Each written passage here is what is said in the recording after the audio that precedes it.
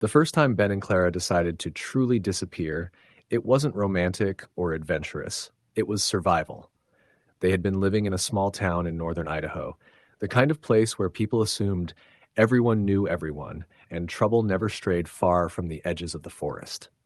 But life had been squeezing them tight for years, mounting debt, a mortgage they couldn't pay, jobs that demanded more energy than they had, and a gnawing, relentless sense that the world was just too much.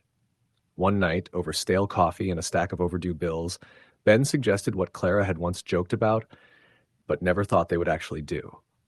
"What if we just left?" he asked. Completely. No trace.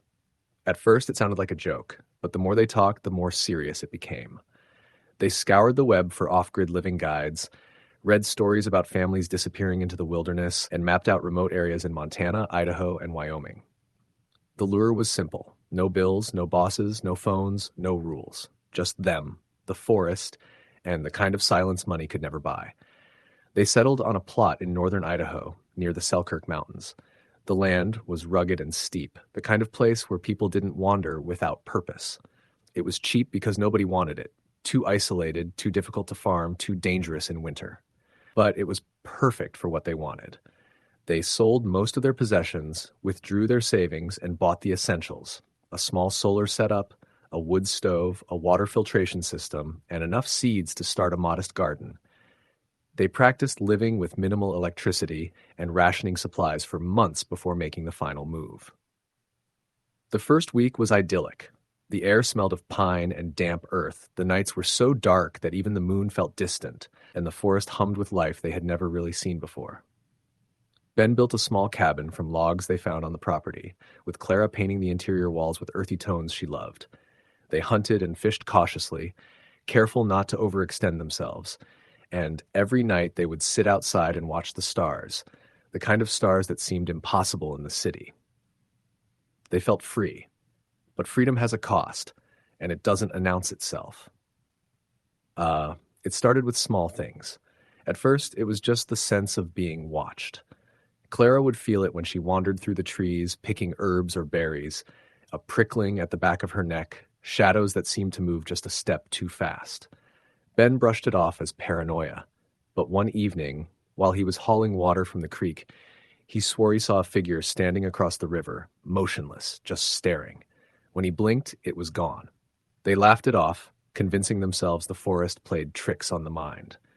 But then the noises began. Not the usual rustling of animals or wind through the trees. This was deliberate, precise. At first, it was footsteps circling the cabin at night, soft and irregular. Sometimes it was scraping, like something dragging across the logs. One night, Clara woke to the sound of whispering. At first, she thought it was Ben, talking in his sleep. But when she shook him awake, he insisted he hadn't been dreaming. They tried to rationalize: animals, wind, a lost hiker. But the feeling grew, wrapping tighter around them like ivy on a tree. Food went missing. Not all of it, just the things they had set aside: jerky from the pantry, canned goods from the back shelf, small things that could be carried easily. One morning, they found tracks around the cabin, too large for deer, too human to be bears, leading from the woods to the edge of their property and vanishing without a trace. Then came the eyes. Ben noticed them first. While chopping wood one afternoon, he glanced up to see a figure crouched atop a ridge, staring at him. Not moving, not breathing, just watching. He raised his arms to wave, and the figure vanished. Clara refused to believe him until she saw it herself. At night, when the cabin was dark and only the stove glowed, she glimpsed a pale face at the window, gone when she blinked. They stopped sleeping well, consumed by paranoia. The forest that had once promised freedom now felt like a predator's den. One night, about 3 months after moving in, something happened that changed everything. The wind had died, and the forest was unnervingly silent. Ben and Clara were in the cabin, reading by the dim light of the solar lamp. Suddenly, there was a knock at the door. Not a polite knock. Sharp, deliberate, like someone testing whether the wood would hold. Ben froze. "No one knows we're here," he whispered. Clara nodded, too terrified to speak. They held their breath as it came again, louder this time. Whoever or whatever it was, they knew the cabin was occupied. Ben grabbed a rifle they kept for protection, peeking out the window, but saw nothing. No footprints, no shadows, nothing. Then, as suddenly as it started, the knocking stopped. Silence fell again, oppressive and heavy. That night, they barely slept, listening to the faintest sounds, waiting for the next attack. The days after were worse. Their sense of security eroded entirely. They noticed the marks, scratches on the doorframe, not deep but deliberate, like a warning. The food thefts increased. Clara found her toothbrush gone one morning, then her journal, then her favorite blanket. Everything personal was targeted. Whoever was coming into their life off-grid was meticulous, intimate. They decided to leave. Packing in the dead of night, they moved quickly, but something in the forest had changed. It seemed alive with intention, closing in around them. Their vehicle wouldn't start, the engine refusing to turn over no matter what they tried. That's when they saw him. Or it. A man, or something like a man, standing at the edge of the trees, motionless, watching. His features were obscured by shadow, but there was a glint in his eyes that made Ben's stomach turn. He looked familiar, like a neighbor from their old town, only wrong, twisted. They tried to run on foot, carrying what they could. The forest was merciless. Paths they had used for months seemed to vanish. Streams they had crossed easily now roared as if alive, redirecting them back toward the cabin. And all the while, they could hear footsteps behind them, not following the trail, not running, but moving in perfect sync, keeping pace without making a sound. Days passed in a haze of fear. Hunger and thirst gnawed at them, but the presence never left. Sometimes it seemed closer, sometimes further away, but always there. They started seeing signs, symbols scratched into trees, not random marks, but letters, words in a language they didn't recognize. At night, the whispers returned, sometimes coherent, sometimes garbled, calling their names in voices they recognized and hated. Their first real encounter was when Ben fell into a shallow ravine while trying to escape. Clara ran to help him and saw the figure emerge from the woods, stepping into the dim light of dusk. It was a man, emaciated, with eyes that reflected no light, teeth yellowed and sharp. He smiled, slow and deliberate, and Clara felt a wave of recognition before horror struck her. He had been watching them since they arrived. He wasn't human, not truly. He was something that had learned to mimic them, to study them, to invade their life without ever being seen. They fled, climbing higher into the mountains, hoping the terrain would give them an advantage. For days they survived on rainwater and wild plants, never sleeping for more than an hour at a time. Every time they thought they had lost him, they saw signs: a discarded boot, a broken branch, a shadow that moved against the wind. Eventually they stumbled onto a ranger station. Exhausted, starving, and terrified, they collapsed inside, only to find it abandoned. But the chalkboard in the corner had writing on it: "You can never leave." After that, they realized it wasn't just one person. The forest itself had become a predator, and the thing or things that lived there were extensions of it. It knew them, understood them, mirrored them. The idea of escape was a cruel joke. They spent weeks trying to reach civilization, only to find themselves walking in circles, always ending up back at the cabin they had built, the place they had thought was sanctuary. Months later, a hunter stumbled across their old town. People asked about Ben and Clara. Nobody had seen them. The hunter only shook his head. "They went off-grid," he said. "Nobody survives out there for long. Not really." Sometimes, when Clara wakes at night, she can hear the soft scrape of branches outside the window, the same rhythm they heard when they first moved in. She knows it's not just a person. It's the forest itself, alive and aware, keeping them tethered, watching, always. And Ben sometimes whispers from the corner, calling her name, but she doesn't know if he is really there or if he has become part of it, just another shadow in the dark. The neighbors occasionally drive past their old property, thinking it's abandoned, but every once in a while someone claims to see figures moving just beyond the tree line. Not running, not hiding, just watching. The kind of watching that makes your skin crawl and your stomach turn, the kind that feels like the forest itself is breathing. The thing about disappearing off-grid isn't that you hide from people, it's that you hide from the wrong things. The forest doesn't care who you are, it doesn't care what you've done, it doesn't care if you think you can survive, and if it wants you, it will take its time. It will watch. It will mimic. It will make you think you are free until you realize that freedom was never an option. Even now, sitting in her tiny apartment in a city hundreds of miles away, Clara feels the forest calling. She wakes in the night to the whisper of leaves, the crunch of boots on dirt. Sometimes, in her dreams, she sees the cabin. And sometimes, just sometimes, Ben is there, but not really him. The eyes are wrong. The smile is wrong. And she knows deep down that the forest has never let them go. Story the end. The first time Jamie and Claire stumbled upon the property, it looked like a dream. A few acres of dense forest in northern Maine, with a small clearing where the remnants of an old cabin sat, rotting but standing. Claire had found it online while browsing for off-grid living opportunities, a place for someone looking to get away from it all.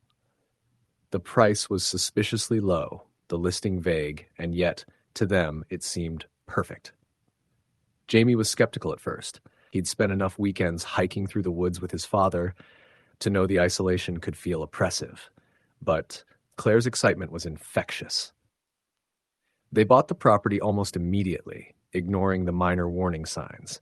The unmarked dirt road that twisted for miles through the pine forest, the neighbors who seemed to vanish when approached, the mailbox with no numbers. The first few weeks were idyllic. They lived in the cabin as is, sleeping on the creaking floorboards, collecting water from the small creek nearby, and lighting the evenings with lanterns.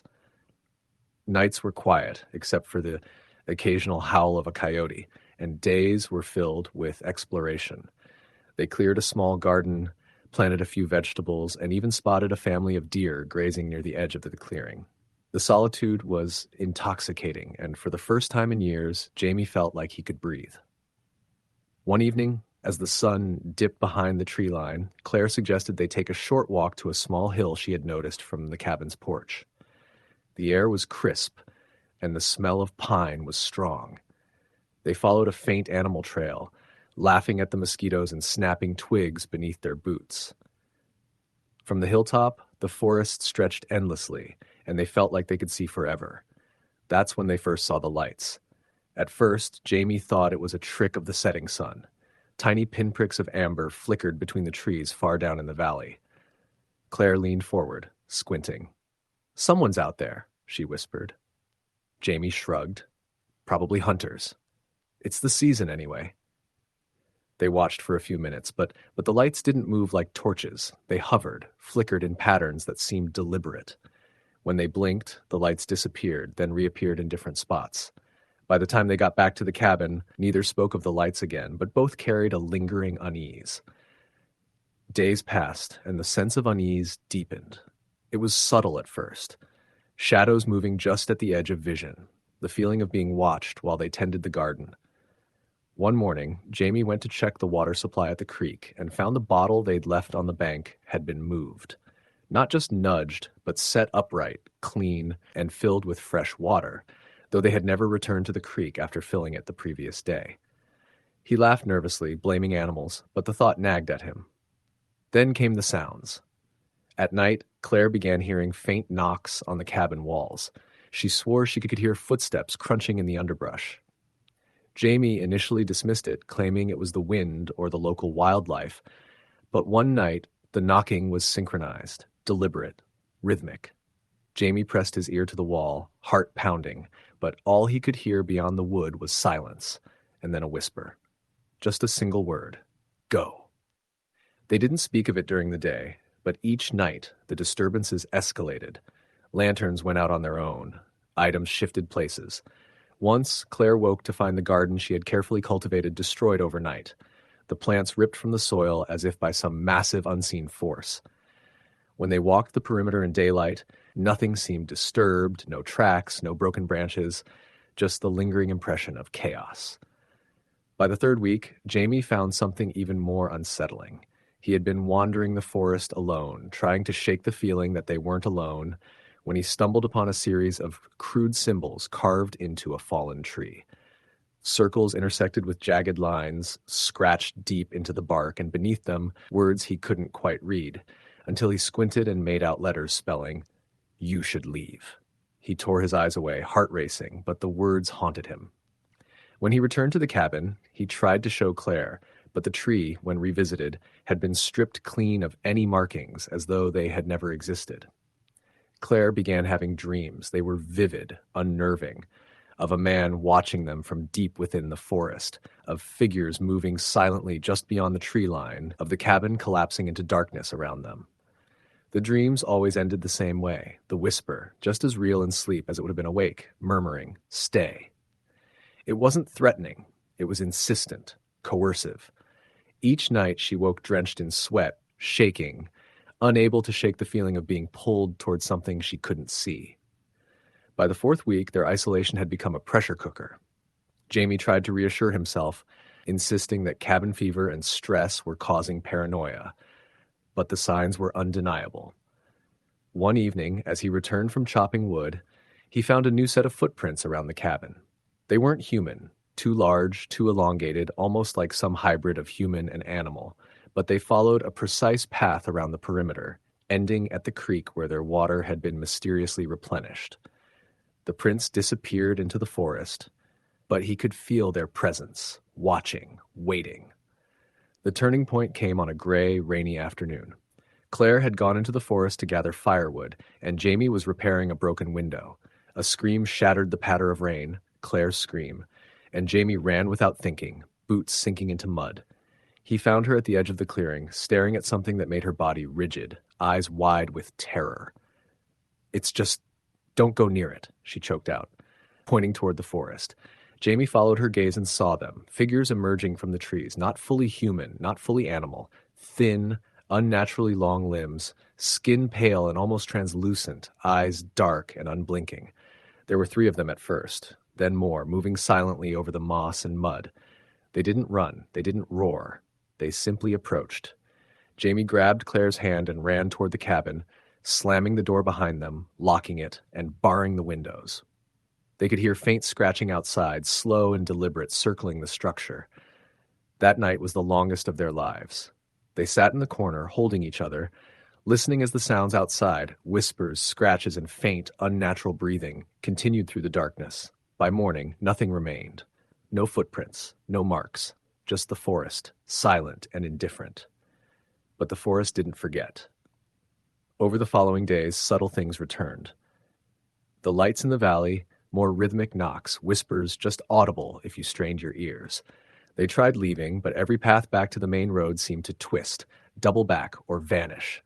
It was as if the forest itself had reconfigured to keep them trapped. Maps they drew were meaningless, compasses spun wildly. Even when Jamie tried to drive the old truck out, the engine would die inexplicably, leaving them stranded miles from the nearest town. Their mental state deteriorated. Sleep became impossible without the whispers. They spoke less, watched each other less, and every reflection in the cabin's windows seemed just slightly wrong. One morning, Claire refused to look outside. "They're out there," she said, voice shaking, "and they know we're watching." Jamie, despite himself, began to feel it. Shapes lurking just beyond the trees, waiting for him to slip, waiting for a single moment of weakness. One week, a stranger appeared at the edge of the clearing. Tall, wearing a long, soaked coat, face obscured by shadows. He didn't speak, didn't move in a way that felt natural.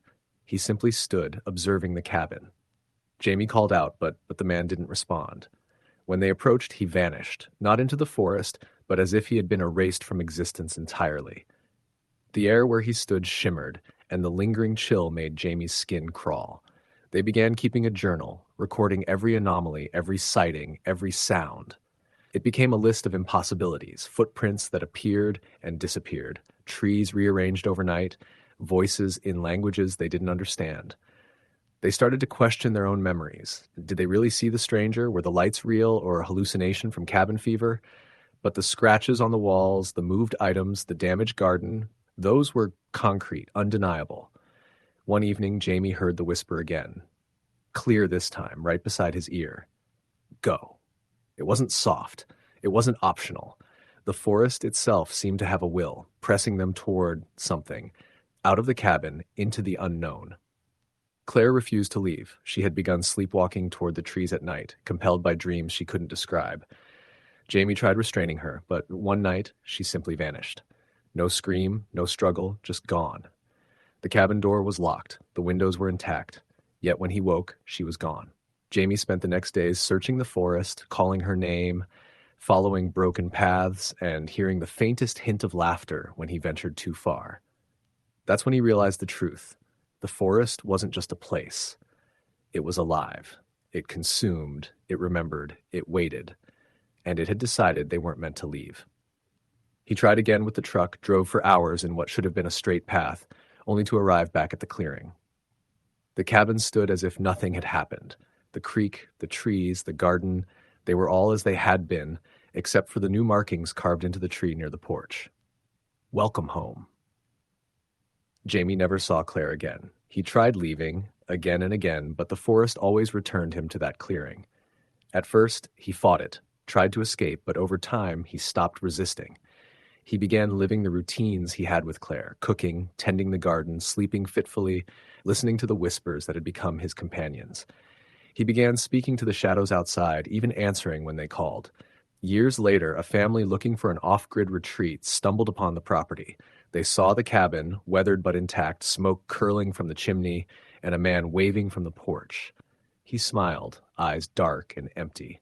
"Welcome," he said, voice familiar but wrong. "You're safe here. You'll see it's beautiful." The forest watched, patient and unyielding, as the newcomers stepped inside. Story the end. The first time I realized something was wrong was when the sky went completely black, and I was standing out alone on the ridge at 30-odd hundred feet in the mountains of Oregon, with no one but me and the white noise of wind and trees. I'd left the grid, phones, GPS signal, everything. My job had eaten me for years, the city rattling like a loose machine, and I'd had enough. So I bought a little A-frame cabin off-grid, remote as hell, miles from any paved road. They told me a rutted forest access track would take me there, but that track might as well have been a forgotten service trail carved by ghosts. This was summer, but summer up there meant wind-whipped pine and re-echoing hollows, and the sky blackening wasn't weather. It was something else. The cabin alone was comforting when I arrived. Low, with a shallow roof, built by a hermit long ago who'd given up society and probably died of something simple. The place smelled of kerosene and damp wood. I'd hauled in a solar panel, a generator for backup, a wood-burning stove, and some foodstuffs. My only company, birds and the forest. I'd planned 2 weeks, maybe 3, doing nothing but reading, hiking, chopping wood, watching the stars. The first nights were gorgeous. The sky stretched endlessly, full of stars, the Milky Way like a smear across black velvet. The silence was deep. Then the strange noises began. At first, I dismissed it. Wind rattles cabins, trees creak, branches tap windows. But this was different. Night 2 or 3, I was in bed when I heard a sound outside the door, a low rasping, dragging something. I froze. The stove was glowing, crackle of wood, but beyond the laminated glass I heard something move. I grabbed my flashlight, switched it on, and saw nothing. No shapes, no branches, nothing. Just the forest black beyond the window. Heart banging, I told myself it was a deer dragging antlers across rocks, but I could still feel the black sky pressing in. Then my phone, where I actually had one, but no signal, buzzed, a small vibration like an alert. I brought it up, no service. But then, emergency alert, area signal flash. It was a glitch, I thought. The power was solar plus generator, but I wasn't connected to a network. The phone had no signal at that elevation anyway. I tossed it aside. During the day, I found strange footprints near the cabin. 2 slender prints side by side, like a human's but narrower, longer toes, no heel drag. They approached the cabin door, but stopped at the threshold. I crouched by the prints, the wind tugging around the eaves. I'd taken pictures. Later, when I zoomed, the toes looked too long, spidery. My city-minded self said, animal, maybe a bear with a weird print in soft earth. But I knew in the back of my mind this wasn't normal. I went out hiking deeper into the woods. There's a ridge and a drop into a gully, then climb up to another ridge. On that climb, I thought someone was ahead of me on the trail. I stopped, listening. Sound of boots crunching leaves, and I raised my backpack to shield my eyes from the sun. Then I realized it wasn't a person. The gait was wrong. Too quiet, stepping almost without breaking twigs, then pausing. I stopped, waited. The sound stopped. Nothing. I turned back and kept moving. That night I couldn't sleep. The wind died. The quiet was absolute. Then the sky went black as I looked out. The stars vanished. My headlamp's dim red glow cast weak circles. Then I heard singing, just one voice, a soft wailing far away. It started slow, paused, then resumed, deeper in the woods. The tone was human but wrong, stretched syllables, no clear words, like someone singing a lullaby underwater. I panicked, thinking someone was lost. I grabbed a torch and walked to the edge of the porch. The singing stopped. The sky remained black. The trees by the porch shook, though windless. A branch cracked on the roof. The moon? I realized the moon was gone too. Next morning, I decided I'd had enough of off-grid solitude. I'd pack up and leave the next day. But then the generator died. The solar panel still worked, but I drained my batteries running the fridge, lights, simple electronics. I refueled with what I had and tried again. It flickered, revved, then died. Nothing. I checked the wires. Nothing loose, nothing burned. The forest seemed darker. The birds that usually meandered through dawn were silent. I saw one crow fly overhead, but it was moving fast, diving into the tree line and vanishing. Then I found markings on the cabin door, 2 vertical scratches, deep. Someone or something had scraped with long claws or a blade. I nearly hurled. The marks were fresh, splinters still hanging. I ran my hand along them. No rust, just wood fibers. I took photos. Then I locked the door, piled wood inside, sat by the stove. I cranked up the generator, still dead, and realized maybe I was trapped. During the day, I called the ranger station in the nearest town, 30 miles away, just to see if everything was okay. I borrowed the ranger's phone at a gas station. The station was 2 towns over. I dialed the number of Forest Service for that region. The phone rang and a quiet voice answered. I reported the generator failure, asked if anyone else logged strange phenomena. He brushed it off. Remote area, storms can knock power lines, cell towers are scarce. We'll send someone if you want. I thanked him and hung up. On the drive back to the cabin, I looked in the rearview mirror at the shadows in the trees. They looked like figures, tall, skinny, motionless, but when I blinked, they weren't there. That night, I slept poorly. I heard footsteps on the porch. I opened my eyes, a black silhouette at the far edge of the porch light's reach. It stood perfectly still from toes to a pointy head or something on top. I stared, heart thudding, flashlight in hand. It didn't move. I raised the light. Nothing. I leaned out anyway, and there was nothing. The porch was empty. My mind tried to say, branches, bug, stray deer, but I heard its breathing. A low hiss, something between human and animal. I slammed the door closed, locked it, and sat up all night, tensed and listening. When dawn broke, I was drained. On the 4th day, I decided to hike out. My plan: hike 3 miles down to the forest trailhead, drive into town, sleep in a motel, call it a creative break not working, then come back, less remote, maybe near some people. I packed a day pack, locked the cabin, left some water and food for myself to return. I set off early morning. The trail was narrow, overgrown, deer tracks everywhere. I tried to listen for birds. Nothing. No chirping. The forest was still. I reached the ravine and paused, looked down into the dark hollow. Mist hung low. I took a drink, kept going up the ridgeline. Then I felt watched. I stopped, looked behind me. Among the trunks, I thought I saw someone hiding behind a tree, bare limbs, shadowy. I raised my voice. Hello! No answer. I stepped toward where I saw the shape. It was gone. The forest floor intact. I continued, rationalizing. Maybe a hunter, maybe a tree stump. But I felt the weight of unseen eyes. By afternoon, I hit the trailhead parking. I stashed my pack, locked everything. I still had the car running. Drove off down the dirt road to the paved route. At the gas station, I bought a coffee. The clerk asked if I lived out that way. I said I was staying a few nights. She asked if I had good phone signal. I said, not great. She said, you know they've had weird disappearances out there. My blood chilled. I asked what kind. She said some hikers or hunters go missing, rescue can't get to you fast. She shrugged. I paid, left. On the way back, I debated whether I should leave entirely. I slept in a motel that night, full lights, TV on, hotel walls. I barely slept, but I felt safe. Morning, I drove back to the cabin. When I arrived, the forest track looked different, as if someone or something had gone through, branches stripped, a sinewy path newly opened around the turn into my cabin clearing.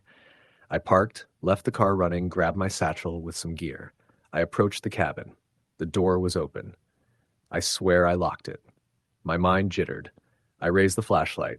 Inside, things scattered. Papers knocked over, stove ash disturbed, footprints in the wood chips in front of the door. And smeared on the inside of the door at hand height were thin streaks, blackish red. I gulped. I shut the door behind me. I looked around. My laptop, though offline, open on the table, screen black but warm. I didn't leave it on. I left it closed. Now someone or something had been here. I checked my supplies, water untouched, food untouched, but the generator housing had been opened and the cord unplugged. I plugged it back in. No life. I felt I was being compromised. I stayed in the cabin that night with wood burning, lights all on, doors locked. I kept hearing the dragging cadence, footsteps scratching, tapping at windows, the wind still. No distant bird calls, and the sky outside was black, not even stars. I staggered at one point to the front door, ripped it open, and saw something at the edge of the clearing, a figure tall and ragged, maybe 6.5 feet, thin limbs, hunched slightly. Its eyes glowed faintly in the porch light reflection. Or I thought I saw them glow. It stood there watching me. I grabbed my shotgun from the car. I'd originally brought it for bear protection. I leveled it. The figure dropped into the woods like a ragged cloth pulled aside. I shot once, but I don't know if I hit it. The echo bounced off the ridges, trees shook. I fired again. Nothing. I ran back inside and locked myself in the bedroom with my phone, though still no signal. I texted my sister, "Something here. Leave me." No reply. At dawn, I decided to escape, pack everything, leave forever. I backed the car down the track as fast as I dared. The forest seemed to close in. My headlights caught shadows darting between trees. I kept going. I turned onto the main dirt road. I drove straight into town. As I entered the valley, the sky regained stars and moon. Signal bars popped on the phone. I didn't stop until the city skyline appeared. I slept in my old apartment that night, lights in every room, TV loud, but the cabin kept calling me. After a day or two, I thought maybe I misunderstood. Maybe I was exhausted, stressed. So I returned. I arrived around noon, hauled stuff back in, reinstalled solar panel, generator still dead. I shrugged. I was committed to staying longer. The first few nights were okay. The forest seemed alive again. Birds, breeze, the sky full of stars. I exhaled relief. On day 6, I hiked to a small waterfall I'd discovered previously, the only relief. On the way back, I found a fresh burial. No, not a human body, but dozens of small animal carcasses laid out in a circle mid-trail, fur ripped open, viscera gone. Rabbit, fox, raccoon. They were arranged facing the same direction. I retched. I backed away, left the trail, cut cross-country. Something changed immediately. The trees seemed heavier, cracks in trunks, wildlife silent. It felt wrong. That night the sky blacked out again. I knew it was coming. I lit the stove heavy, locked all windows. I kept hearing scratched whispers, probably wind plus imagination, until there was a knock at the front door. 3 sharp bangs. I froze. Nothing happened. Then more knocks, fast, like someone pounding with gloved fists. I bypassed the door lock, grabbed the shotgun, flicked the safety off. I opened the door. No one, just the forest. Then I crouched low and entered the clearing with the light. Nothing. I returned. I cleaned the gun, watched. I didn't sleep. Morning, I discovered a message drawn in charcoal on a wall inside the cabin. "Welcome back." The letters were tall, thin, spidery. I snapped a photo. My hands shook so badly I could barely hold the phone. I stared. That message was not there before. I know I checked. I packed nothing like charcoal. Someone or something had come inside. I grabbed all my gear and started the car. I decided, I'm leaving for good tomorrow.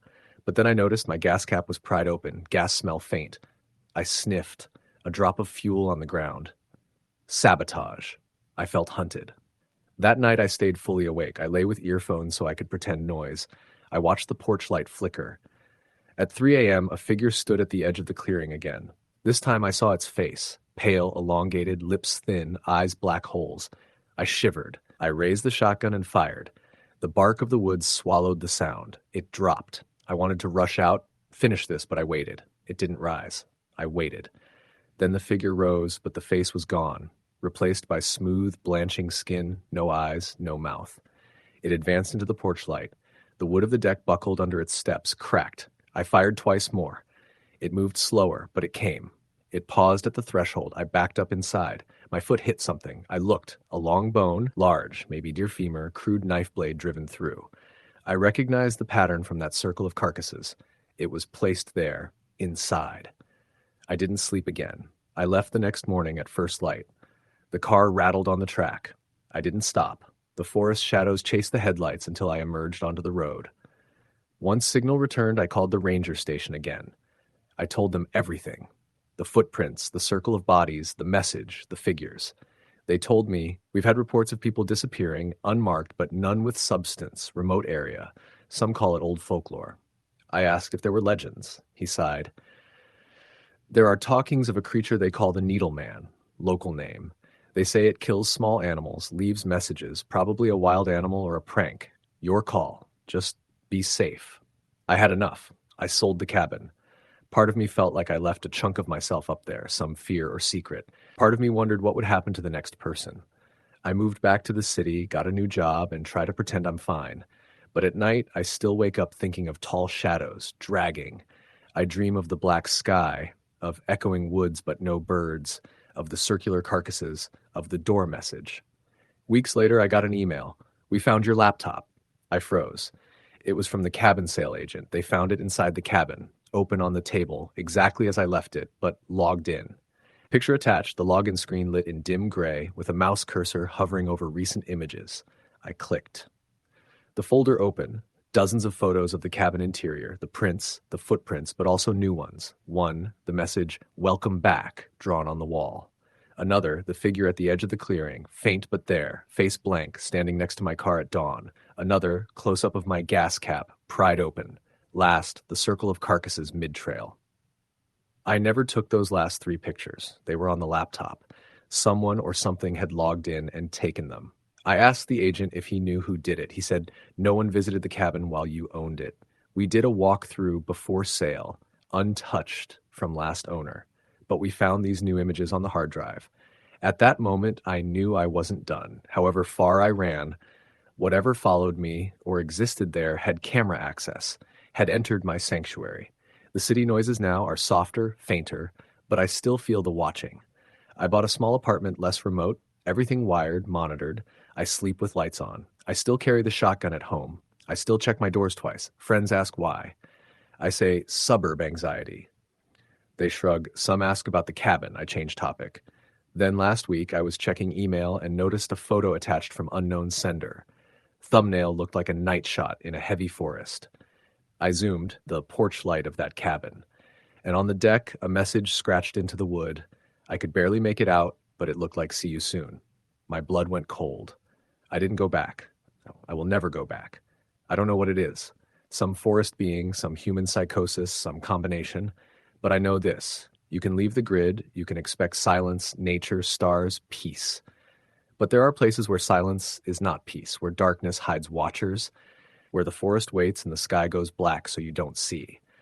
I learned myself that being off the grid means you're also off the map of protection. You are vulnerable, and if something wants you, it doesn't call ahead. I still live in America, still try to believe I'm safe. But sometimes late at night, I drive through dark, tree-lined roads and see a silhouette between trees, too tall, too thin, standing perfectly still. I smile and wave, though I know there's no one there. The black sky can fall in an instant, and when the stars vanish, you might not see what's behind you, but it sees you. Story, the end. Ryan had always been drawn to isolation. After years of city life, constant noise, and endless obligations, he wanted to disappear. He bought a small cabin in the remote forests of Oregon, reachable only by a rutted dirt road that disappeared into thick evergreens. He arrived late in the afternoon, the sun filtering weakly through the trees, and felt an immediate rush of relief. Finally, solitude. Finally, freedom. The cabin was small and worn but livable, with a wood stove, a cot, and a creaky table. Ryan spent the first day unpacking and exploring the perimeter. The forest was quiet, unnervingly so.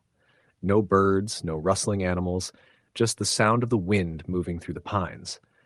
By nightfall, he had lit the stove, set up his sleeping bag, and tried to settle in. The first night, he thought he heard someone walking outside. Soft footsteps on the dirt and fallen leaves. He froze, listening. The sounds stopped as suddenly as they had started. He convinced himself it was an animal, maybe a deer or a raccoon. On the second night, the footsteps returned, slower, deliberate, circling the cabin. He could hear them moving from one side to the other, pausing as if listening. Ryan grabbed his flashlight and opened the door. Nothing. The forest stretched endlessly, dark and still. He tried to ignore it, but the unease lingered. By the third night, things inside the cabin began to change. Small items, his mug, a notebook, a jacket, were moved from where he had left them. He locked the door and windows, but the feeling of being watched never left. The footsteps circled outside every night, sometimes pausing near the door. On the fifth day, he found muddy footprints inside the cabin, leading from the door to the corner of the room and disappearing. The prints were small, bare, and smeared. Panic settled over him, but he tried to remain rational. Whoever or whatever it was, he had no choice but to endure until he could leave. Sleep became impossible. At night he heard whispers carried on the wind, soft and deliberate, calling his name, Ryan, Ryan. He couldn't tell if they were outside or inside. The air felt heavy, oppressive, and every shadow in the cabin seemed to stretch and shift toward him. On the seventh night, he awoke to something standing at the foot of his cot. A tall, gaunt figure, pale and thin, its face featureless except for dark, hollow eyes. Ryan froze, unable to scream. The figure didn't move. The room felt colder, the shadows deepening. Then it vanished. The smell of wet earth and iron lingered. By the 10th day, Ryan's supplies were low. He decided to leave. But when he stepped onto the forest trail, the trees seemed wrong. The path twisted impossibly, and familiar landmarks had disappeared. He felt eyes on him from every shadow, the whispering following him, guiding him deeper into the woods instead of out. Exhausted and terrified, he stumbled back toward the cabin.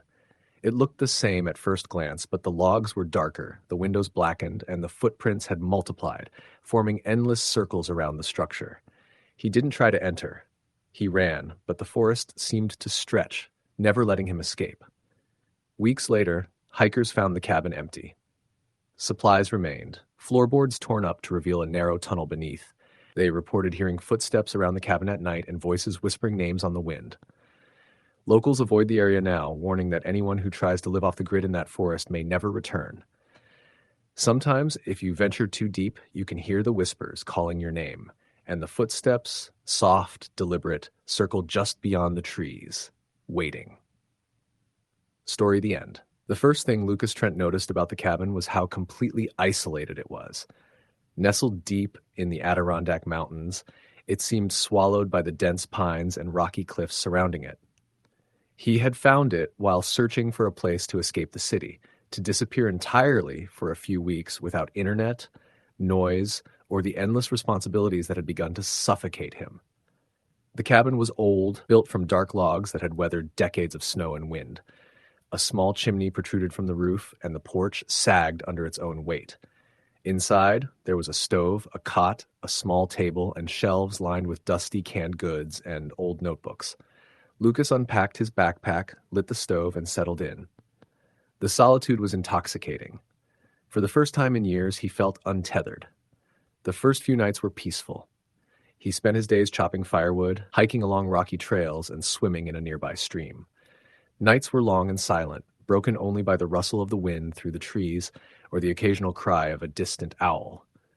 Then the noises began. It started as subtle footsteps, soft and irregular, echoing outside the cabin. Lucas initially dismissed them as animals, deer or raccoons passing through. But one night he awoke to a knock at the door, slow, deliberate, 3 sharp taps. He grabbed his flashlight and peered into the darkness. Nothing, only trees and the reflection of the moon on the still surface of the stream. The following morning, he found scratches along the cabin door, deep gouges in the wood, fresh. He had been alone. Over the next few days, things escalated. Food supplies were displaced, cans were moved from the shelves, some opened, some chewed. The cot was found shifted across the room, as if someone or something had slept there while he was away gathering water. At night, whispers filled the cabin, faint at first, almost inaudible, then louder. They called his name, sometimes mimicking his own voice. They circled the cabin, coming from the corners, the ceiling, even beneath the floorboards. One evening, desperate to confront whatever was haunting him, Lucas ventured into the forest. He carried his flashlight and hunting knife, and the underbrush tore at his clothing as he pushed deeper. The trees grew closer together, the light fading faster than it should. Then he saw them. Figures in the shadows, thin and pale, standing perfectly still. Their faces were featureless in the dim light, yet their black eyes seemed to bore into him. He tried to back away, but the forest had shifted. Paths twisted and bent, leading him back toward the cabin no matter which direction he took. The whispers followed, now forming words, sentences. Stay with us. You belong here. Don't leave. When he returned to the cabin, the interior had changed. The walls were carved with words. You can't escape.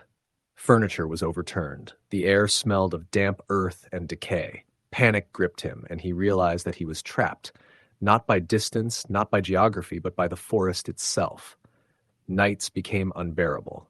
The figures moved closer, now visible at the edges of his vision, even inside the cabin. They made no sound except the whispering, the scraping, the soft tapping on the walls.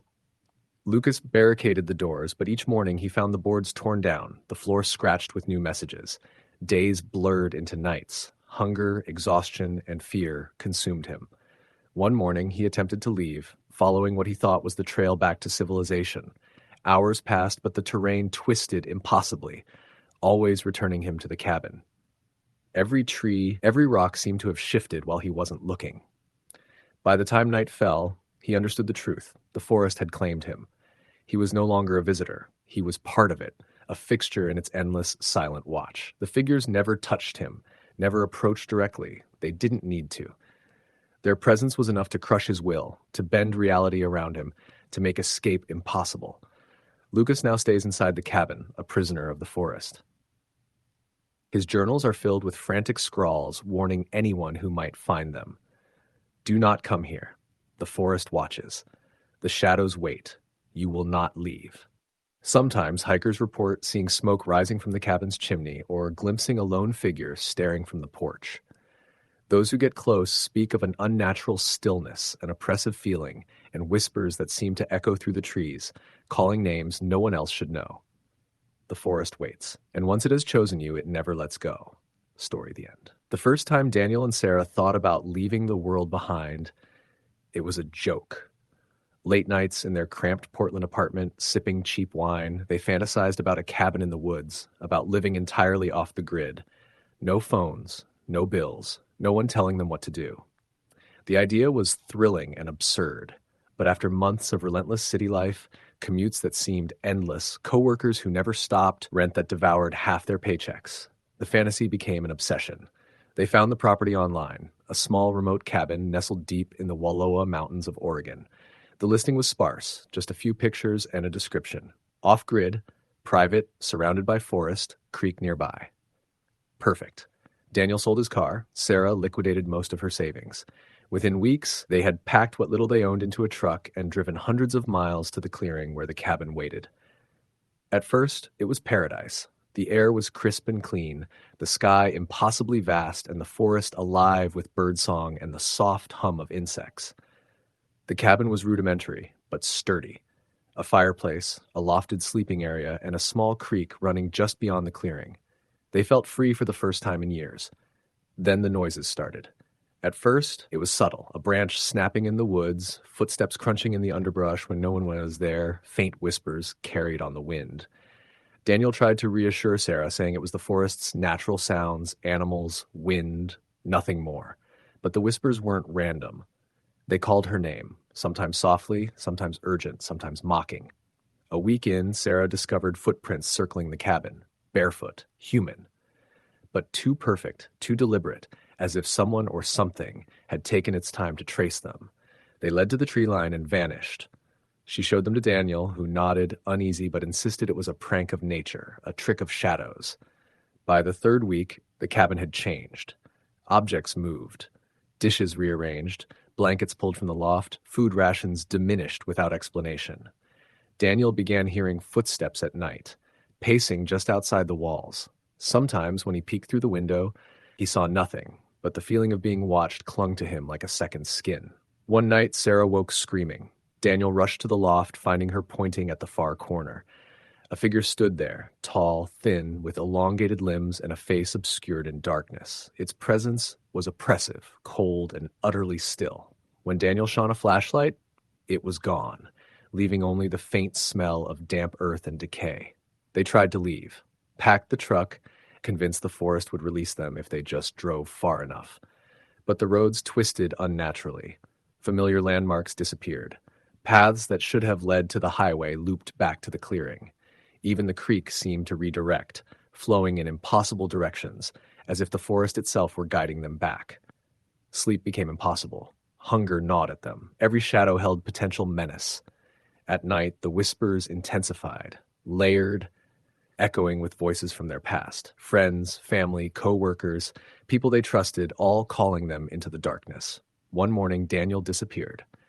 Sarah woke to find the loft empty, his sleeping bag folded neatly on the floor. The windows and door were intact, nothing else disturbed, but he was gone.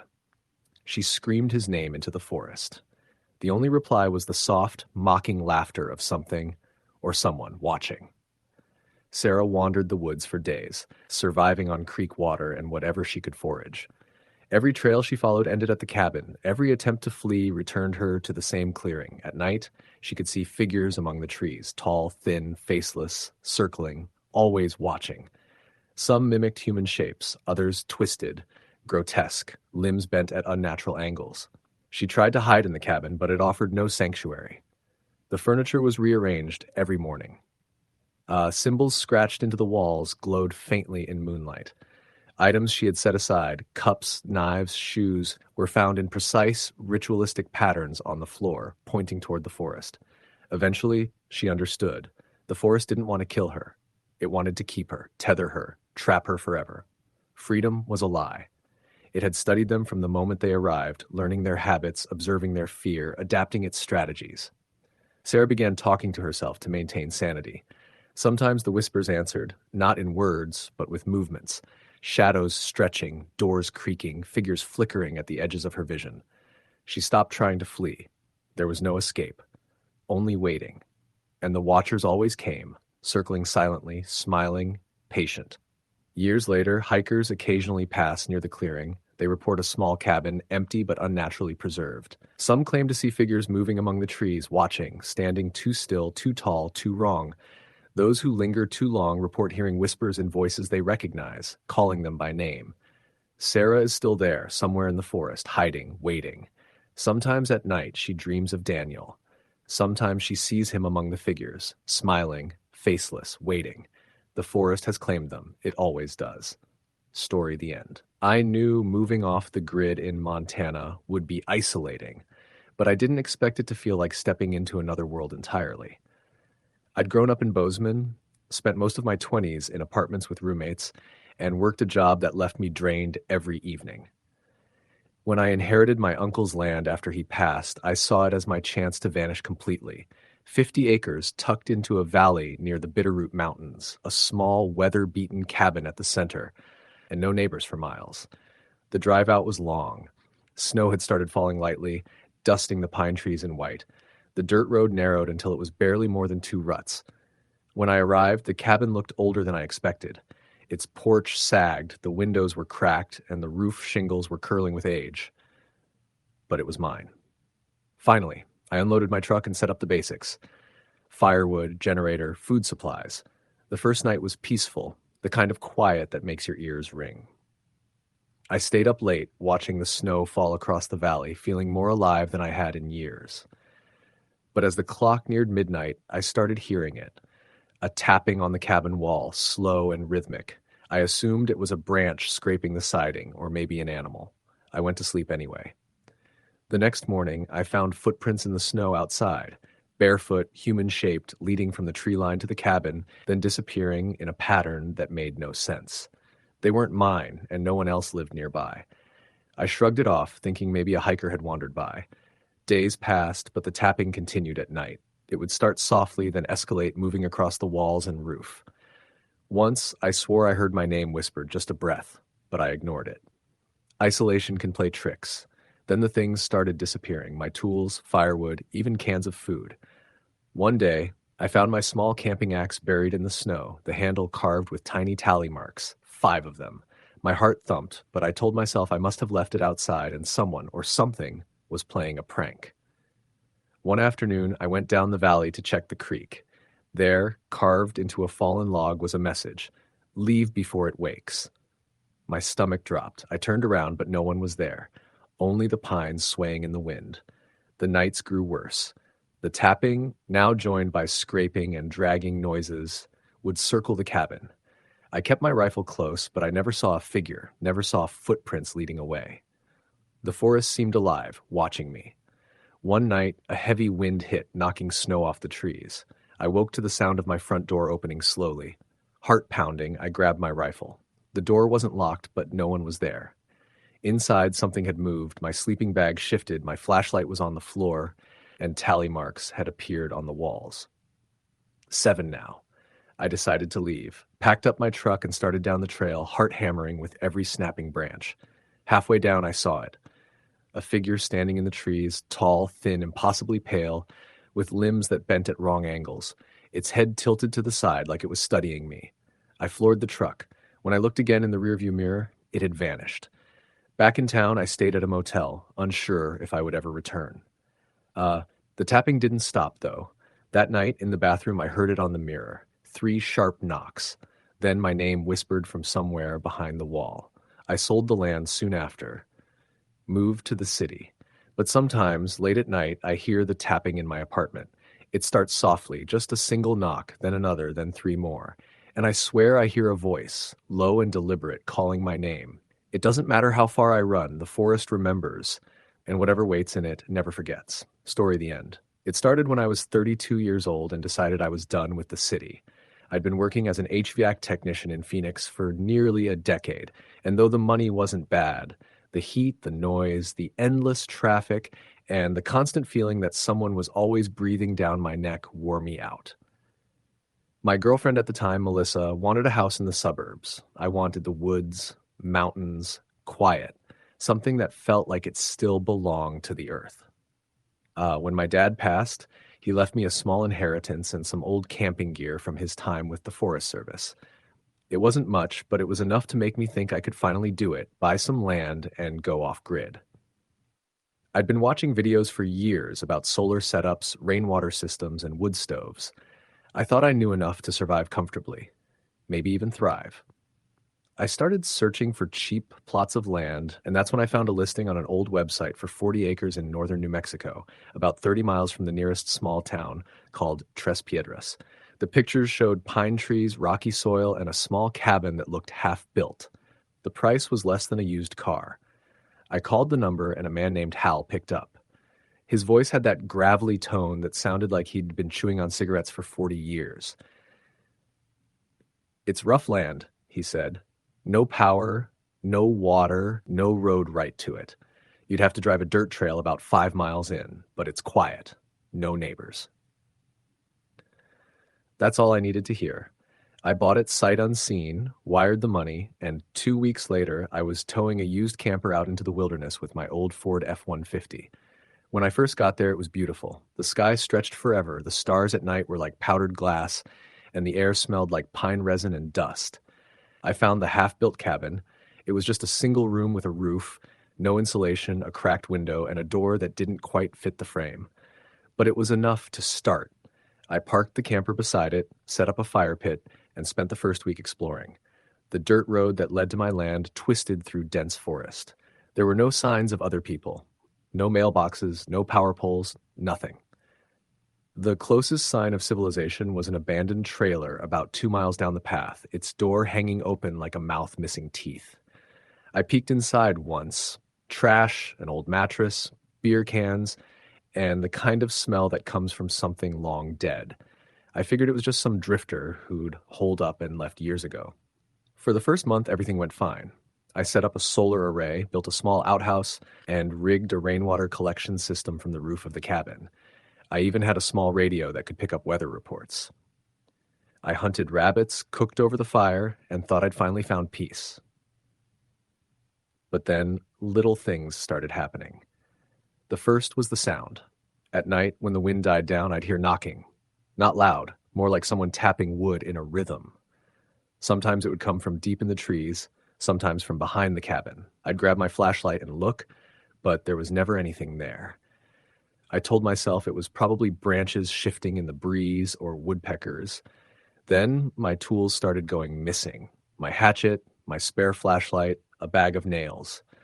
I thought maybe I'd misplaced them, but a week later I found the hatchet half buried in the dirt about 50 yards from the cabin.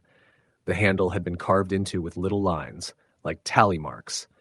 There were 7 of them. I tried to laugh it off, but I couldn't shake the feeling that someone was out there watching me. The forest felt too quiet sometimes. I stopped hearing birds in the mornings. Even the chipmunks disappeared. A few weeks later, I went to Tres Piedras to stock up on supplies: propane, canned food, some extra batteries. I stopped by a small bar called The Range for a beer before heading back, and that's where I met a man named Clyde. He was old, with a beard like barbed wire and eyes that looked like he hadn't slept since the 70s. When I told him where I'd bought land, he raised an eyebrow. "You got land off County 64?" he asked. "Yeah, about 5 miles up from where it dead ends." He leaned back and whistled. "You're up near the old Wilkes property." "I guess so," I said. "Why?" He took a sip of his beer before answering. "Folks used to live out there back in the 80s. Whole family. They went missing one winter. Sheriff said it was exposure, but they never found the bodies. Just their truck stuck in the mud and the cabin torn to hell." I laughed, thinking he was just trying to spook the city guy. "You're telling me my land's haunted?" He didn't smile. "Ain't saying that. Just saying folks don't stay long up there. Something about that patch of woods ain't right. You'll see." I didn't sleep much that night when I got back. The tapping started again. Closer this time. 3 knocks, then silence, then 2 more. The next morning, I found tracks around my camper. Bare footprints. Not animal, human. The weird part was how they were shaped. The toes were long, and the heels barely made impressions, like whoever made them walked mostly on the balls of their feet. I started keeping my rifle by the bed. One evening, I heard something dragging outside. I opened the camper door and shined my flashlight. My rain barrel had been tipped over, water spilling into the dirt.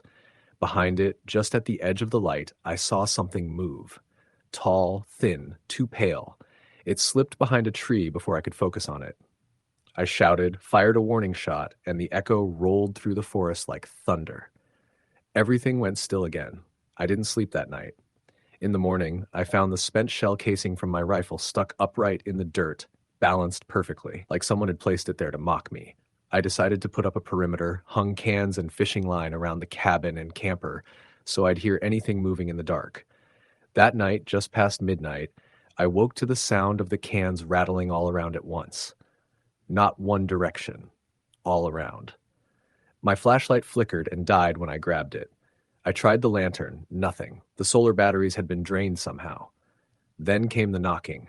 This time, it wasn't just wood. It was the sound of fingers tapping on the camper's metal siding, slow and deliberate.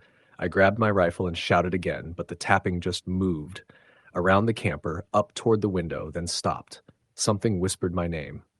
Soft, almost like a breath. Mark. I didn't tell anyone about that for months. By dawn, whatever it was had gone. My traps were torn apart, cans scattered. I packed up my gear, drove into town, and told the sheriff.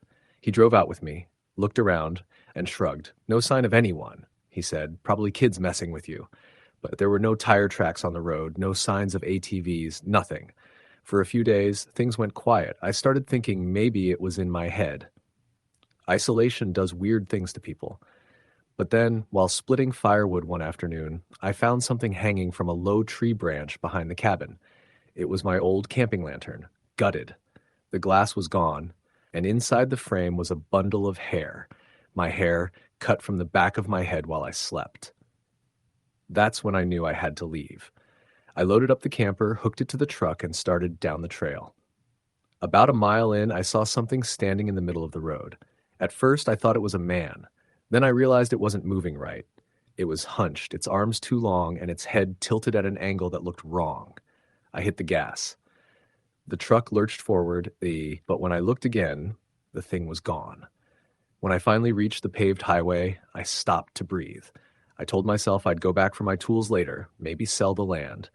But later that night, at a motel in Taos, I woke up and found dirt footprints on the carpet by the bed, wet, like someone had walked in from the forest. I left New Mexico the next day and never went back. I still have the hatchet with the tally marks carved into it. There are 9 now. I didn't carve the last 2. Story the end. The old hunting lodge had been abandoned for decades, tucked deep in the Rocky Mountains of Montana.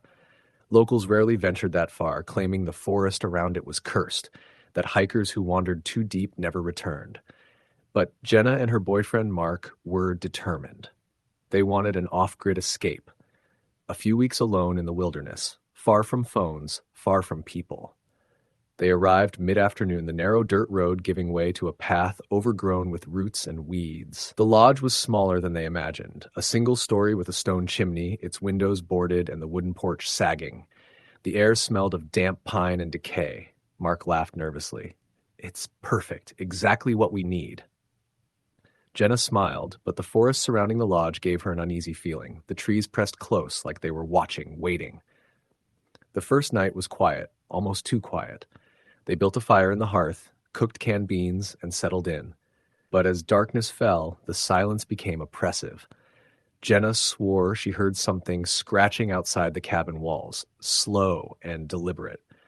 Mark dismissed it as a raccoon, but Jenna couldn't shake the feeling of being watched. The next morning, they explored the nearby woods. Sunlight filtered through the pines, but the shadows seemed unnaturally dark, moving as though alive. They stumbled upon an old tree with deep gouges in its bark. The ground around it was cleared in a perfect circle. Jenna shivered. "This doesn't feel right," she whispered. Mark took pictures and said it was probably bears. Jenna wasn't convinced. That night, the disturbances escalated. Footsteps circled the lodge, soft but heavy, and the fire dimmed inexplicably. Shadows moved at the edge of the clearing. Jenna saw a figure, a tall, thin silhouette with unnaturally long limbs, standing still, watching them. When she pointed it out to Mark, it vanished. By the third day, the lodge itself seemed alive. Objects shifted positions, chairs tilted, utensils moved, a blanket was dragged across the floor. They tried to leave, but the forest path had changed. Trees blocked the way, and the familiar trail disappeared. The whispers began. Faint at first, then clear, calling their names in voices that sounded like echoes of themselves. That night, the lodge door rattled violently. Mark went to check, flashlight in hand. Outside, nothing stirred, but the shadows deepened. Suddenly, Jenna screamed as a figure appeared inside the cabin, standing behind Mark. It was faceless, limbs contorted, moving in jerky, unnatural motions. Mark turned, but the figure had vanished. The following day, they found strange markings in the dirt around the lodge, spirals made of sticks and bones arranged with eerie precision. In the center of the largest spiral lay a bundle of tattered clothing, Mark's jacket, but no sign of him. Jenna panicked, calling his name, but the forest swallowed her voice. She wandered for days, surviving on canned food and rainwater, the shadows always following, whispering, watching. At night, figures moved between the trees, tall and thin, featureless, their limbs bending in ways that defied nature. Jenna realized the forest didn't just trap people, it transformed them, turning them into something unrecognizable, faceless, patient, waiting for the next intruder. Finally, Jenna stumbled back to the lodge. The door creaked open, revealing the spirals of sticks and bones now covering the floor. At the center, Mark, or what he had become, stood unnaturally still. Limbs twisted, eyes empty. The watchers closed in, surrounding Jenna. She ran into the woods, but the paths twisted back, always returning her to the same clearing. Months later, hunters and hikers reported strange figures moving among the trees near the lodge, tall, thin, featureless, whispering in distorted voices. Some claimed to hear names called out, echoes of people long missing. The lodge still stands, abandoned, waiting for the next off-grid adventurers to wander too deep. Story the end. The first time I realized moving off the grid wasn't just an escape, but a gamble with the unknown. It was already too late. My wife Amanda and I had bought a small, secluded cabin in northern Maine, nestled in a dense stretch of forest miles from the nearest town. We had left the city for peace, for freedom, for that romanticized idea of self-sufficiency. Solar panels, a well, and a wood stove were supposed to be enough. We thought isolation meant safety. But out there, safety was a concept that belonged to another life. We arrived late in the afternoon, the sun barely peeking through a thick layer of pine needles. The cabin was rustic but functional. 2 small bedrooms, a loft, and a tiny kitchen. Amanda immediately went to unpack while I went outside to inspect the surrounding land. The forest was dense, almost claustrophobic, but beautiful in a way only untouched wilderness can be. As I stepped along the perimeter, I noticed faint tire tracks in the soft soil.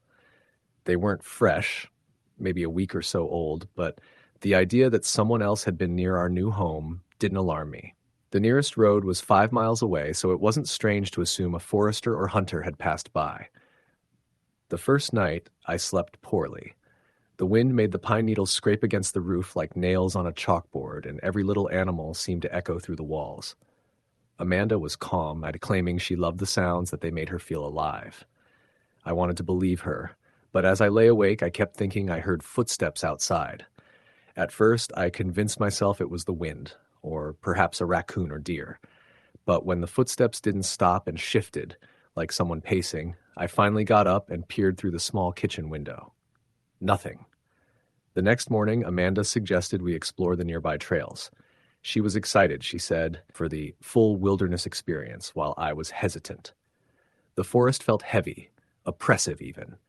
We packed water and sandwiches and started along a narrow deer path. About 2 miles in, I noticed the same tire tracks I had seen the day before. This time they were clearer, almost freshly pressed into the dirt. I asked Amanda if she thought it could be a logging truck or a hunter's quad, but her face tightened. Maybe, she said, but I could tell she wasn't convinced. When we returned, I decided to secure the cabin a little better.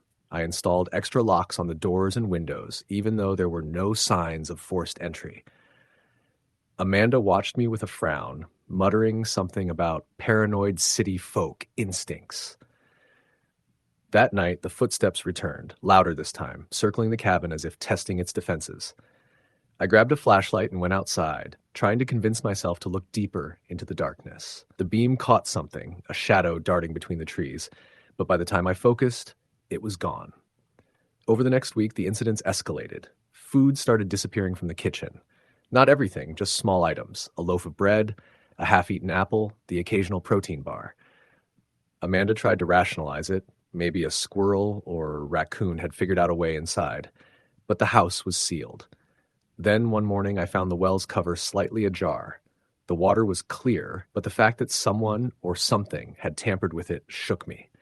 By the second week, I was barely sleeping.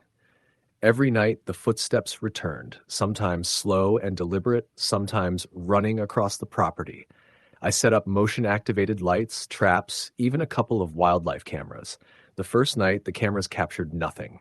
The second night, they caught faint outlines, human-like but too distorted to be certain, moving around the edge of our property. Amanda didn't want to see the footage. She said it was making her paranoid. I couldn't stop watching.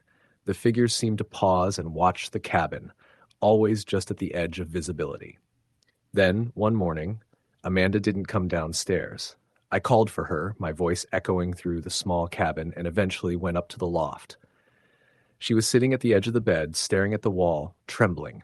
In her hands was a small, carved wooden figurine. It was crude, humanoid in shape, with deep gouges for eyes. "I found it outside," she whispered, "by the door." I examined it. There were fresh pine needles stuck to the bottom. Whoever or whatever had left it had been close. I wanted to leave. I begged Amanda to pack up, to drive back to the nearest town and call the police. She refused. She said we couldn't just abandon the cabin, that we'd been dreaming of this place for years. I argued that our dream was being invaded by someone else, someone willing to stalk us for days without being seen. She shook her head, tears streaming. "It's just the forest. It plays tricks." But I knew better. The real horror began when our dog, a rescue named Baxter, went missing. We had tied him outside while we worked on the cabin repairs. When we called for him, we found claw marks carved into the siding, deep and uneven. The ground around him was disturbed, as if someone had dug with bare hands. There was no sign of Baxter. I searched the surrounding forest for hours, calling his name until my throat was raw. Nothing. No tracks, no bark, no sign he had ever been there. After that, Amanda finally agreed we needed to leave. We packed essentials and prepared the car. As we were about to drive down the dirt road, a figure appeared at the edge of the forest. It was tall, gaunt, and impossibly still, watching us. I froze. Amanda started the car. The figure didn't move, but the air felt thick, heavy. I floored the gas pedal, tires kicking up dust and pine needles. But as we drove, I could swear we heard something following us. Footsteps, soft at first, then pounding in rhythm with our heartbeat. We spent the night in a motel in the nearest town. Neither of us slept. I kept imagining the figure standing at the tree line, watching, waiting. When I finally called the local sheriff, I was told the area had no history of missing persons or reports of intruders. "You're probably just spooked from the isolation," he said. I wanted to believe him, but my gut said otherwise. 2 days later, I returned to the cabin alone to collect the rest of our belongings. Amanda stayed behind in town, refusing to go back. I arrived around noon and found the cabin exactly as we left it, except for one thing. The front door, which I had locked with 3 different locks, was now wide open. Inside, everything was untouched, except for the figurine. There were now dozens of them, scattered across the floor and furniture. Each one was different, each more grotesque than the last. And at the edge of the loft, scrawled in the dust of a windowsill, were words written in what looked like smudged ash: "Welcome home." I didn't take anything that day. I didn't touch a single figurine. I drove back to town and left the keys on the motel counter. Amanda refused to return to the cabin. But even then, we couldn't escape it. Every night, I would hear the scraping of sticks against the motel window, soft at first, then growing louder. Sometimes I'd see a shadow outside, fleeting, always just at the edge of the parking lot. Months passed. I tried to convince myself it was paranoia, stress from isolation, PTSD from the experience. But then one morning, Amanda came into the motel room holding another figurine. I froze. This one wasn't carved. It looked like it had been made from mud and sticks, with dark, hollow eyes. We had left everything at the cabin. How did it get here? We never found out. We moved again, this time across state lines. For a while, we felt safe. But on the third night in our new home, I woke to the sound of footsteps outside the bedroom door. I jumped out of bed, heart hammering, and switched on the light. Nothing. But when I looked at Amanda, she was holding a new figurine, staring at it with the same terror I felt. I asked her where it had come from. She whispered, "I don't know, I just woke up with it in my hand." That was the last straw. We finally accepted we could never truly escape it. Whoever or whatever had chosen us had attached itself to our lives. Isolation, we realized too late, was never protection. It was a beacon. We now live in a crowded city apartment, surrounded by noise, light, and people. Every night we lock the doors, leave the lights on, and pray. And every night I swear I can hear soft scratching at the windows, footsteps circling the building. Sometimes a figurine appears on the doorstep, no matter how carefully we dispose of the last one. Each is worse than the last. We will never go off the grid again. Story the end. The first thing Emily noticed when she arrived at the cabin was how silent it was. She had been looking forward to this weekend for months. 3 days alone, off the grid, with nothing but a small backpack, her journal, and a thermos of coffee. The cabin was tucked deep in the mountains of Vermont, accessible only by a narrow dirt road that wound through thick pine forests. Her phone had already lost signal miles back, and she felt a thrill at the thought of complete isolation. The cabin itself was old, built from weathered logs with a tin roof that rattled in the wind. Inside, it smelled of dust and damp wood. Emily set down her bag and opened the windows, letting the crisp mountain air flow in. She unpacked her things, lit a small fire in the stone hearth, and settled into a chair with her journal. The forest outside was still and calm. Too calm. Her first night passed uneventfully, but she couldn't shake a feeling of being watched. Every crack of a branch or rustle of leaves made her heart race. By midnight, she was certain she had heard footsteps outside the cabin, slow and deliberate, circling the building. She peered out the window, but saw nothing. Shrugging, she told herself it was an animal, probably a deer. She tried to sleep, but the footsteps in her mind wouldn't stop. The next morning, she explored the surrounding woods, following a narrow trail that disappeared into dense pines. Birds called overhead, squirrels darted through the trees, and for a while, the forest seemed ordinary. But as she returned to the cabin, she noticed something unsettling. The front door, which she had locked before leaving, was slightly ajar. Her pulse quickened. She swore she had locked it. She stepped inside cautiously. Nothing had been disturbed, except for her journal, which was now open on the floor. The pages were blank. She remembered leaving it closed on the chair. A chill ran down her spine. Determined to stay rational, Emily told herself she must be imagining things. She spent the day gathering firewood and cooking her small meals, but every shadow seemed to stretch too long, every wind gust too intentional. At night, the footsteps returned, louder now, circling the cabin in the dark. She kept the door locked and the windows shuttered, but she could feel eyes on her from the black forest beyond. By the third night, her nerves were fraying. She began leaving candles and small stones in a line around the cabin, trying to mark any disturbance. That night, she woke to the sound of whispering. Soft, low, carried on the wind. Emily. Emily. She froze, the breath catching in her throat. She flicked on the flashlight and swept the beam across the cabin and the immediate clearing. Nothing. The whispers continued, circling the cabin, teasing, almost playful.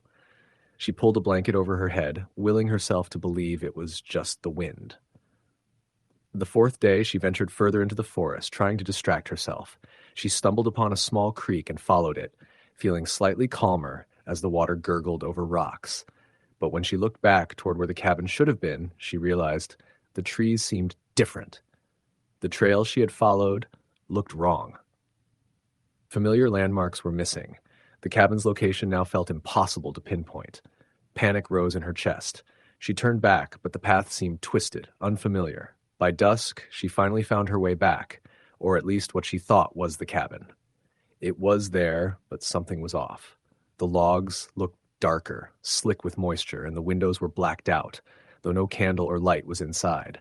Her stomach churned as she noticed faint footprints around the perimeter. Barefoot, small, smeared with mud, circling the cabin again and again. Emily locked the door and tried to eat, but her hands shook too much to hold a spoon. She wrote frantic notes in her journal. "It's here. It's outside. It watches. Do not sleep." She taped them to the walls and windows. The whispers came back before midnight, louder, more insistent. They spoke directly to her, calling her name, telling her to leave, laughing when she froze. On the fifth night, Emily woke to movement inside the cabin. Heavy breathing, footsteps pacing across the wooden floor. She grabbed a hatchet from the corner and shouted, but there was no response. Only silence, followed by a sudden, sharp scraping sound near the door. Then silence again. Morning brought more terror. Her supplies were gone. Water bottles, food, matches, all vanished. The door had been locked from the inside. She checked the perimeter and saw the footprints again, just now leading into the woods. For the first time, she caught a glimpse of a figure, a pale, thin shape, almost human, just beyond the trees. It disappeared before she could focus. By the sixth day, she was exhausted, paranoid, almost catatonic. She avoided sleep, moving only by flashlight, trying to stay awake. The whispers never stopped. At times, she could swear the cabin itself was breathing, the walls contracting and stretching around her. Every night, the footsteps circled, closer than before, sometimes pausing as if listening. She decided she had to leave. Packing what little she had left, she stepped into the woods, following what she hoped was the main trail. Hours passed. The forest seemed endless, twisting in ways that made her dizzy. Shadows moved just beyond her sight, whispering, always calling her name. When she finally stumbled onto the dirt road leading out of the mountains, it was abandoned. No cars, no people, no signs of life. Just the forest, stretching endlessly on both sides. She walked until exhaustion overtook her and collapsed at the edge of the road. Rescuers found her days later, wandering along the highway, disoriented and muttering about whispers and footsteps. She never returned to the mountains. She couldn't. She couldn't stop seeing shadows in the corner of her vision, hearing her name carried on the wind, even in the city. The cabin in Vermont was abandoned again. Hikers who venture too close report hearing whispers, footsteps, and faint laughter in the trees. Some say they've seen figures moving just beyond the clearing, watching. The forest doesn't forget, and it doesn't forgive. Those who get too close off the grid often vanish. And if you listen closely on a still night, deep in those mountains, you can still hear a woman's terrified whispers carried on the wind. Emily. Emily. Story, the end. The first time Marcus and Emily considered going off-grid, it was a challenge, something to test their endurance, their independence. City life in Boise had become suffocating. Constant noise, never-ending traffic, work emails invading weekends. They wanted silence, isolation, a place untouched by modern life. They found it advertised online, a small plot of land deep in the forests of northeastern Washington, far from the nearest town, with a cabin left by an old trapper decades ago. The cabin was rustic, a single room, a stone fireplace, and a lofted sleeping area. No electricity, no plumbing, just the essentials for living close to the land. Marcus thought it was perfect. Emily hesitated, sensing something in the photographs, a subtle wrongness, but she brushed it aside. Adventure was seductive. The first week was idyllic. They collected water from the creek, chopped firewood, and learned to live by the rhythm of the forest. At night, the darkness was complete, stars stretching across the sky in a way city lights never allowed. They felt free. Then came the sound. At first it was faint, a scratching at the door, a rustle just beyond the tree line. Marcus thought it was animals. Emily felt the hairs on her neck stand on end. One evening, while Marcus was chopping wood, she saw it. A shadow among the trees, tall, thin, unmoving. When she pointed it out, Marcus shrugged, but he too began noticing things. Branches broken where no animals had passed, footprints too human to be wildlife. The first night they heard whispers. It was subtle, almost indistinguishable from the wind, but the words were clear. "Come outside, we're waiting." Emily thought she imagined it, but Marcus had heard it too. They locked the cabin door, but the sound persisted, sometimes echoing from the attic, sometimes from the floor beneath them. Within days, objects began to move. Cups, blankets, even their journal rearranged into patterns or circles that made no sense. Food disappeared, always small amounts, never enough to be noticed at first. One morning, Emily found footprints circling the cabin, bare and human, then vanishing into the forest without a trail. They tried to leave. They packed their few belongings, loaded the truck, and drove the gravel road out. But after hours of driving, they returned to the cabin. Landmarks shifted, roads twisted, streams ran in unfamiliar directions. Panic set in. They realized the forest had changed, or perhaps it had never been what it seemed. At night, the whispers became voices, layered and insistent. Sometimes they mimicked Marcus or Emily, speaking secrets only they knew, coaxing them into the trees. The forest seemed alive, watching, patient, intelligent. One morning, Marcus vanished. Emily awoke to find him gone, the cabin door locked from the inside, his boots neatly lined by the fireplace. She searched the surrounding woods for hours, but everything twisted unnaturally. Paths she had taken before led back to the cabin as if she had walked in a circle. By the third week, she could no longer sleep. She saw figures in the tree line, tall, pale, impossibly still, some humanoid, others twisted, limbs bent at impossible angles. They circled the cabin, always at a distance, watching, whispering. At night, she could hear their breath, slow and deliberate, syncing with her own heartbeat. Emily began marking trees, hoping to navigate her way out, but the markings vanished by morning, replaced with crude scratches forming patterns she couldn't decipher. The cabin itself seemed to move slightly each day. Walls subtly shifted, windows out of place, doors narrowing. The forest had absorbed the cabin into itself. One evening, a figure stepped into the clearing. At first, Emily thought it was Marcus, but the face was wrong. The smile didn't reach the eyes. The limbs were too long, the movements too precise, and behind it, more emerged, dozens of them, all standing just beyond the tree line, perfectly still. The whispers became a chorus, chanting her name, promising safety if she obeyed, freedom if she followed. She ran, desperate, but the forest had no exit. Trails looped back, streams redirected her, and the figures followed silently, patiently, circling, always circling. Emily realized the truth. The forest didn't want them dead. It wanted them contained, tethered, absorbed. It had learned their habits, mirrored them, studied them, and ensured escape was impossible. Sleep, hunger, exhaustion, they were irrelevant. The forest would wait. Years later, hikers sometimes find the cabin, preserved yet empty. Some report seeing figures among the trees, too tall, too still, faces obscured or grotesque. Others hear whispers in voices they recognize, calling their names, coaxing them into the darkness. Emily is still there somewhere, hiding, waiting. Sometimes she hears Marcus's voice among the whispers, but the tone is wrong, hollow, waiting. And she knows deep in her bones that the forest never forgets those who enter. Story the end. The property wasn't much, a small, neglected cabin tucked into the Cascade Mountains of Washington. But to Jamie and Alex, it was perfect.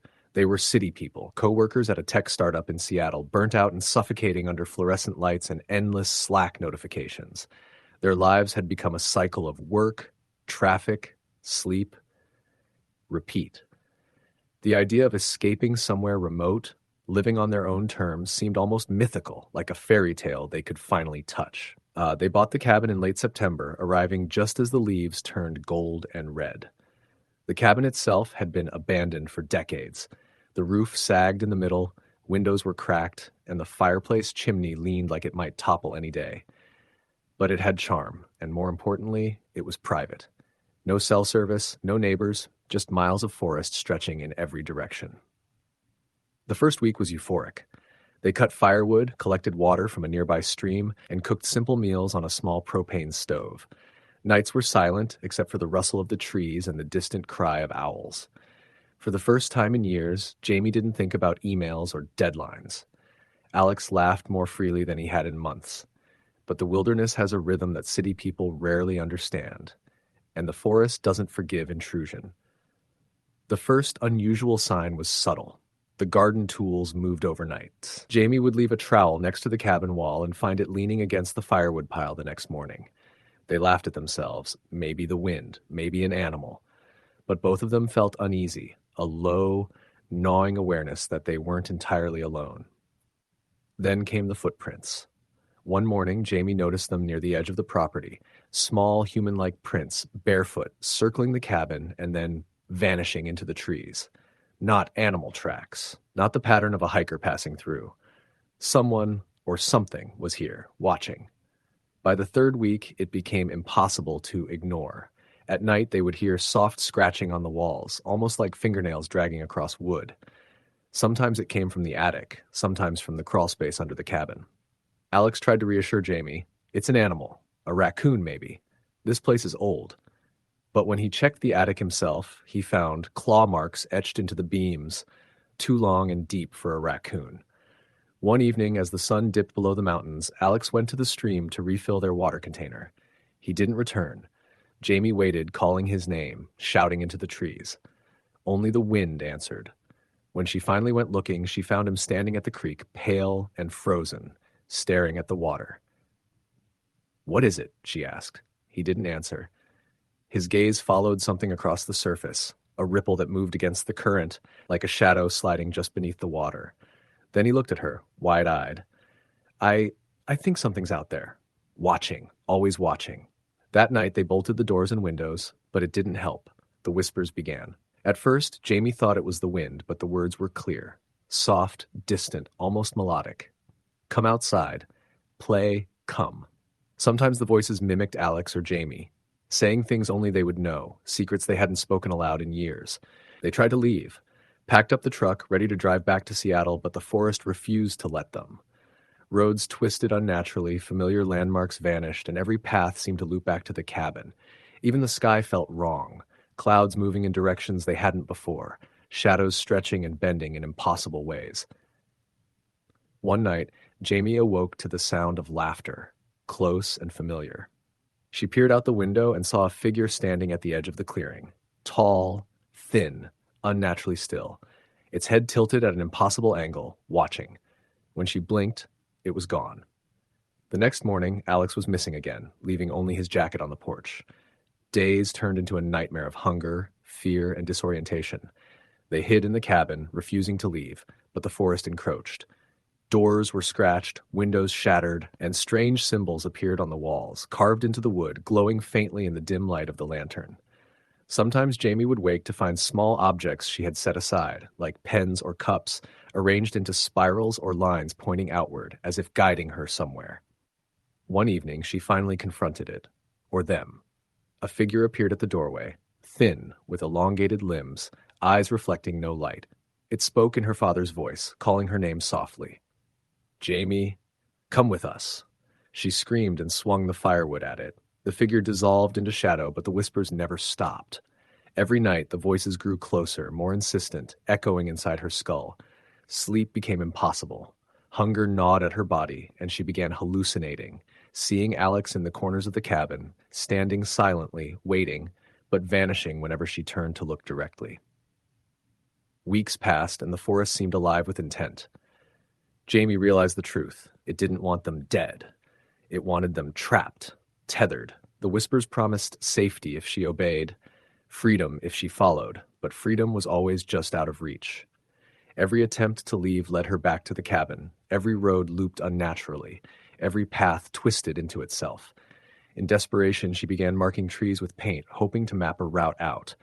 But the markings vanished by morning, replaced by scratches, crude symbols she didn't recognize, circling the cabin. It was mocking her, guiding her, ensuring she could never escape. One night, as the wind howled through the broken windows, Jamie saw them, not one, but dozens of shadowed figures standing just beyond the tree line, perfectly still.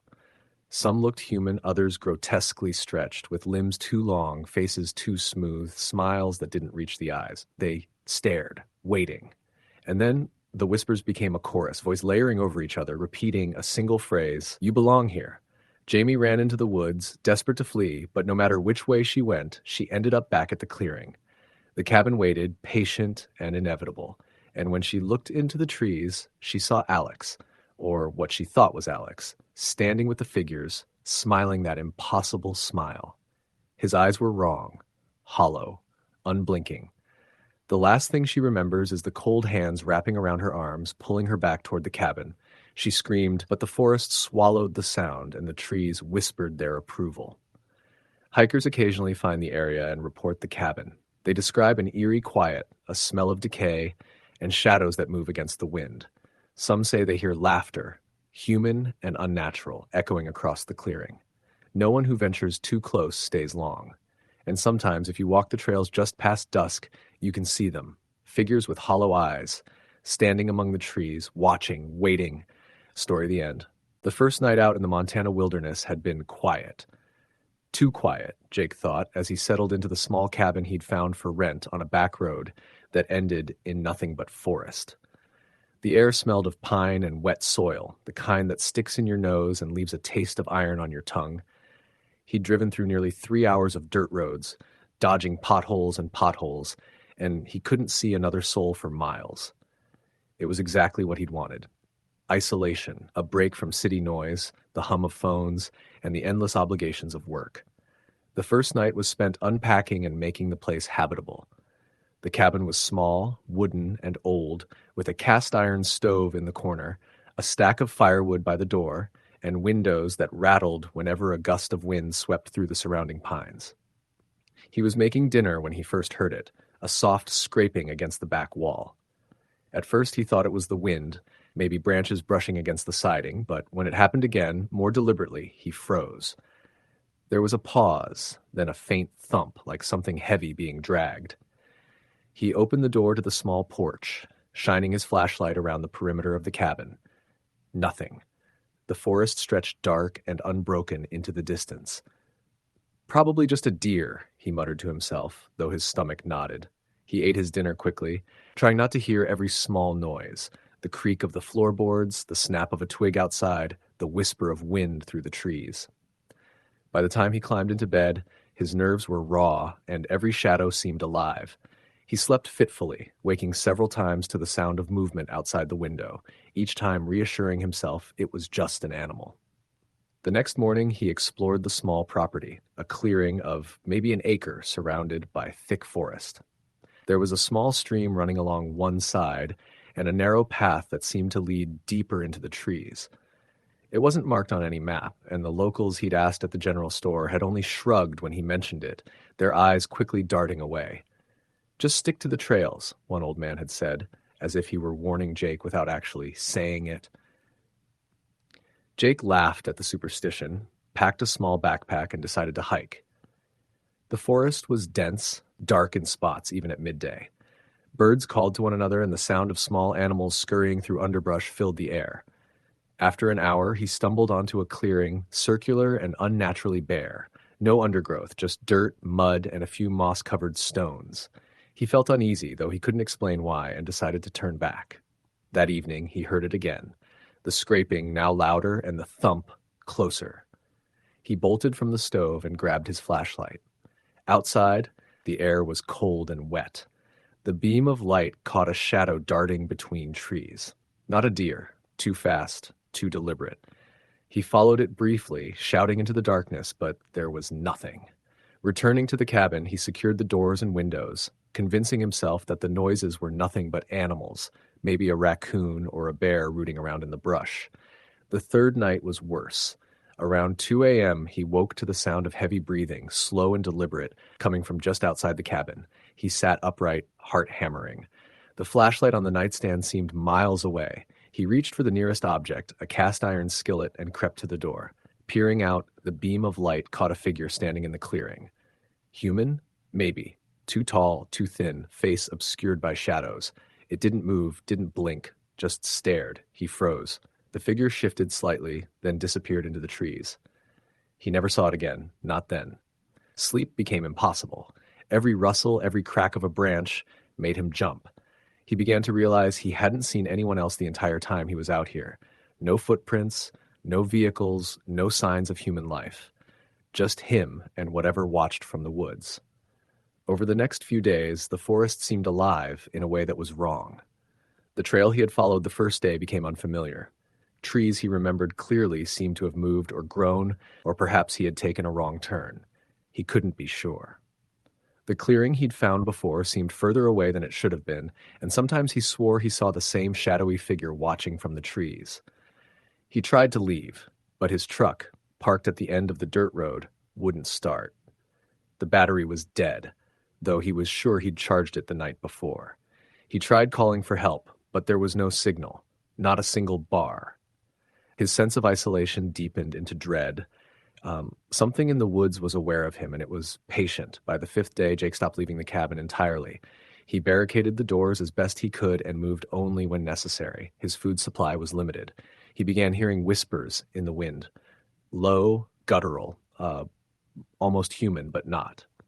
At first, he thought it was his imagination. Then he started hearing footsteps on the roof. Heavy, deliberate, moving from one end of the cabin to the other, then back again. Sleep became a memory. He tried to stay busy, cleaning, chopping firewood, drawing maps of the surrounding forest, but he was losing track of time. The whispers were constant now, seeming to circle him. Sometimes he saw fleeting glimpses of the figure in the windows, sometimes in the reflection of the stove's metal surface. It never came inside, never spoke, but the sense of being watched was oppressive. One night, he woke to a thump against the window. Another, then scratches. His flashlight revealed nothing, but the sounds persisted, moving across the walls as if something was pacing outside. He screamed and waved the light, and for a moment a tall, thin silhouette froze at the edge of the clearing. Its face was pale, elongated, almost featureless, except for eyes that glinted in the flashlight's beam. It vanished into the trees, leaving a silence heavier than the night before. He realized he hadn't thought about anyone else for days, friends, family, work, just survival and the feeling of being hunted. The cabin, once a sanctuary, felt like a trap. He began noticing strange marks in the dirt outside, footprints too long and narrow to be human, dragging shapes that didn't belong to any animal he knew. They circled the cabin, disappearing into the forest, then reappearing the next night. On the seventh day, desperation overtook him. He tried the truck again. Dead. He tried walking to the main road, but every path led him back to the cabin. The forest had shifted, rearranged itself, or perhaps it had always been this labyrinth and he had never truly left. That night, he stayed in the center of the cabin, clutching a kitchen knife, sweat running down his face despite the cold. The noises were closer now, breathing, scraping, whispers just outside the walls. Then a voice called his name. Clear. American. From outside, but not human. Jake, it said. Come out. The panic was instantaneous. He ran to the window and shone his flashlight into the clearing. The figure was there, not one, but several. Shadows moving in the trees, tall and impossibly thin, their heads tilting in unison, as if watching him from every angle. They didn't run, didn't speak, just observed. He ran to the door, flung it open, and sprinted into the forest. The trees closed in, the underbrush clawing at him. The whispers followed, multiplied, and grew louder. He ran until he couldn't feel his legs anymore, until his lungs burned. And then he saw it.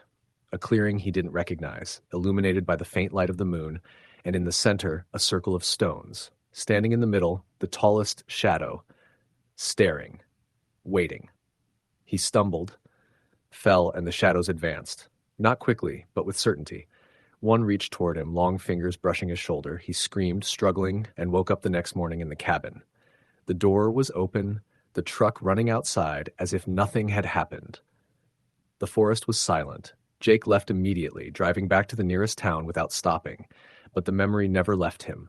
The shadows, the whispers, the footprints, they followed him, in the corner of his vision, in the static of his television, in the sound of the wind outside his apartment window. And he knew, deep down, that the forest had marked him. One day, if he returned, the shadows would be waiting. He tried to tell people, but who would believe him? A man disappears into the woods, then comes back with wide eyes and a story that makes no sense. The locals nod politely, suggest therapy, caution him to avoid remote areas in the future. But Jake knows better. The forest waits, the shadows are patient, and somewhere in the woods of Montana, the tall, thin figures are still watching. Years later, he learned of another cabin in a different state, someone else seeking solitude. He found a picture of it online, small, wooden, surrounded by forest. Something about the photograph made him uneasy. In the corner, barely visible, a dark shape seemed to peer from the tree line, just like the one that had haunted him. Jake never went back. He never will. But he knows that people who seek isolation, who disappear from civilization to find peace, sometimes don't return the same. Sometimes they return at all. Story the end. The forest around them was silent in a way that felt unnatural. No bird song, no rustle of small animals in the underbrush, just the constant, oppressive weight of trees pressing down on the old dirt road. James and Carla had driven for hours, the dust from the gravel kicking up behind their truck until they finally reached the turnoff that led to the cabin. James had found it in a forgotten corner of a blog about surviving off the grid, promising a weekend away from the world, a place with no internet, no cell service, just the peace and quiet of the forest. He had been looking forward to it for months. The cabin was smaller than it had looked in the photos, a weathered log structure with moss creeping up its sides and a sagging porch. The door creaked when James pushed it open, and inside, the air smelled of damp wood and something faintly metallic. "Well," James said, trying to mask the unease in his voice, "it's rustic." Carla didn't respond immediately. She was peering out the small windows, eyes scanning the dense forest. "Rustic is one thing," she said finally, "but this feels abandoned, like no one has touched it in years." James shrugged. "That's the point, isn't it? Off the grid, no one around, peaceful. We'll make it cozy." They unpacked their bags and lit a fire in the fireplace. The sun was setting, and the long shadows from the trees began to stretch across the cabin floor. James had brought board games and a small stereo. Carla had packed a few novels, and for a moment it felt like they could actually enjoy themselves. But as the night deepened, the forest seemed to close in. It started as small things. The sound of footsteps outside the cabin, crunching through the fallen leaves. James would pause and peer through the windows, but the darkness was thick, and he never saw anyone. Carla said it was probably animals, and he tried to agree with her, but a knot of tension had begun to form in his chest. By the second night, the noises had increased. Whispers in the trees, low and almost human, carried on the wind. The couple slept fitfully, waking every time the wind rattled the cabin or the fire flickered. They tried to rationalize it. They were off the grid, they were isolated, and their imaginations were bound to run wild. But deep down, both of them knew it was more than that. On the third day, James went outside to gather firewood.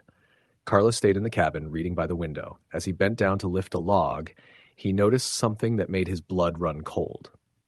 Footprints. Not animal tracks.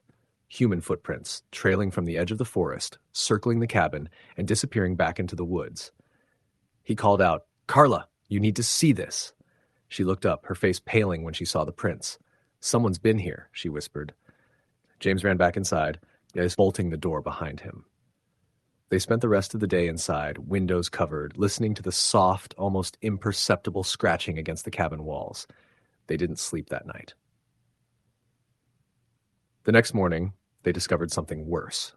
The small vegetable garden they had planted by the porch, which had been untouched since their arrival, was now trampled, the seedlings ripped from the soil. And there, in the dirt, was a circle of stones with strange markings etched into them, symbols neither of them recognized, arranged as if someone had been performing a ritual.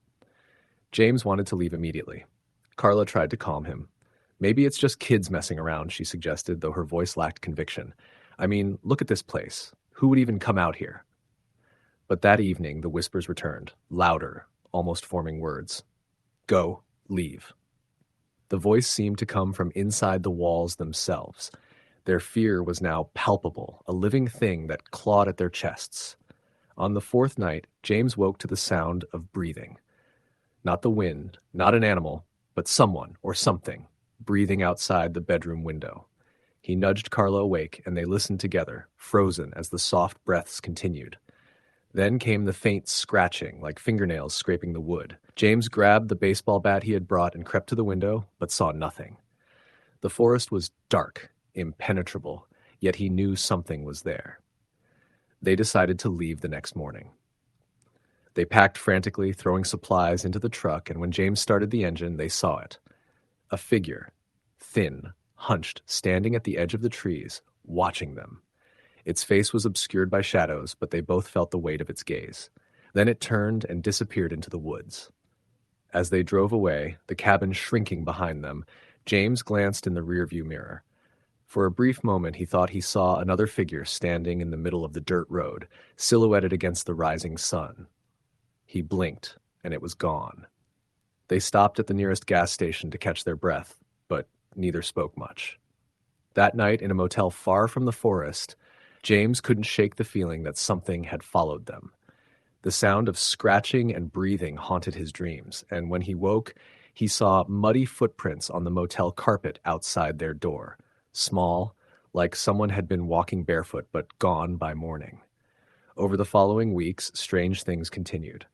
Carla would find objects moved in their apartment, lights flickering for no reason, and on several occasions, James swore he saw a thin, shadowy figure watching from the corner of the street. Friends suggested stress, paranoia, but both of them knew better. They had brought something back from the forest, something patient, something that had been waiting. They stopped sleeping with the lights off. Doors remained locked, windows sealed, but even then the whispers persisted, soft, mocking, intimate. Names called out in the dark, promises of returning, threats that they could not ignore. Months passed. They moved twice, each time trying to outrun the feeling that they were being watched. But no matter where they went, the shadows followed. The dreams never ceased, and in the quiet moments, they could hear the faint sound of someone, or something, breathing just beyond the edge of perception. One evening, James came home to find the apartment ransacked, the symbols from the forest drawn in chalk on the floor, and a note written in shaky, unfamiliar handwriting. You can leave, but you cannot hide. Carla was gone. She had vanished without a trace, leaving only the faint scent of the forest clinging to the air. The police were baffled. There was no evidence of forced entry, no sign of struggle, only the lingering terror that had followed them from the cabin. James tried to rebuild, tried to convince himself it was over, but he knew the truth. He could hear it in the wind, see it in the corner of his eye, feel it in the darkness when no one was around. The off-grid horror had attached itself to him, and he would never escape. The shadows waited, always patient, always hungry, and he knew that one day they would come for him completely. Years later, the story of James and Carla's disappearance would circulate online, whispered in forums about off-the-grid adventures gone wrong. The cabin remained, empty to the eye but alive with the unseen. Those brave, or foolish enough to venture there, would report strange noises, fleeting shadows, and a sense of being watched. None of them stayed for long. The forest had a way of keeping its secrets, and the cabin kept its own brand of horror hidden from the world. Even now, somewhere deep in the dark woods of that forgotten state, the thin, hunched figure still watches. Patient, silent, waiting for the next intruders to wander too far from the safety of civilization. Story the end. The first time Eric Nolan drove up the dirt road that led to the abandoned fire lookout tower, he felt the thrill of freedom surge through him. He'd spent the past 8 years trapped behind a desk in a cubicle in Portland, selling insurance to people who barely wanted to talk to him. After his divorce, something inside him cracked. He sold what little he had left, packed his pickup with supplies, and drove north until the paved road ended. He'd bought the land cheap, a few acres of rugged forest near the Canadian border, miles from the nearest town. No neighbors, no power lines, no noise but the wind and the call of birds. It was exactly what he wanted. Silence, isolation, and a place to disappear. The old lookout tower sat on a hill overlooking a thick sea of pine trees, its rusted metal frame creaking in the wind. It had once been used by forest rangers to watch for wildfires, but it had been abandoned decades ago. Eric spent the first week cleaning it out. The small cabin at the base of the tower was still sturdy, though the roof leaked in spots and rodents had chewed through some of the floorboards. He patched it up, installed a wood stove, and carried his belongings inside. No electricity, no running water, but he didn't mind. He had a generator for emergencies, a solar panel for light, and a satellite radio for weather updates. At night, he'd climb the narrow steps to the top of the lookout tower and stare out across the endless dark forest. The stars seemed close enough to touch, and the quiet was so complete that he could hear his own heartbeat. For a while, everything was perfect. Then the strange noises began. The first one came late one night in mid-October. Eric was lying in bed, half asleep, when he heard what sounded like someone calling his name outside the cabin. A low, dragging voice, barely audible over the wind. He froze, heart hammering in his chest. He listened, straining his ears. Eric! He sat up, staring toward the door. The voice came again, a little closer this time, almost pleading. He grabbed his flashlight and stepped out onto the porch. The forest stretched before him, silent and dark. He swept the beam across the trees, searching for movement. Nothing. Just the wind whispering through the branches. He told himself it must have been the wind, maybe an animal. The isolation was getting to him. He went back inside, bolted the door, and didn't sleep again until dawn. But the next night, it happened again. The same voice, faint but distinct, calling his name from somewhere beyond the tree line. He didn't go outside this time. He just lay there, gripping the handle of his hunting knife, staring at the ceiling until the sky began to lighten. The following morning, Eric found footprints in the dirt near the base of the tower. Human footprints. Bare feet, small, too small for an adult. They circled the cabin once, then led off into the woods. He followed them for maybe 50 yards before they disappeared into the undergrowth. There were no other signs, no broken branches, no discarded items, nothing. He stood there, staring into the trees, feeling the uneasy prickling crawl up his neck. Over the next few days, things got worse. The voice came almost every night now, sometimes whispering, sometimes shouting. It never said more than his name, but it sounded closer each time, like whoever it was had learned where he slept. He began keeping the fire going all night, hoping the light would scare off whoever or whatever was out there. But it didn't help. If anything, it seemed to draw the thing closer. One morning, he woke to find something carved into the wooden door. "Help me." The letters were jagged, uneven, as if scratched by a knife or a rock. Beneath them were smears of something dark. Blood. Eric's stomach turned cold. He checked the perimeter, but there were no new footprints, no signs of struggle. He cleaned the door and tried to tell himself that maybe it was old, some remnant from before he'd moved in. But deep down, he knew better. The wood was fresh. He started hearing other noises too. Soft knocks on the walls, the creak of footsteps on the porch, the faint sound of crying that drifted through the trees. Sometimes he'd hear something moving through the forest at night, just beyond the reach of his flashlight beam. He'd catch glimpses of movement. A shape darting behind a tree, a flicker of pale skin, and then nothing. His food supplies began disappearing. Cans he'd stacked neatly in the pantry would be gone the next morning. The locks on his storage shed were broken. He thought maybe a bear was getting into them, so he set up a motion-triggered camera outside the cabin. When he checked the footage the next morning, his heart stopped. The camera had caught something. A figure. Small, thin, with long, tangled hair and skin so pale it almost glowed in the night. It moved on all fours at first, sniffing around the shed like an animal, then slowly stood upright and turned toward the camera. Its face was wrong, its mouth too wide, its eyes completely black. And then it smiled. The image froze there, grainy and distorted, as if the creature had known it was being watched. Eric ripped the camera down that same morning and threw it in the fire. He packed a bag, intending to leave, but when he started the truck, the engine sputtered and died. He checked the hood, only to find the cables had been cut clean through. That night, the knocking on the door became pounding. He shouted into the darkness, fired a warning shot into the trees, but the sound didn't stop. It moved around the cabin from wall to wall until it was right beneath the window by his bed. And then silence. He sat there in the dark for hours, gripping the rifle, waiting. Just before dawn, he heard whispering again, but this time it wasn't outside, it was above him, on the roof. He barely breathed. The boards creaked slowly, deliberately, as if something crawled across the top of the cabin. Then came a sound like fingernails scratching the wood, moving toward the trapdoor that led to the lookout tower. Eric raised the rifle, staring up at the ceiling. The scratching stopped. For a long, horrible minute, there was nothing. Then a soft tap, tap, tap from the other side of the trapdoor. He fired. The sound exploded in the small space, deafening him. The recoil sent him stumbling back, smoke filling the air. When he climbed up later, shaking, he found nothing. No blood, no tracks, no sign that anything had ever been there.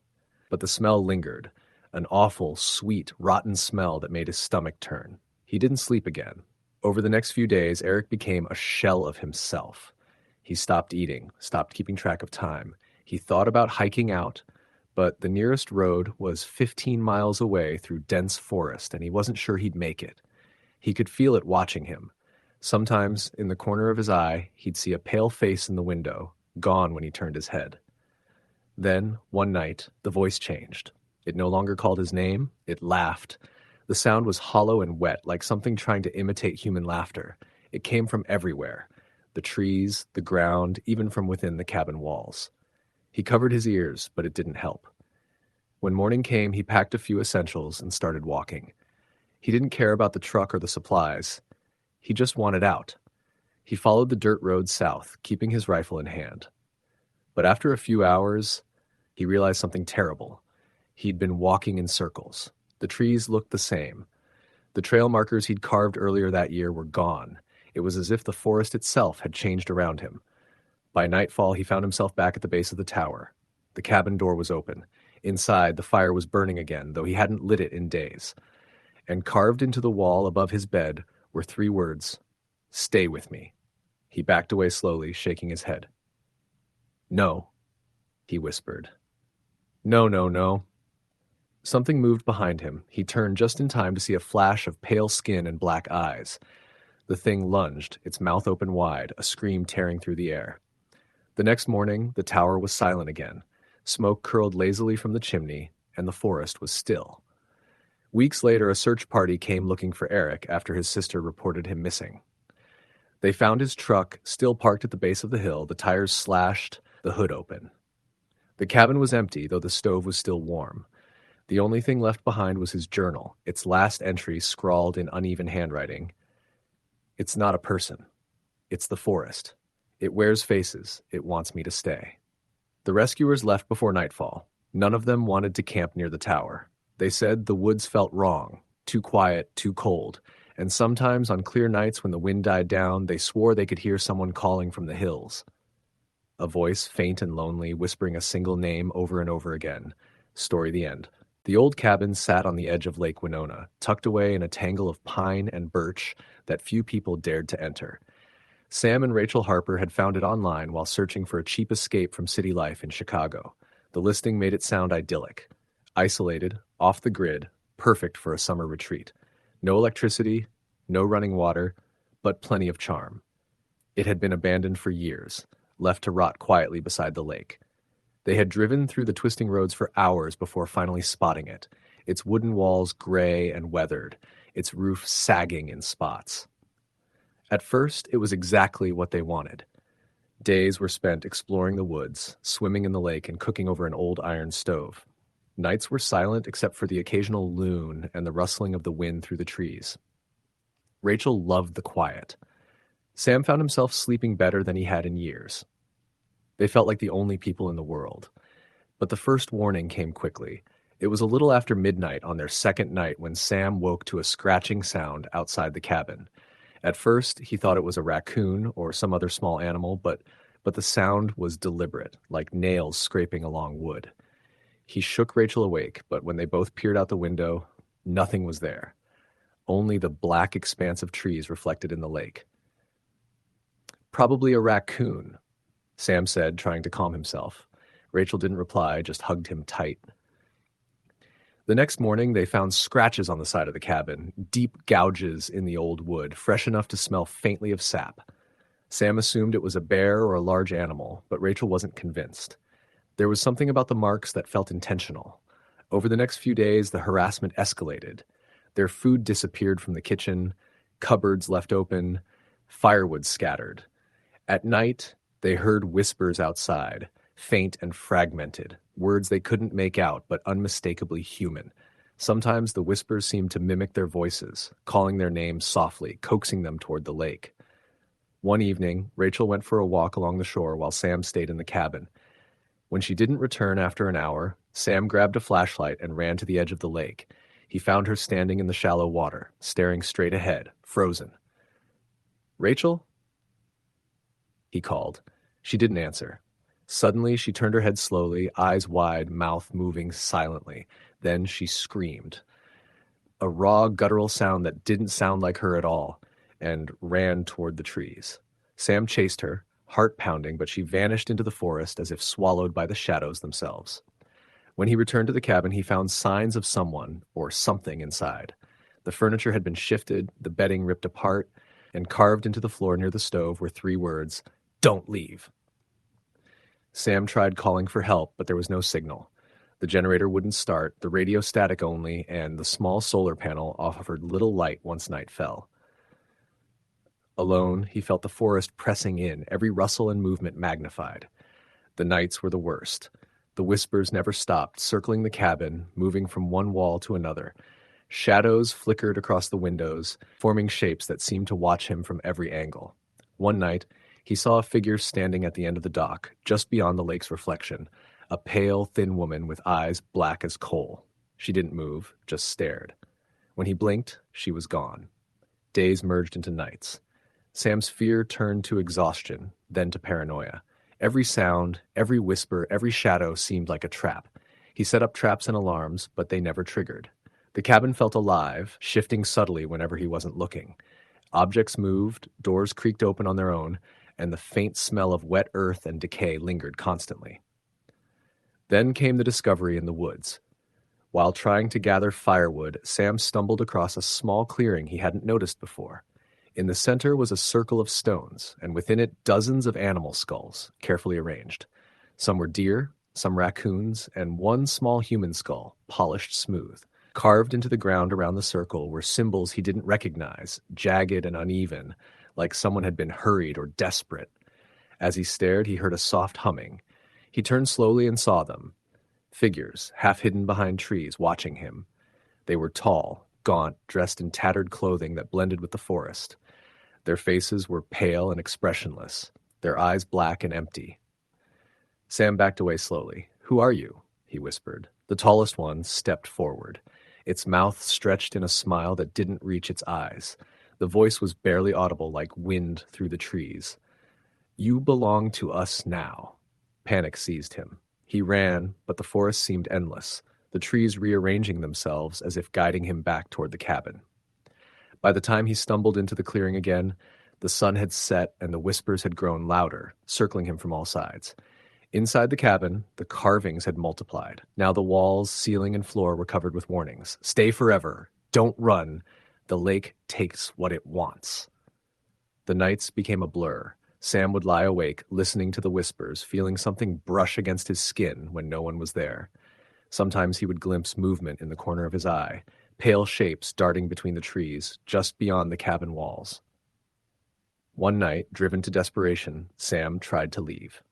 He packed what little supplies he could carry and ran toward the dirt road that led back to civilization. For hours he walked, the forest dark and oppressive, until he realized something horrifying. The road curved impossibly, always leading him back to the cabin. By the time he returned, the lake was still, the cabin silent, yet he felt them all around him, watching, waiting.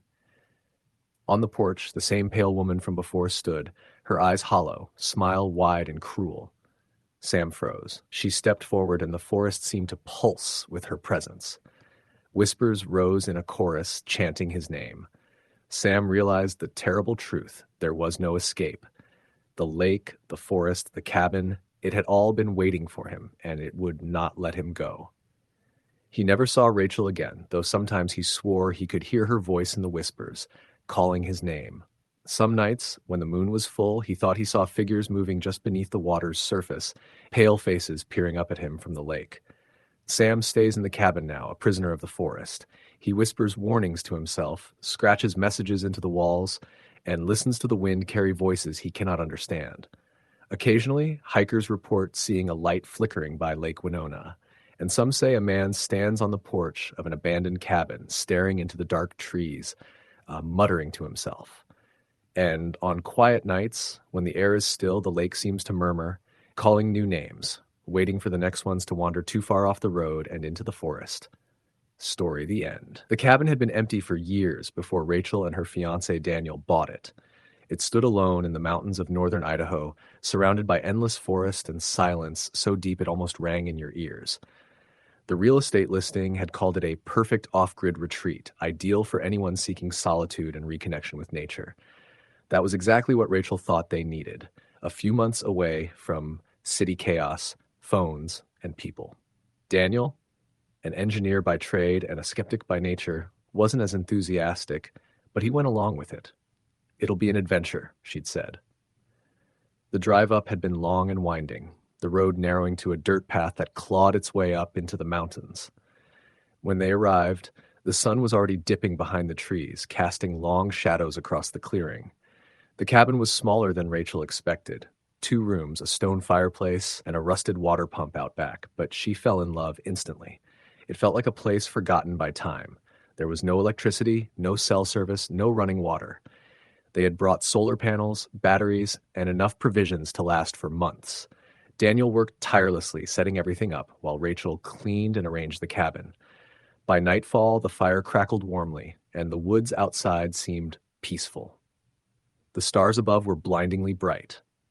The first week passed quietly. They hiked during the day, cooked simple meals at night, and played cards by lantern light. The isolation was intoxicating. But by the second week, Rachel began to notice things she couldn't explain. It started small. Footsteps on the porch at night, too heavy to be animals. She woke Daniel once, but when he checked, there was nothing there. Another time, she found the water pump handle moving on its own, creaking up and down, though there was no wind. Daniel laughed it off. "You're just not used to being out here," he said. But Rachel knew what she heard. A few days later, she found something strange by the tree line. A small pile of bones, perfectly arranged in a spiral pattern. She called Daniel over. He crouched down, examining them. "Probably a coyote," he said, but his voice lacked conviction. The bones were clean, white, and small. Too small to be anything but from a bird or rodent. But the arrangement, it was deliberate. Someone or something had done it. That night, Rachel woke to the sound of tapping on the window. She froze. Daniel slept beside her, his breathing steady. The tapping came again, slow and rhythmic. She turned her head toward the window. A shadow stood there, tall, thin, its outline faintly visible in the moonlight. Her heart pounded in her chest. The figure didn't move, just stood there as if watching. When she blinked, it was gone. She shook Daniel awake, panicked. He got up, grabbed his flashlight, and stepped outside. Rachel followed reluctantly. The woods were still. The ground was damp from recent rain, and the air felt heavy. "There's nothing here," Daniel said, sweeping the beam across the trees. But as he turned to go back inside, Rachel caught something out of the corner of her eye. Movement in the distance. A figure standing perfectly still between 2 trees. It vanished the moment the light touched it. From that night on, the atmosphere changed. The woods no longer felt peaceful, they felt watchful. The noises grew louder, snapping branches, soft whispering, like wind through leaves, but with words hidden in the sound. Rachel swore she heard her name once, whispered right behind her ear, though no one was there. Daniel grew tense. He started locking the door with a padlock every night, even though no one else was supposed to be within miles. One morning they found deep scratches on the cabin door, 4 long gouges that hadn't been there the night before. "Bear," Daniel said again, but his face was pale. Rachel didn't argue. A few days later, Daniel decided to check out an old hunting cabin he'd seen on a map a few miles away. "Maybe someone's been squatting out here," he said. Rachel begged him not to go alone, but he insisted. "I'll be back before sunset." He didn't come back. Rachel waited by the window as the sun disappeared behind the trees. The forest turned black, and still there was no sign of Daniel. She lit every lantern in the cabin and kept the fire roaring. Hours passed. Then came the sound of footsteps, slow, deliberate, heavy. She ran to the door, calling his name, but no answer came. The footsteps stopped right outside. She peered through the window and saw not Daniel. It was tall, impossibly tall, with limbs too long and thin to be human. Its skin, or what looked like skin, was gray and mottled. The face was wrong. Where eyes and a mouth should have been, there were only faint impressions, like features erased from clay. Rachel stumbled backward, choking back a scream. The thing stood there for a moment longer, then turned and melted into the woods, moving with a strange, jerking grace. Rachel locked the door and barricaded it with furniture. She stayed awake until morning, clutching a kitchen knife, jumping at every sound. At dawn, she ventured outside, calling Daniel's name until her throat hurt. No answer. She followed the path he'd taken the day before. Hours later, she found his backpack lying near a small clearing. The zipper was torn and the contents were scattered. His map, a flashlight, his compass. Nearby, she found more of those spirals, bones, sticks, feathers, all arranged with disturbing precision. And in the center of one of them, something gleamed. It was Daniel's wedding band. Rachel dropped to her knees, shaking. The forest was silent, suffocating. She felt eyes on her, but when she turned, there was only the trees. Then she heard it, Daniel's voice, faint, distant, calling her name. Rachel, Rachel, help me. It came from deeper in the woods. Against every instinct, she followed the voice. It grew louder, clearer, always just ahead. Finally, she came upon a massive tree, its trunk gnarled and split. The voice came from inside it. Rachel. She shone her flashlight into the hollow, and what she saw made her scream. Daniel was there, but not alive. His face was pale, his eyes wide open and glassy. His body was twisted, wedged into the tree's hollow as if the roots had swallowed him. His mouth moved weak, repeating her name, though there was no breath behind it. Then the voice changed. It deepened, warped, and another tone joined in, a rasping, guttural imitation of Daniel's voice. Rachel. She stumbled back, tripping over roots, and ran. Branches tore at her clothes, the forest echoing with laughter that wasn't quite human. When she finally reached the cabin, she slammed the door shut and collapsed against it, sobbing. She stayed there until the next morning when she decided she couldn't take it anymore. She packed what she could carry and left. But the forest didn't let her go easily. Every path seemed to twist back toward the cabin. The trees grew denser, the air heavier. She began to hear footsteps behind her again, sometimes in front, sometimes beside her. When she turned, nothing. Once she saw Daniel, or something wearing his face, standing among the trees.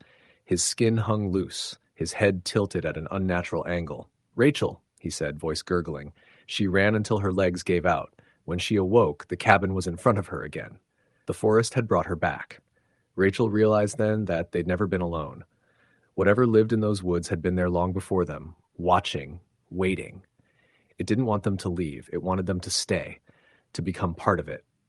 The last entry in Rachel's journal, found months later by a search party, read, open quote, "It's in the trees, it copies voices, it wears our faces. I saw Daniel again tonight. He asked me to come with him. I think I will. It's the only way to make it stop." Close quote. No bodies were ever recovered. The cabin still stands, though no one lives there now.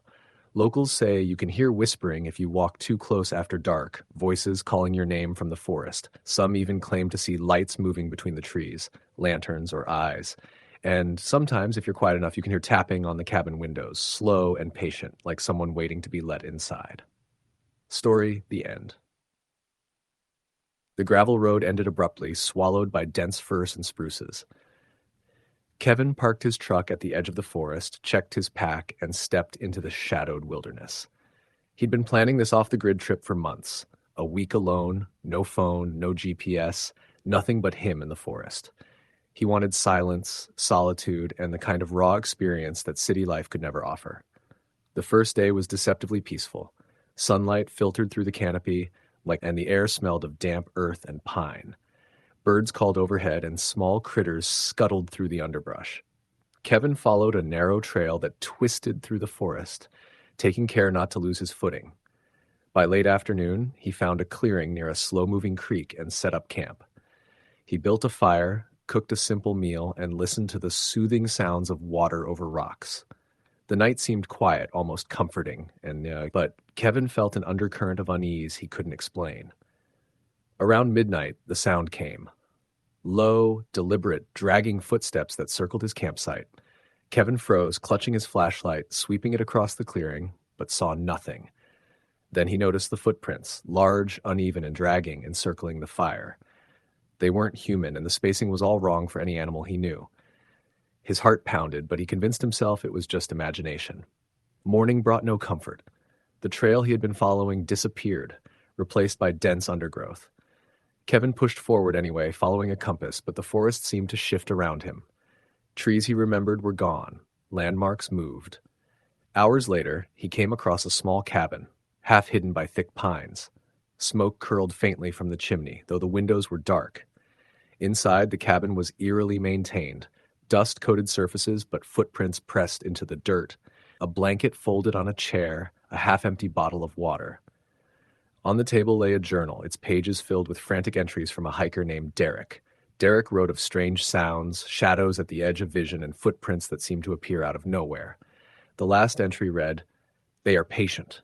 They watch. Don't follow the stones. Don't stop. Never let them see you." Nightfall brought the whispers, soft, incomprehensible at first, then forming words. "You shouldn't be here. You shouldn't be here." Shadows danced at the edge of Kevin's firelight. Limbs bent at impossible angles. Eyes glowed faintly. Sleep became impossible. At dawn, Kevin pressed onward, attempting to navigate using compass and sun. The forest twisted around him, paths doubling back, trees appearing where they had not been before. Footprints reappeared beside him, long, uneven, dragging. Always present, never touching, always watching.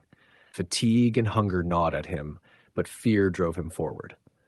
On the third day, he found another cabin, worse than the first. Signs of struggle filled the interior, broken furniture, remnants of hastily eaten meals. A journal on the table detailed the slow realization of a hiker being corralled by the forest. The stacked stones weren't markers, they were warnings. Those who ignored them vanished. Night fell. This time, the figures moved deliberately, circling him, herding him through the forest. Kevin ran blindly, branches clawing at his skin, roots tripping him. They never pursued aggressively, just enough to keep him moving. Panicked. On the fifth day, dehydrated and delirious, Kevin collapsed near a creek. That's when he saw them clearly. Tall, gaunt figures, limbs bending in impossible ways, eyes glowing faintly even in the dim light. Patient, intelligent, observing him like prey. Somehow he stumbled onto a logging road. A hunter spotted him and called for help. At the ranger station, officials confirmed the area was largely uncharted. No cabins existed on any maps, and hikers had disappeared there before, though the stories were dismissed.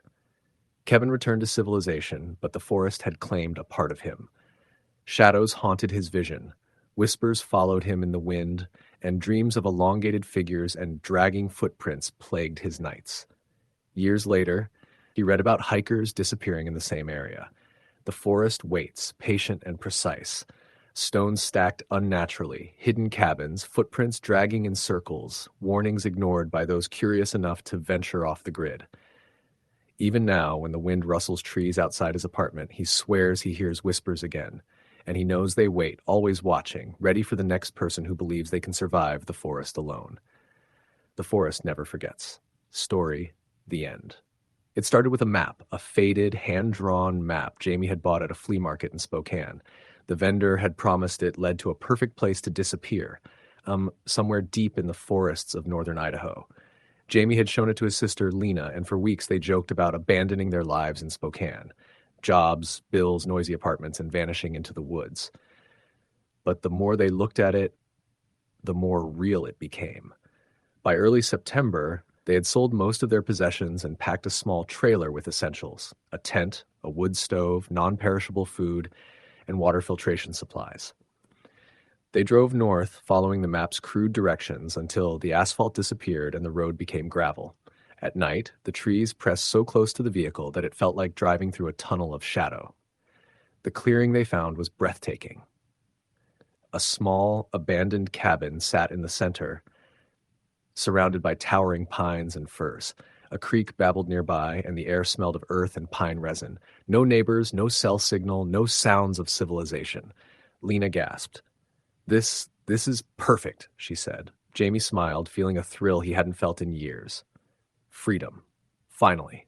The first few days were peaceful. They cleaned the cabin, built a small fire pit outside, and explored the surrounding woods. At night, they would lie awake, listening to the forest hum, a soft symphony of wind and insects, the kind of silence you can feel in your bones. But the forest has its own rules, and it doesn't like trespassers. The first sign came as a faint tapping on the cabin wall in the middle of the night. Lena thought it was a branch, but Jamie heard it too, rhythmic, deliberate. When they opened the door in the morning, nothing was there. The snowless earth was untouched, except for the usual animal tracks. Then the whispers began. Soft at first, almost like the wind. But when Lena swore she heard her name, she froze. Jamie laughed nervously. "It's the wind," he said. But even he couldn't ignore the way it sounded like words, carefully chosen, sometimes mocking, sometimes pleading. One evening, as Jamie gathered firewood, he noticed footprints near the cabin. Human footprints, bare and small, leading from the woods, circling the cabin and vanishing. He called Lena, but when she arrived, they were gone. No tracks, no disturbance, nothing. By the second week, the cabin felt wrong. Doors that had been closed tightly would be slightly ajar in the morning. Objects moved, pots, blankets, even their backpacks, sometimes stacked neatly, sometimes scattered. Jamie began to feel eyes on him, a prickle at the back of his neck whenever he stepped outside. One night, Lena woke screaming. Jamie jolted awake to find her pointing at the window. There, barely visible in the dark, was a figure. Pale, thin, with unnaturally long limbs, standing among the trees. Its face was obscured, but it was staring at them. Jamie grabbed a flashlight and swung it toward the figure, but it vanished instantly, leaving the forest silent, still.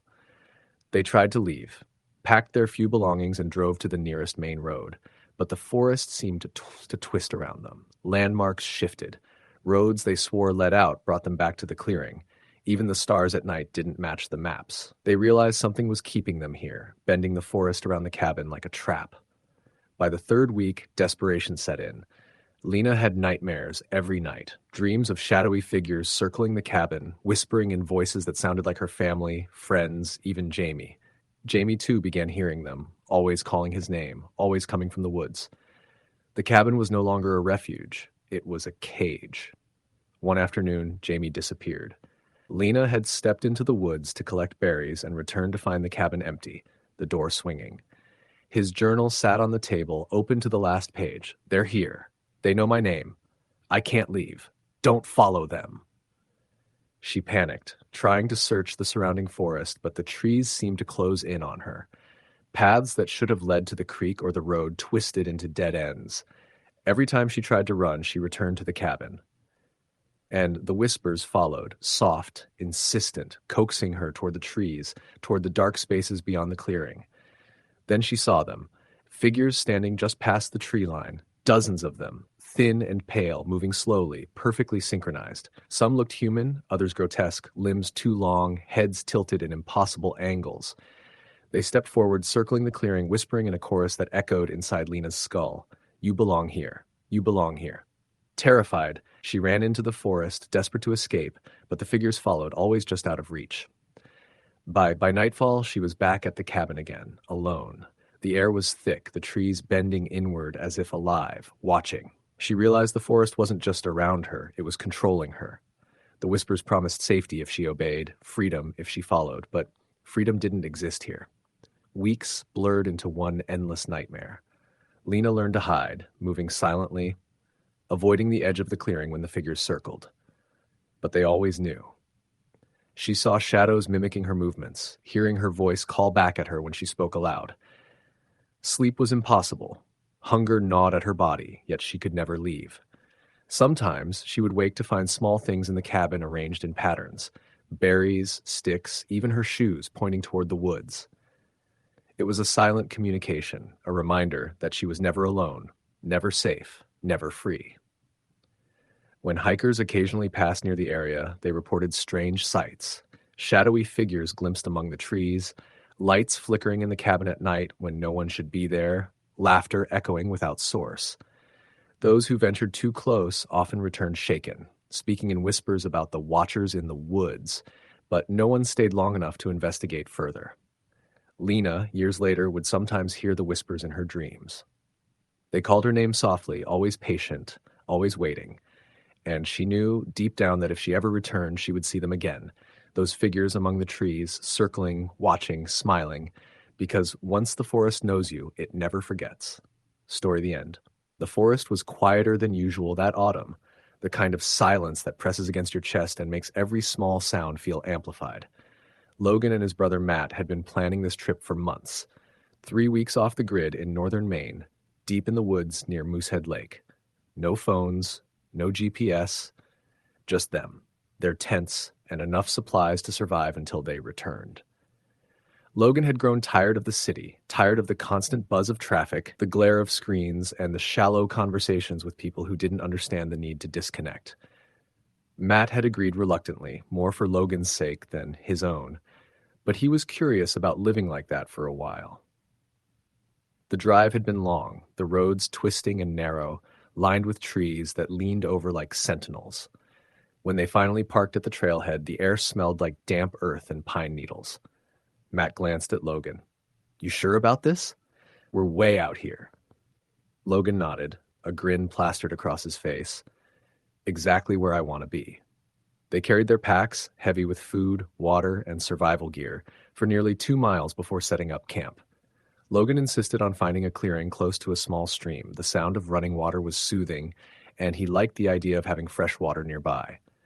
The campsite was perfect, or as perfect as a deep forest clearing could be. They pitched the tents, stacked firewood, and set about starting a fire.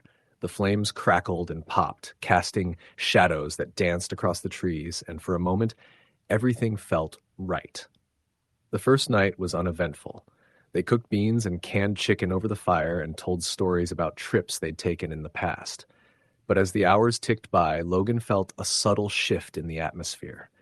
He couldn't quite explain it, but the woods felt alive in a way that was unsettling. Every snap of a twig made him flinch, and shadows seemed to move just beyond the firelight. Matt noticed too. He laughed nervously, brushing it off. "It's just the woods. They're weird at night." Logan nodded, though he didn't fully agree.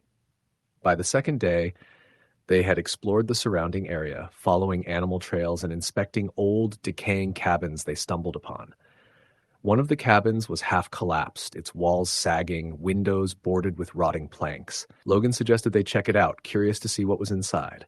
Matt hesitated, but eventually followed. Inside, the air was thick and musty.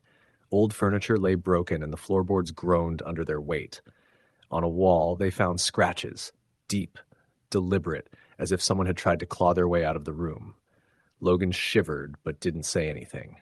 Matt, ever the skeptic, joked about squatters or wild animals, but the unease lingered. That night, Logan couldn't sleep. He lay in his sleeping bag, listening to the wind rustle through the trees and the stream gurgle nearby. Then he heard it, a low, dragging sound, like something heavy being pulled across the forest floor. He froze, straining to hear. It stopped. Moments later, there was a soft knock, not at the tent, but somewhere outside. He shook Matt awake. "Did you hear that?" Matt rubbed his eyes. "Hear what?" Logan whispered, recounting the sound. Matt scoffed, blaming it on the wind or an animal. Logan wasn't convinced. The next day, they decided to hike further, deeper into the forest. The trees grew thicker, and the light dimmed, even though it was midday. Logan's sense of unease grew.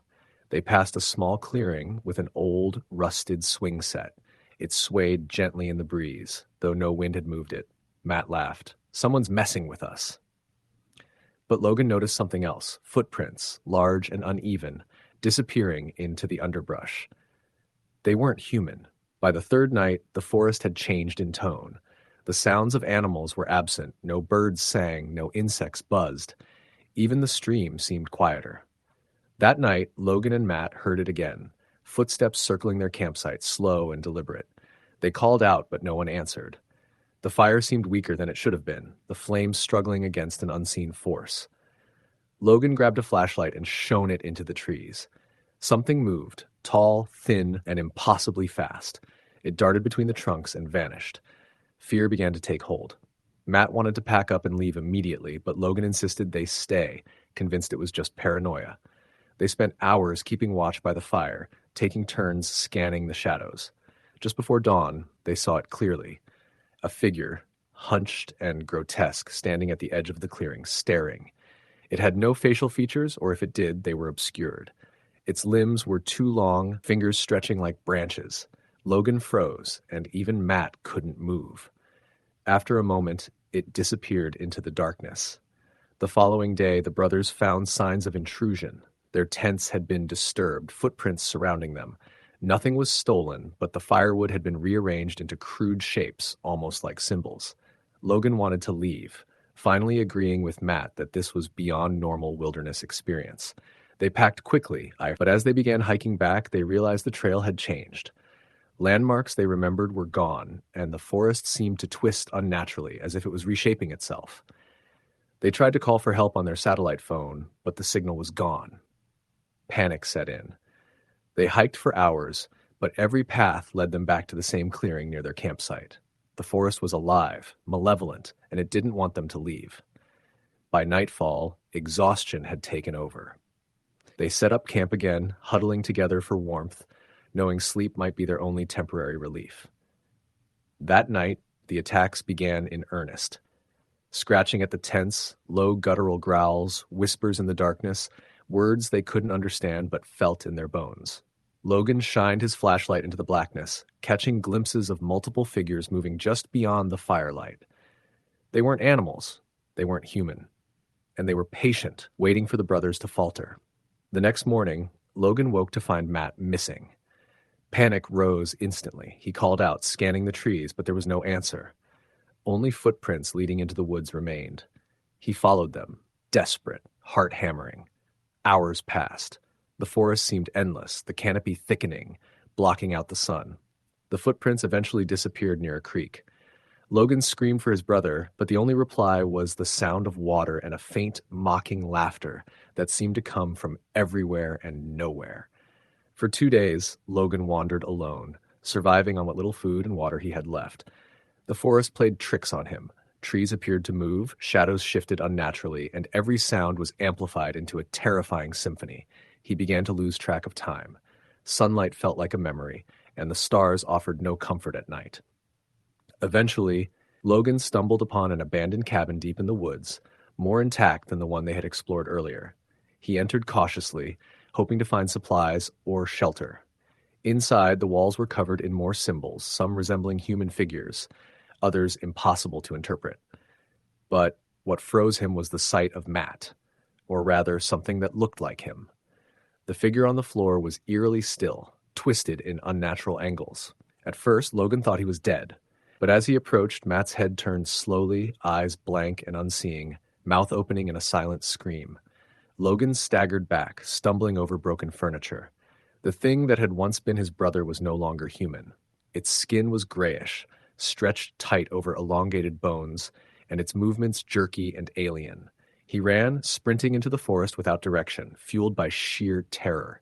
For days, Logan moved blindly, avoiding shadows that seemed to reach for him. Hunger and thirst gnawed at him, but he couldn't stop.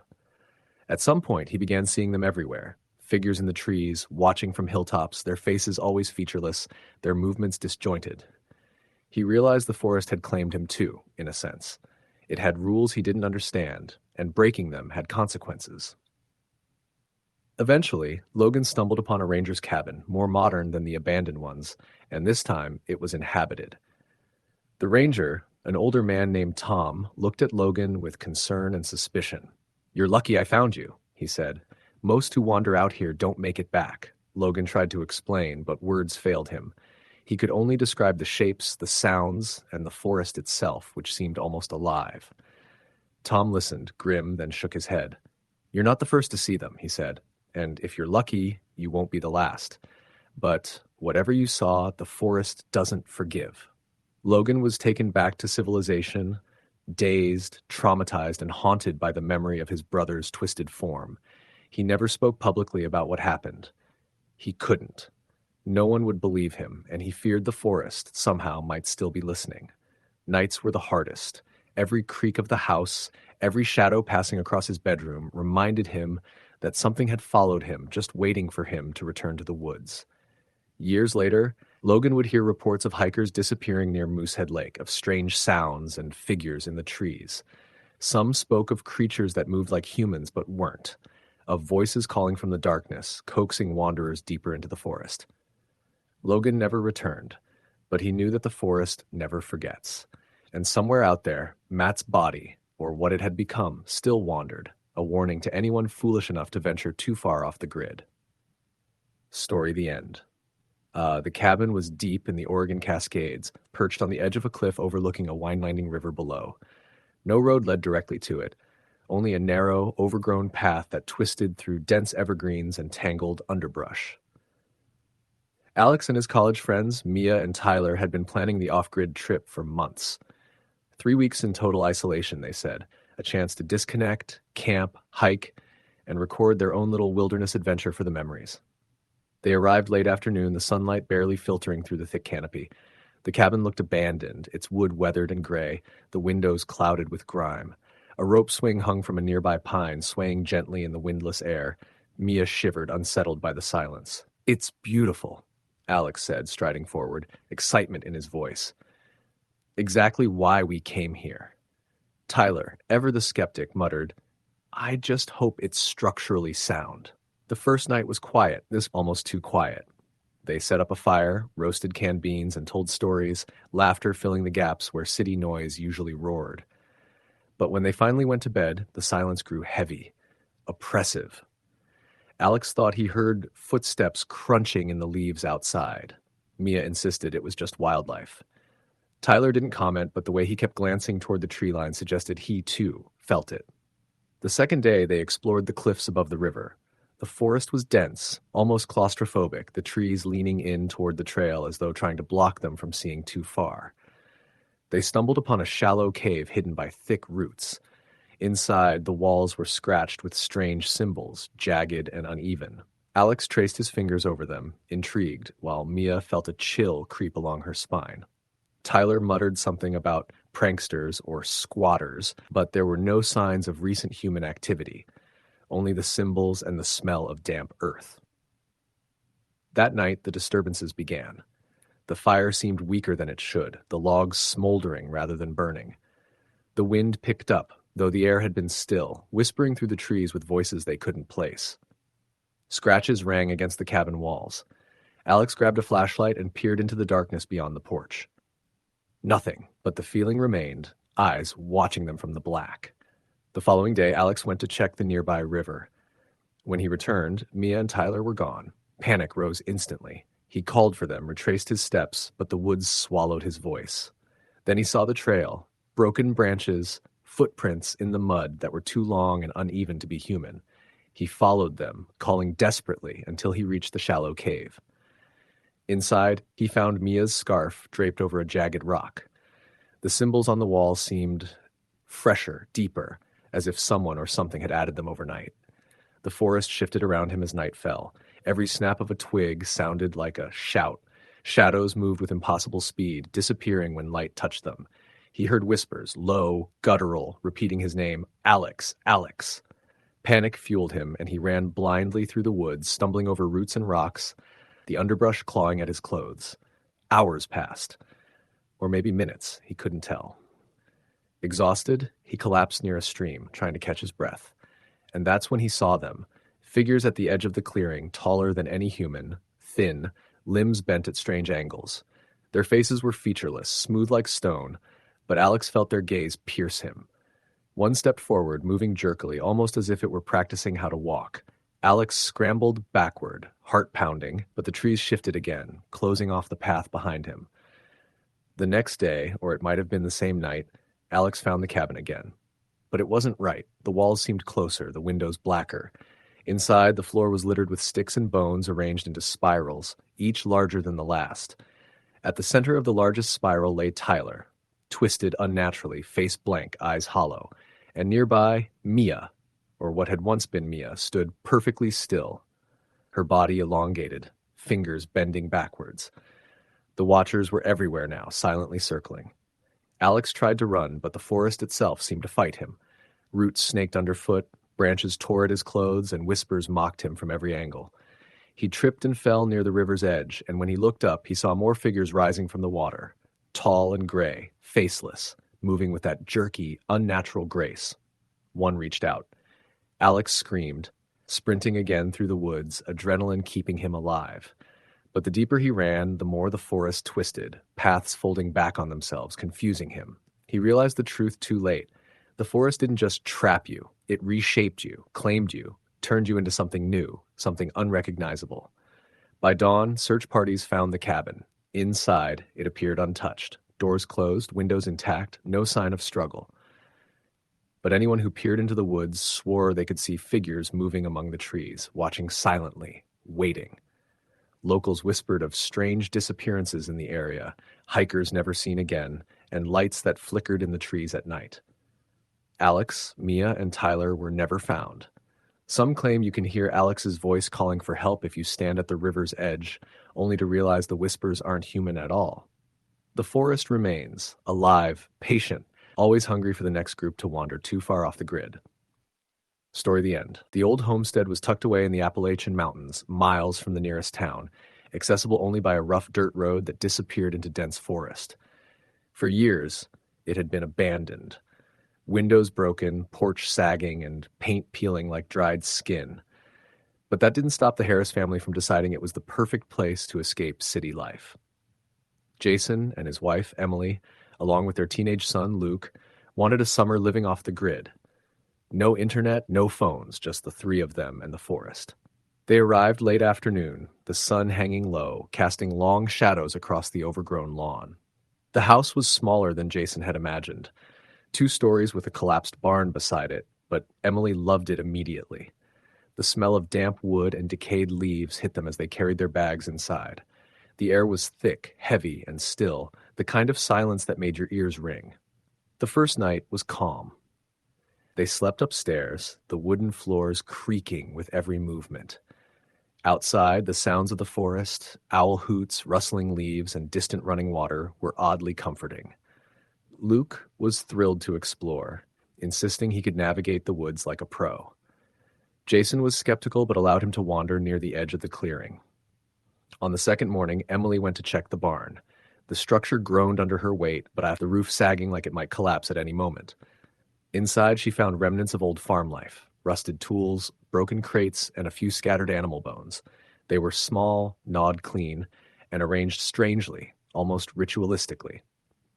Emily felt a chill creep up her spine, but dismissed it as her imagination. Jason didn't even want to go near the place, warning her not to touch anything. By the third day, things began to feel wrong. Luke returned from the woods pale and silent, clutching a small hand-carved figure made of twigs and string. He refused to say where he found it, only whispering, "They're watching." Emily laughed nervously, assuming it was his imagination, but Jason frowned. Something about the way Luke said it, the fear in his eyes, felt genuine. That night, the first real disturbance occurred. They were sitting by the fire in the living room, trying to cook over a small propane stove, when they heard it, tapping on the window. Slow, deliberate. Jason went to the door and opened it. Nothing. The yard was empty. When he returned, the tapping had moved to the back of the house, soft at first, then insistent. Luke clutched Emily's arm, trembling. "It's them," he whispered. "The Watchers." Over the next few days, the tapping continued, always in different locations. Objects inside the house moved on their own, chairs slightly tilted, dishes shifted, the thermostat dial turned down even though it was mechanical. At night, the sounds intensified, whispering, soft footsteps, scratching at the walls. Emily began to see shadows moving just beyond the candlelight, tall and thin with limbs that didn't bend naturally. One evening, Jason decided to explore the woods alone, hoping to find some rational explanation. He brought a flashlight and a pocket knife, heading toward a clearing he'd spotted earlier. Hours passed, and he didn't return. Emily and Luke waited by the window until night fell, calling for him, but only the forest answered. By morning, Jason was gone. His footprints led into the trees, but never came out. Emily panicked. She packed what she could carry, intending to leave immediately, but as she opened the door, the forest seemed to shift around her. Paths she had memorized no longer led anywhere familiar. It was as if the woods themselves were alive, corralling her back toward the house. Desperate, she tried to call for help on her old cell phone. No signal. She ran blindly through the underbrush, Luke clutching her hand, but the deeper they went, the more the forest seemed to close in. At night, the whispers grew louder, voices speaking in unison, calling names. Emily, Luke. Shadows moved in unnatural ways, and sometimes she swore she could see figures crouched in the trees, watching them with blank, featureless faces. On the fifth night, they returned to the house, drawn by some unseen force. The door was ajar, though she was certain she had locked it. Inside, the temperature dropped sharply. Luke screamed as they saw it. Jason, or what looked like him, standing in the corner. His body was distorted, elongated, his face twisted and pale, eyes empty. He didn't speak, only raised one thin skeletal arm pointing toward the attic. Emily forced herself up the stairs, Luke clinging to her leg. The attic was dark, the air thick. In the center of the room was a circle of small bones, sticks and twigs arranged into intricate patterns. At the center was Jason, suspended unnaturally as if he were part of some ritual, and around him the watchers waited, tall, thin, and featureless, limbs jerking in ways that defied biology. The figures turned toward Emily and Luke. One stepped forward, its head tilting unnaturally. She could feel it studying her, analyzing, deciding. She grabbed Luke and ran, bursting down the stairs, through the living room and out the door. The forest outside was alive, branches reaching for them, roots tangling around their feet. The whispers followed, now accompanied by laughter. Soft, childlike, then deep and guttural. They ran until exhaustion forced them to stop, collapsing near a stream. Emily thought she could see the edge of the forest, a road leading out, but every time she moved toward it, the trees shifted, paths closing behind them. For hours they wandered, lost, until they stumbled upon another clearing, this one different. There, carved into the earth, were hundreds of spirals made of sticks and bones, each one larger than the last. At the center of the largest spiral stood Jason, perfectly still, head cocked at an unnatural angle. And then they saw them, dozens of figures moving between the trees, stalking them silently. Emily screamed, grabbing Luke, running blindly. Behind them, she heard Jason's voice, warped and echoing, calling her name. She realized then that leaving wasn't possible. The forest didn't let anyone go once it claimed them. Days passed, or maybe weeks. Time had no meaning in the forest. Emily and Luke learned to move silently, hiding from the watchers, avoiding the spirals of bones. At night, the whispers tormented them, calling names, mocking, promising safety if they would only join the circle. Emily refused, but she knew Luke was weakening. One night, she awoke to find Luke gone. Panic surged through her. The forest seemed to hum, alive with anticipation. She followed faint sounds to the largest spiral, and there he was, in the center, twisted unnaturally, eyes empty like Jason's. A figure stepped forward, a watcher wearing Luke's face. Emily screamed, but no sound escaped her lips. The forest closed in, the trees bending and moving, guiding her toward the spiral. She knew then there was no escape. The watchers didn't just take people, they remade them, erasing who they were and filling them with themselves. Emily screamed again, but the forest swallowed the sound. Weeks later, hikers reported seeing figures in the clearing, tall, thin, featureless, standing in unnatural poses. Occasionally, one would call out a name, soft and familiar, echoing through the trees. The old homestead stands still, abandoned, but the air around it is heavy, charged with whispers and the sense that the forest is alive, patient, waiting for its next visitors. Story the end. It was late October when I first decided to leave my life in Colorado behind. I was done with city noise, the traffic, and the constant surveillance of people I didn't know or care about. I wanted isolation, the kind of complete off-the-grid life that only the mountains and forests could provide. I scoured land listings for months, looking for something cheap, secluded, and ideally with some sort of cabin already on it, so I wouldn't have to sleep in a tent while I built one. I found a listing in northern Arizona near a town called Greer. 40 acres of dense pines and juniper, a small creek running along one edge, and an old two-room cabin sitting crookedly on the property. The price was unbelievable, barely more than a car, and the owner, an older man named Tom, sounded eager to get rid of it. He warned me in a quiet voice, "You won't see another soul for miles. No electricity, no water system. And the road, well, it's more of a trail. Some people get stuck out there." I didn't care. I wired the money and made arrangements to move in the following weekend. The drive up was long and twisting, gravel turning to dirt, dirt turning to a narrow, rutted path that seemed to vanish into the trees. By the time I arrived, the sun was sinking behind the ridges, turning the sky a bruised orange. The cabin looked smaller than the pictures, tilted roof, sagging porch, windows cracked and yellowed with age. But I felt something I hadn't felt in years: freedom. I spent the first day unpacking supplies, clearing dead branches, and stacking firewood. I found an old cast iron stove in one corner and a small pile of kindling behind the cabin. The creek was shallow but flowing, and I set up a basic filtration system. By nightfall, the only sound was the creek and the wind in the pines. The first night was peaceful, almost idyllic. I slept in the loft, listening to the creek. But around 2 a.m., I woke to the sound of someone or something knocking on the cabin wall. Slow, deliberate. 3 sharp knocks, pause, then another 2. My heart thumped. I grabbed my flashlight and looked out the windows. Nothing. The trees were still, the creek flowed, the wind was calm. I told myself it was an animal, maybe a raccoon or a woodpecker. The next morning I found footprints outside. Barefoot, small, human-shaped, but stretched oddly, like someone's toes were too long. They started near the creek, circled the cabin, then vanished into the forest. I brushed it off as a wandering hunter or hiker, though no one had been around for miles. Days passed. Little things began to accumulate. Tools disappearing from the porch, then reappearing inside the cabin in odd places. My hatchet wedged in the stove, a bundle of rope draped over the loft railing. One morning, I found the firewood arranged in a crude circle with pine cones standing upright in the center. One afternoon, I ventured down the trail toward the creek. There was a small shack on the far side, made of rusted tin and warped wood. On the door was scratched a message: "Leave." I laughed nervously and took a picture, thinking it was some teenager's idea of a prank. But no one lived anywhere nearby, and the nearest house was over 5 miles away.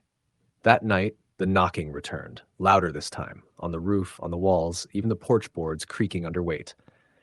Then came the whispering, soft, almost inaudible at first. My name. Ethan. I froze. I didn't respond.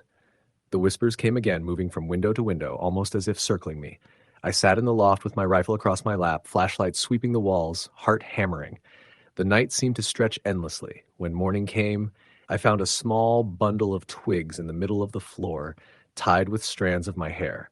I didn't recognize when it had been taken. Panic started to set in. I realized I wasn't alone. Something or someone was living nearby, watching me. I tried to leave. Packed the truck and started down the trail, but halfway there, the truck died. The engine wouldn't turn over. I got out, tried to push it, but the path was slick with mud.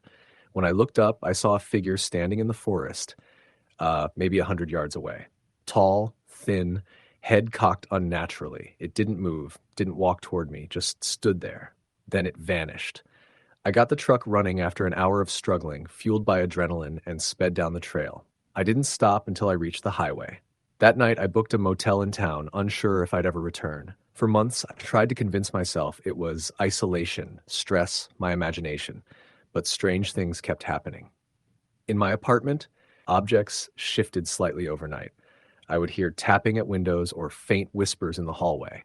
One morning, I found muddy footprints crossing my kitchen floor. No doors or windows had been opened. Eventually, curiosity got the better of me. I returned to the cabin with a friend, an amateur photographer named Lucas. We set up cameras, night vision gear, and motion sensors. The first night, nothing. The second, the sensors went off simultaneously at 2:33 a.m. We rushed to the cabin, cameras rolling. On the footage, a figure appeared in the loft window. It wasn't human, or not entirely.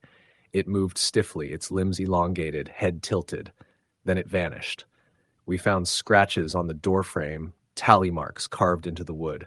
I recognized the pattern, the same as the bundle of twigs tied with my hair. There were 13 tally marks. That morning, we found the creek bank strewn with more of my hair and a message carved into a fallen log: "You belong here." We didn't argue. We left immediately, vowing never to return. But months later, I received a package in the mail. Inside was a Polaroid of my apartment living room. I was in the frame, asleep on the couch, unaware the picture had been taken. On the back, in messy black ink, were the words, "I'm still watching." I sold the cabin land soon after. I moved cities, changed jobs, changed routines, but the tapping, the whispers, and the feeling of being watched never completely left.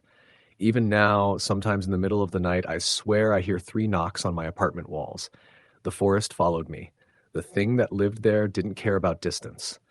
It only cared that I had been there, that I had seen it, and that I had tried to leave. Story the end. The idea started as a cleanse, a way to strip away the noise of modern life and rediscover what really mattered. That's what Chris told himself when he bought a 20-acre plot deep in the Bitterroot Range of Montana. No Wi-Fi, no traffic, no nosy neighbors, just sky, pine, and silence. He'd spent most of his adult life in Seattle, a web developer for a company that barely knew his name. The burnout had been creeping in for years. Sleepless nights, screens that burned his eyes, a constant dread that his life was just looping.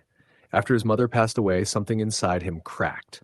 He sold nearly everything he owned, packed up a pickup truck and drove east until the road turned to gravel and the cell service vanished. The property came with an old cabin, a skeletal structure left behind by a miner in the 1960s. It needed work, rotten beams, a sagging roof, no insulation. But that was fine. Chris wanted the work. He wanted his hands raw, his back sore, his mind quiet. The first few weeks were everything he'd hoped for. He woke with the sunrise, cooked over a propane stove, and chopped wood until his muscles screamed. He read old paperbacks by the fire and wrote in a journal, rediscovering the feeling of days that belonged entirely to him.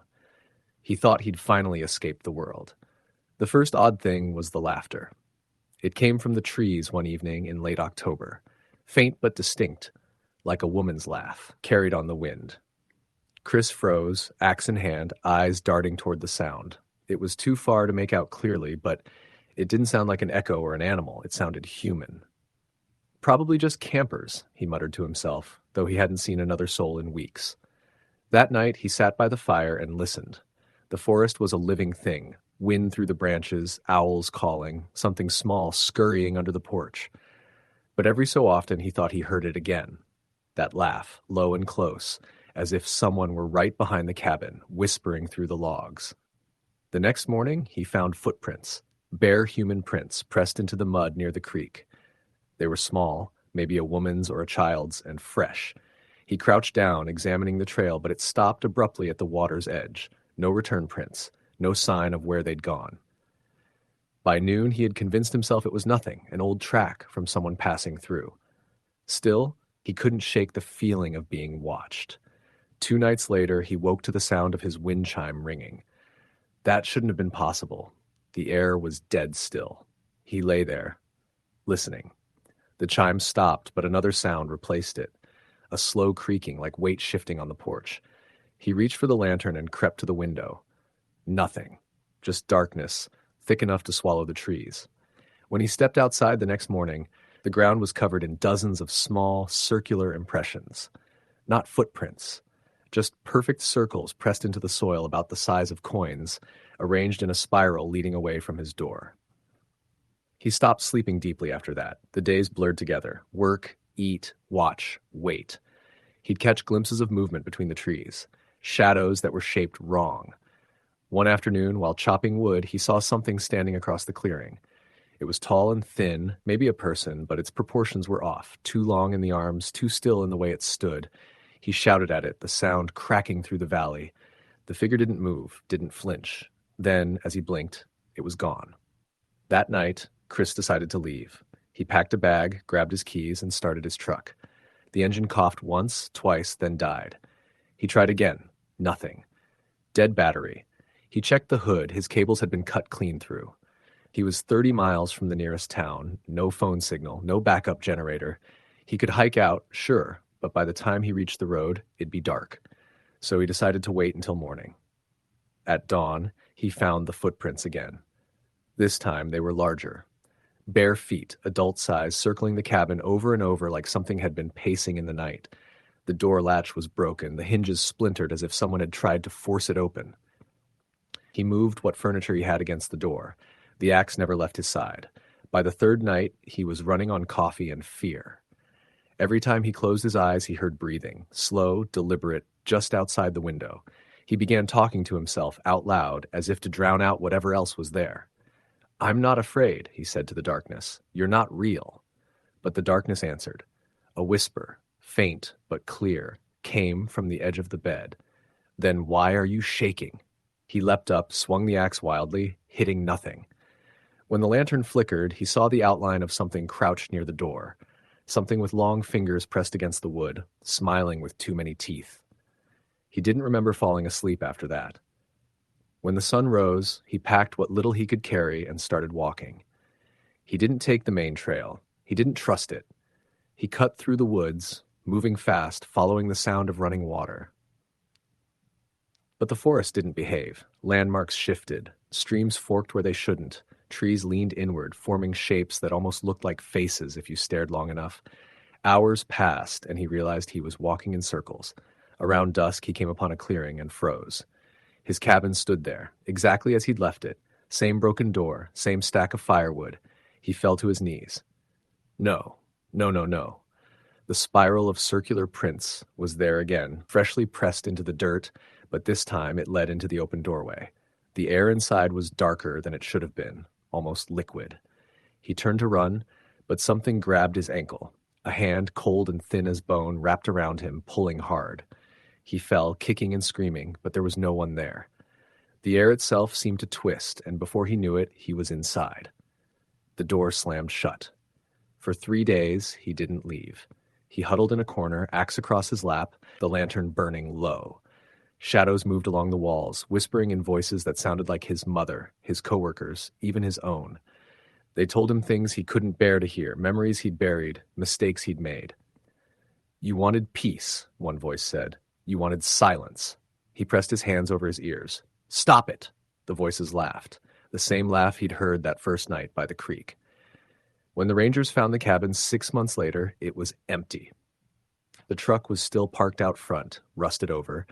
Inside, they found the remains of burned-out candles, claw marks on the floorboards, and a journal open to the last page. The writing was frantic, smeared with dirt and blood. "It wears my face now. If anyone finds this, don't answer when it laughs." They never found Chris. Some hikers still pass through that valley, though not many. They say the forest there feels wrong, quiet in a way that isn't natural. A few claim to have seen someone wandering through the trees, barefoot, muttering, carrying an axe. When they call out, he looks up, and his smile doesn't reach his eyes. Story the end. The first night was quiet. Deceptively quiet. Jackson had spent years fantasizing about getting off the grid. No phones, no internet, no neighbors, just him, his old pickup, and the stretch of forested land he'd bought in northern Idaho. The drive up had been long, the road narrowing into a dirt track, flanked by pines so dense that sunlight barely touched the ground. He felt free. That was the word he'd been chasing. Freedom. The idea of starting over, living self-sufficiently, had filled him with a kind of nervous excitement that he couldn't quite shake. His cabin wasn't much, just a small wooden structure he'd built himself over a summer, insulated well enough to withstand the winter, with a wood stove in the corner and a single kerosene lamp hanging from the ceiling. He unpacked his supplies, checked the generator he'd hauled up in pieces, and set it to rest for the night. Outside, the wind rustled through the trees in a way that felt alive, almost whispering. Jackson smiled at it, telling himself it was just the sound of the forest settling in. By 11 p.m., the cold had begun to seep in through the walls, despite his best efforts. He crawled into his sleeping bag, trying to ignore the feeling that someone, or something, was watching him from the darkness just beyond the window. He chalked it up to paranoia. He was alone here. Nobody else could reach him for miles. The thought should have been comforting, but instead it made the hairs on the back of his neck stand up. Around midnight, he woke to the faint sound of footsteps crunching on the snow outside. His eyes shot open.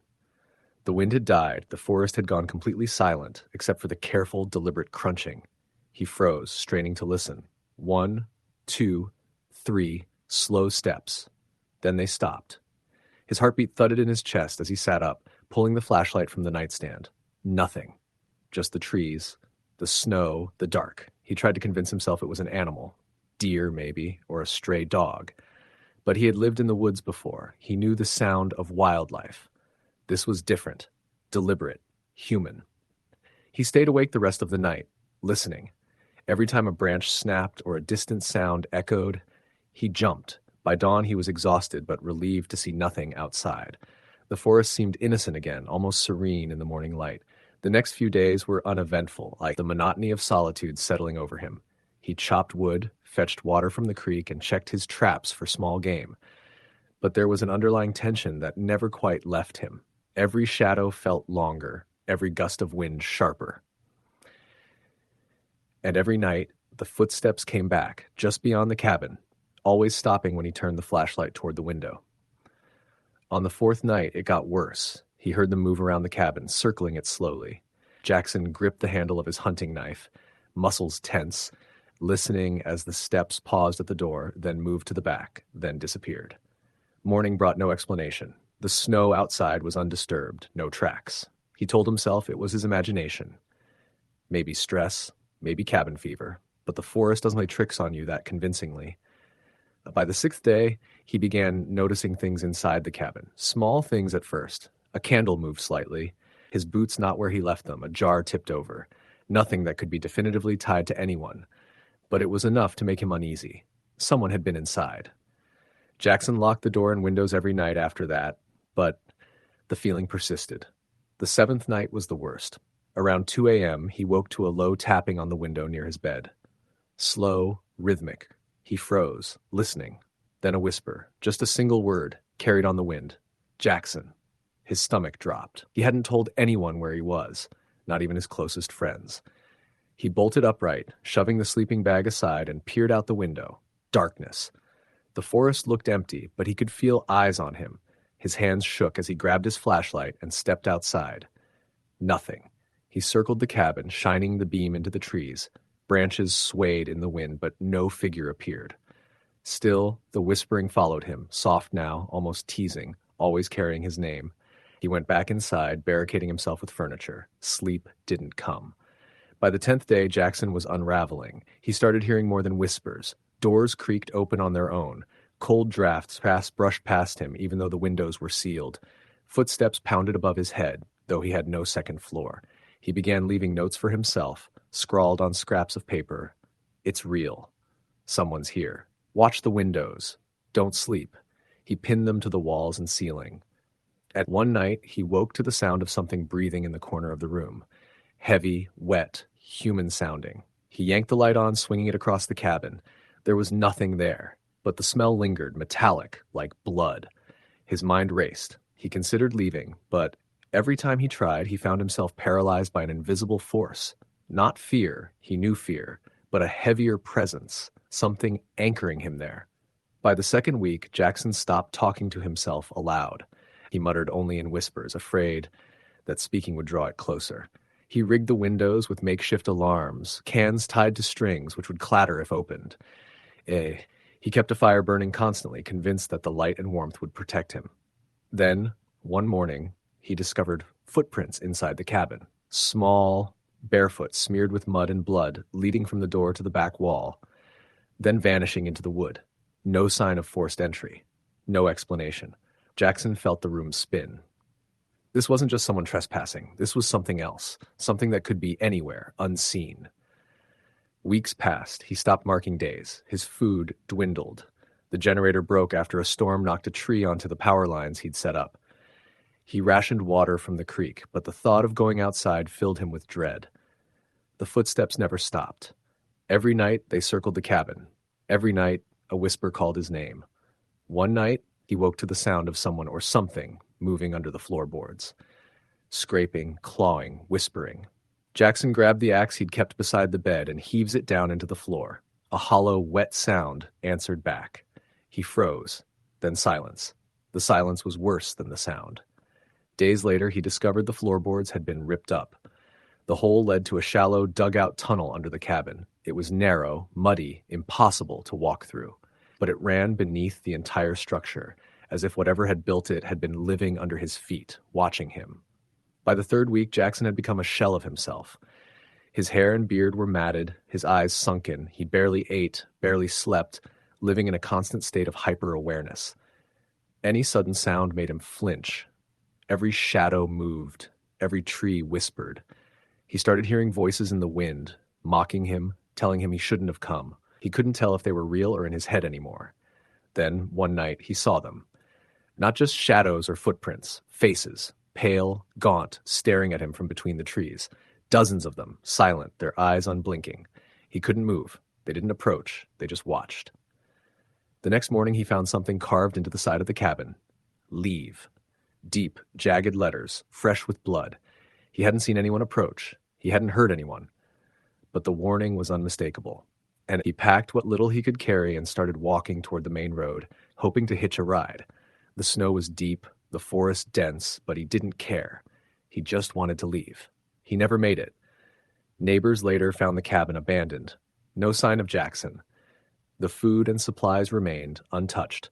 The floorboards were torn up, the tunnel beneath the cabin exposed, and sometimes hikers claim they hear footsteps around that old cabin, soft, deliberate, circling, whispering names that aren't theirs. A week after Jackson disappeared, a hunter reported seeing footprints, small, barefoot, smeared with mud and blood, circling the old cabin, then vanishing into the woods. It's been years since anyone has lived in that part of the forest. Rangers post warnings, hikers whisper about strange noises and voices in the trees. Locals avoid the area entirely, but the footsteps never stop. They never have. And sometimes, if you listen closely on a cold night, you can hear your own name whispered back to you from the shadows. Story, the end. The first thing that struck Mason Ellis when he arrived at the cabin was how quiet it was. Even the wind seemed hesitant, as though it didn't want to disturb the trees that towered on all sides. He had driven from Seattle, seeking escape from the constant noise of the city, the deadlines, and the people who demanded pieces of him he no longer had to give. The listing had promised total isolation, and he found himself smiling at the thought of weeks without human contact. The cabin was older than he had expected. Its logs were darkened with age, and the roof sagged in the middle, but the door closed firmly, and the windows, though grimy, were intact. Inside, there was a small stove, a cot, and a wooden table with a drawer full of old, yellowed notebooks. Mason unpacked his few belongings, lit the stove, and sank into the stillness. The first few nights were peaceful. Mason would sit in the dark, listening to the wind through the trees and the occasional call of an owl. It was the silence he had longed for, the kind that pressed into your chest and made every breath feel deeper. Then he began hearing noises. It started subtly, a knock on the door that sounded almost like a tap of fingernails, too deliberate to be the wind. Mason would sit up, heart racing, and shine his flashlight on the darkened forest. Nothing. Just trees, swaying gently, and the dark reflection of the moon on the glass. The next morning, he found the first warning. Carved into the side of the cabin were letters, jagged and uneven. "You're not alone." His hands shook as he touched the wood. He had been alone. Only him. No one could have reached the cabin without being seen. He told himself it was some kind of prank, maybe a local kid who had wandered too far into the woods, but there had been no signs of anyone, no footprints, no broken branches, no distant voices. That night, the whispering began. Faint at first, almost lost in the wind, but unmistakably human. Mason could hear syllables, fragments of words, and always, somewhere underneath, his own name. He spent the following days fortifying the cabin, hammering boards over the windows, and stacking firewood around the door. But the feeling of being watched only grew stronger. Shapes moved at the edge of the forest, glimpses of pale faces and black eyes, disappearing whenever he tried to focus on them. One evening, desperate for answers, Mason followed a trail into the forest. The underbrush tore at his clothing, and the light faded faster than it should have. He stumbled into a small clearing, and there they were. Figures, thin and pale, standing perfectly still, faces hidden in shadow. They didn't move as he approached. They didn't blink or breathe. And yet Mason felt their awareness like a weight pressing down on his chest. He turned to run and realized with a sinking horror that the forest had shifted.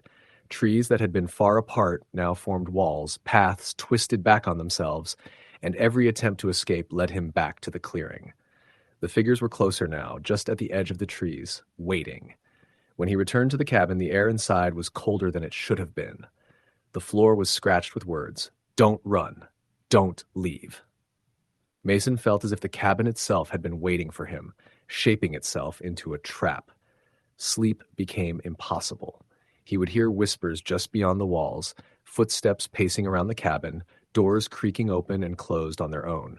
Sometimes he would glimpse pale shapes in the corners of the room, standing silently, watching, disappearing when he turned.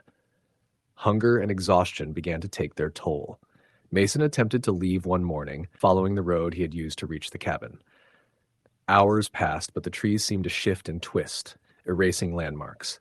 Each time he thought he had found a path out, it led him back to the cabin. The whispers changed. No longer just fragments, now they formed sentences. Please. Commands. Sometimes they mimicked his own thoughts, repeating fears he hadn't spoken aloud. He realized with a terror that sank deep into his bones that the forest had learned anew him.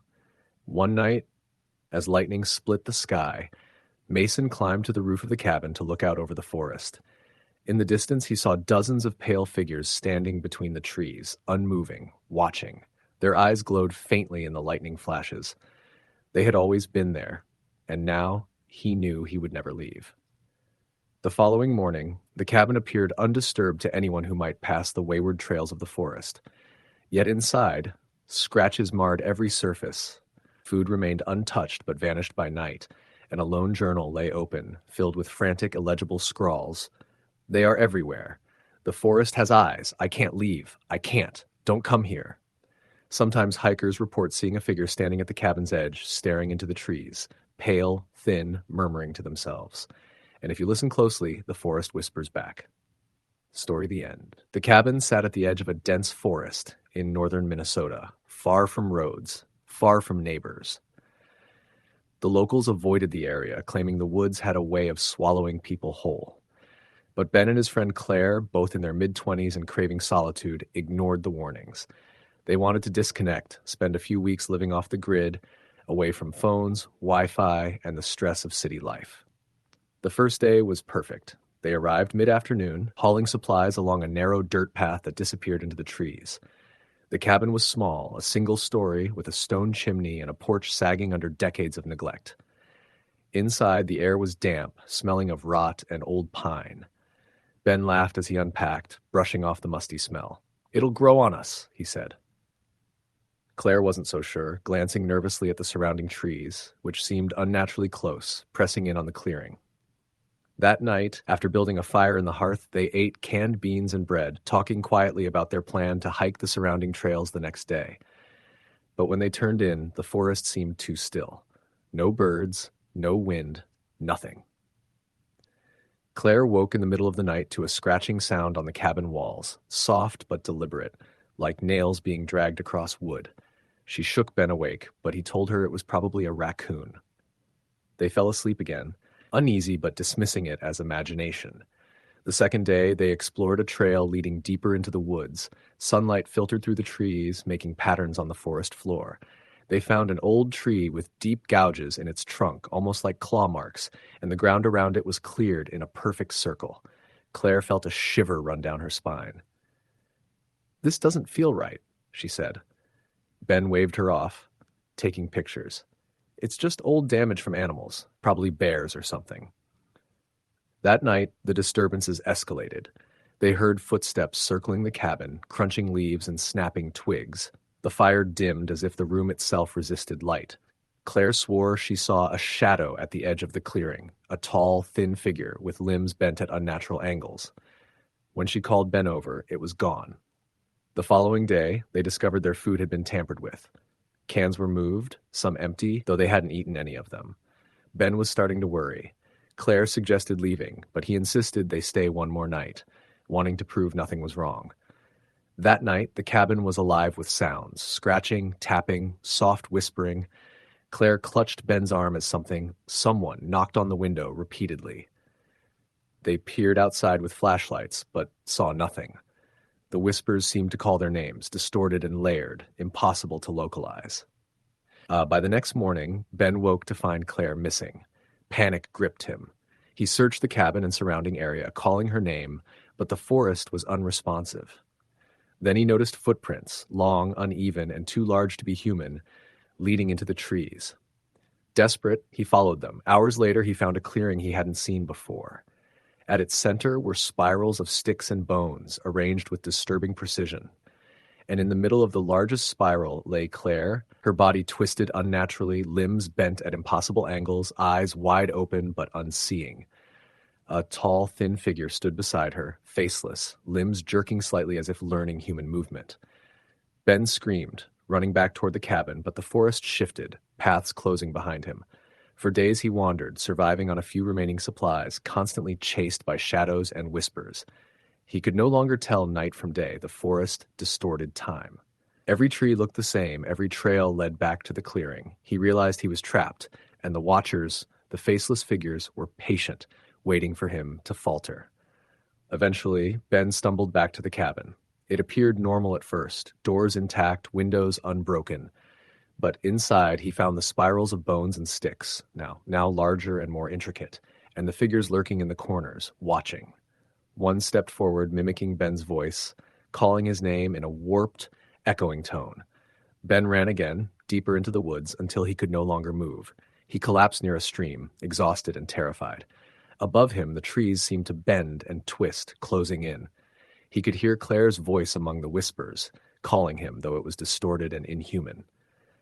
Months later, hikers reported strange sounds near the abandoned cabin. Whispers, footsteps, and occasional screams that faded into the wind. Some claimed to see figures standing motionless among the trees, tall, thin, and featureless, watching silently.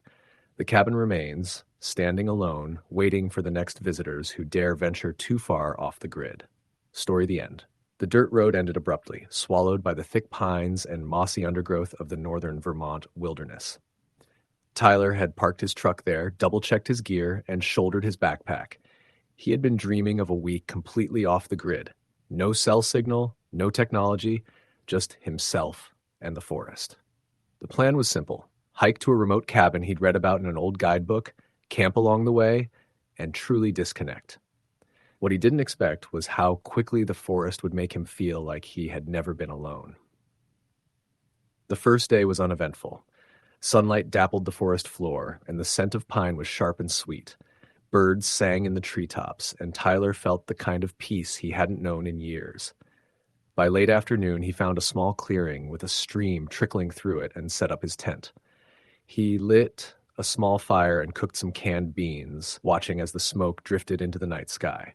Sleep was deep at first, though uneasy, as the forest murmured quietly around him. Around midnight, something woke him. It was a low, guttural sound, like a growl mixed with a whisper coming from just beyond the circle of firelight. Tyler froze, listening. The sounds moved closer, circling him. When he shined his flashlight outward, he saw nothing, yet the underbrush had been disturbed. Branches were broken, footprints dragged through the dirt in large, uneven patterns. They weren't human, but they weren't entirely animal either. He slept little that night, clutching a hunting knife, the fire between him and the darkness. In the early hours of morning, he noticed something odd.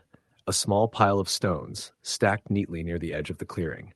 He remembered reading about cairns marking trails, but these felt deliberate, warning-like. A cold shiver ran down his spine. The following day, Tyler attempted to follow the path to the cabin, but the forest seemed to resist him. Trees that had been to his left were now on his right. Landmarks disappeared. He stumbled across a dilapidated cabin hidden in a grove. Smoke rose faintly from a chimney, yet the windows were dark. Inside, it was eerily tidy for an abandoned structure. Dust on the floors, but footprints pressed in the dirt, a blanket folded neatly on a chair, a half-empty water bottle on a table. A journal lay on the table. Its pages were filled with frantic handwriting from a hiker named Sean, who had ventured off the grid months before. Sean described strange whispers, shadows that moved on their own, and footprints that appeared out of nowhere. His last entry made Tyler freeze. They are patient. They watch. Don't follow the stones. Don't stop. Never let them see you. Nightfall brought the whispers. Soft at first, impossible to locate, then forming words. You shouldn't be here. You shouldn't be here. Shadows at the edge of the firelight moved unnaturally. Limbs bent at impossible angles, eyes glowed faintly. Sleep became a distant memory as the sounds circled him. Tyler moved at first light, attempting to navigate using compass and sun. The forest twisted around him. Paths doubled back. Trees appeared where they had not been before. Footprints reappeared, dragged through the dirt, always around him, never touching but always present. Hunger and fatigue became secondary to the fear gnawing at him. By the third day, he stumbled upon another cabin, smaller and worse for wear. Signs of struggle, furniture broken, remnants of food filled the interior. Another journal lay on the table, describing the hiker's slow realization that the forest itself was alive, guiding people into traps. The stacked stones weren't trail markers, they were warnings. Those who ignored them vanished. Night fell. This time the figures were closer. Not lingering at the edges, they moved deliberately, circling him, herding him through the forest. Tyler ran blindly, branches clawing at his skin, roots tripping him. They did not chase aggressively, only enough to make him keep moving, keep panicked. On the fifth day, dehydrated and delirious, Tyler collapsed near a creek. That's when he saw them clearly. Tall, gaunt forms, limbs bending in impossible ways, eyes glowing faintly even in the dim light. They were patient, intelligent, and utterly alien, observing him like a predator studying prey. Miraculously, he stumbled onto a dirt logging road. A passing hunter saw him and called for help. At the ranger station, officials noted that the area was largely uncharted.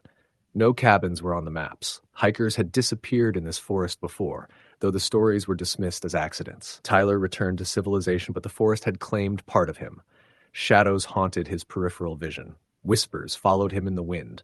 Dreams of elongated figures and dragging footprints plagued his nights. Years later, he read about hikers disappearing in the same region. The forest waited, patient and precise. Stones stacked unnaturally, hidden cabins, footprints dragging in circles. Warnings ignored by those curious enough to venture off the grid. At night, when the wind rustled trees outside his window, he swore he could hear the whispers again. And he knew they waited, always watching, ready for the next person who believed they could survive the forest alone. The forest never forgets. Story the end. Mark had been planning this trip for months. He wanted to escape everything. Emails, bills, people. He wanted off the grid, deep in the Montana wilderness, far from cell towers and roads. He had found an old cabin for sale online, advertised as remote, untouched, perfect for solitude. He arrived just as the sun was setting, the sky a bruised purple behind towering pines. The dirt road that led to the cabin ended abruptly, leaving only tracks in the mud and the endless forest beyond. The cabin was small and ramshackle, built from logs that had darkened with age. Inside, it smelled of mildew and wood smoke. There was a wood stove, a single cot, and a rickety table. Mark dropped his backpack and lit the stove. The first night, he slept with the door locked, his hunting knife on the pillow beside him. Outside, the wind whispered through the trees. Somewhere, a branch cracked. The second night, he heard footsteps outside the cabin. They weren't soft like deer or raccoons. They were heavy, deliberate, circling the building. Mark's heart pounded. He grabbed his flashlight and stepped out, sweeping it across the snow-covered clearing. Nothing, just the forest, dark and endless. The next morning, he found something strange. The woodpile he had stacked neatly was now scattered, split logs lying in patterns that didn't make sense. It wasn't wind. There was no storm. Panic prickled at his mind, but he forced rational explanations. Maybe a bear had been digging around. By the third night, Mark couldn't ignore it anymore. The footsteps returned, moving around the cabin in the dead of night, stopping every so often as if listening. Then a whisper, low, almost playful, calling his name. Mark. He froze. Nobody knew he was here. He hadn't told anyone, not even his brother. He kept the flashlight trained on the dark tree line until dawn. Nothing was there. By the fifth day, Mark noticed small things inside the cabin had been moved. A cup on the table wasn't where he'd left it. The journal he had brought was open, pages blank. And always, the footprints, small, bare, smeared with mud, circling the cabin, appearing overnight without any explanation. Sleep became impossible. Every night, the whispers grew louder. Sometimes he could swear he saw figures at the edge of the clearing, tall, thin, pale shapes standing motionless among the trees. They never moved when he looked directly at them, but when he blinked or turned, they were closer. By the seventh night, Mark was terrified. He had barricaded the doors and windows, lit every candle he had, and kept the stove burning. The whispers now came from inside the cabin, echoing off the walls, calling his name in voices he didn't recognize. Sometimes it was a child's voice, sometimes a deep, guttural murmur. He discovered footprints inside the cabin one morning, small, bare, muddy, trailing across the floor into the corner behind the stove, vanishing into the shadows. Mark's rational mind broke. Something was living under the cabin, watching him. By the 10th day, he had stopped keeping track of time. His food and water were dwindling. He barely ate. He could no longer tell whether the sounds he heard were real or imagined. Doors creaked open, objects moved on their own, and the whispers never stopped. One night he woke to breathing in the corner of the room, slow, wet, and deliberate. He swung his flashlight and caught a glimpse, a shadowy figure, gaunt, eyes glinting in the faint light. He swung again with the hatchet he had kept by the bed, but it hit only air. The figure vanished. The smell of iron filled the room. The following day, Mark tried to leave. He stepped into the snow, following the tracks he had made when he first arrived. But the forest had changed. The trail twisted in ways it hadn't before, landmarks vanished, and he felt as though he was walking in circles. Every so often, the whispers called his name from just beyond the trees, mocking him, guiding him deeper into the woods. After hours of walking, he found the cabin again, but it wasn't the same. The logs were darker, the windows black, and the footprints had multiplied, surrounding the cabin in a tight, continuous circle. Pale, small, unbroken. Mark never left. Neighbors reported the cabin abandoned a few months later. Supplies remained untouched. The floorboards had been ripped up, revealing a narrow tunnel dug beneath the cabin. The whispers continue, say hikers, carried on the wind. Soft, persistent, calling names no one has given. Some say the figures wait in the trees for anyone who dares live off the grid there. They watch, they circle, and sometimes, if you wander too close at night, you hear a voice in the dark whisper your name, soft, deliberate, hungry. Story the end. The wind had picked up that evening, carrying with it the faint scent of pine and the distant echo of a river tumbling over rocks. Jeremiah Miller had been off the grid for nearly 2 months, living in a small cabin he had painstakingly built in the dense forests of northern Maine. He had always dreamed of escaping the relentless hum of modern life, the incessant notifications, the people constantly vying for his attention. Out here, it was just him, the forest, and the occasional deer or fox wandering close enough to be noticed. At first, the solitude had been blissful. Days were filled with chopping wood, tending a small vegetable garden, and reading books he had carried from his apartment in Boston. Nights were long and quiet, the silence only broken by the whispering wind or the occasional hoot of an owl. But as the days stretched into weeks, the isolation began to gnaw at him in ways he hadn't anticipated. He would sometimes catch glimpses of movement out of the corner of his eye, shapes that vanished when he turned his head. He told himself it was just the forest playing tricks, shadows stretching in the moonlight. One night, a storm rolled in. The sky darkened early, and the wind became a low, insistent howl that rattled the thin windows of his cabin. Jeremiah lit a fire in the hearth, hoping the warmth would calm his nerves. As he sat there, staring into the dancing flames, he heard a sound that didn't belong, a soft tapping, like someone knocking on the cabin door. His heart leapt into his throat. He reminded himself that he lived in one of the most remote areas in the state. No one should be here. He grabbed a flashlight and cautiously approached the door. Outside, the rain had turned into a light drizzle, the storm less threatening than it had been moments ago. Jeremiah stepped out onto the porch, flashlight beam cutting through the darkness. There was nothing. Not a footprint in the mud, not a branch out of place. He shook his head, muttering about nerves and storm-induced paranoia. Over the next few days, things became stranger. Jeremiah started finding objects slightly out of place. A log moved closer to the door, a stack of firewood rearranged. He tried to rationalize it. Perhaps he had been careless or the wind had shifted them, but the feeling of being watched grew heavier with each passing day. One afternoon, while collecting water from the nearby stream, he noticed footprints in the mud. They weren't his. They were small, human-like, but they didn't match the size of an adult man. Panic surged through him. He followed them cautiously, but they led only to a clearing where the forest seemed untouched. No sign of whoever or whatever had left the tracks. Jeremiah started barricading the cabin doors at night, hammering extra nails into the windows. Sleep became fitful. Every creak of timber or rustle of leaves outside sent him bolting upright in terror. He considered leaving, returning to the safety of civilization, but some stubborn part of him resisted. He had chosen this isolation, and he wasn't going to let fear drive him out. Then the noises began. First, it was whispers carried on the wind, too faint to make out, but unmistakably human. Then footsteps at night, deliberate, pacing just outside the cabin walls. Jeremiah never saw anyone, but he felt them. He could hear breathing, heavy and uneven, echoing in the darkness beyond the thin cabin walls. One night, as he lay awake, the whispering intensified. He couldn't understand the words, but the tone was unmistakable, mocking, cruel. He grabbed his flashlight and flung open the door, swinging the beam into the shadows.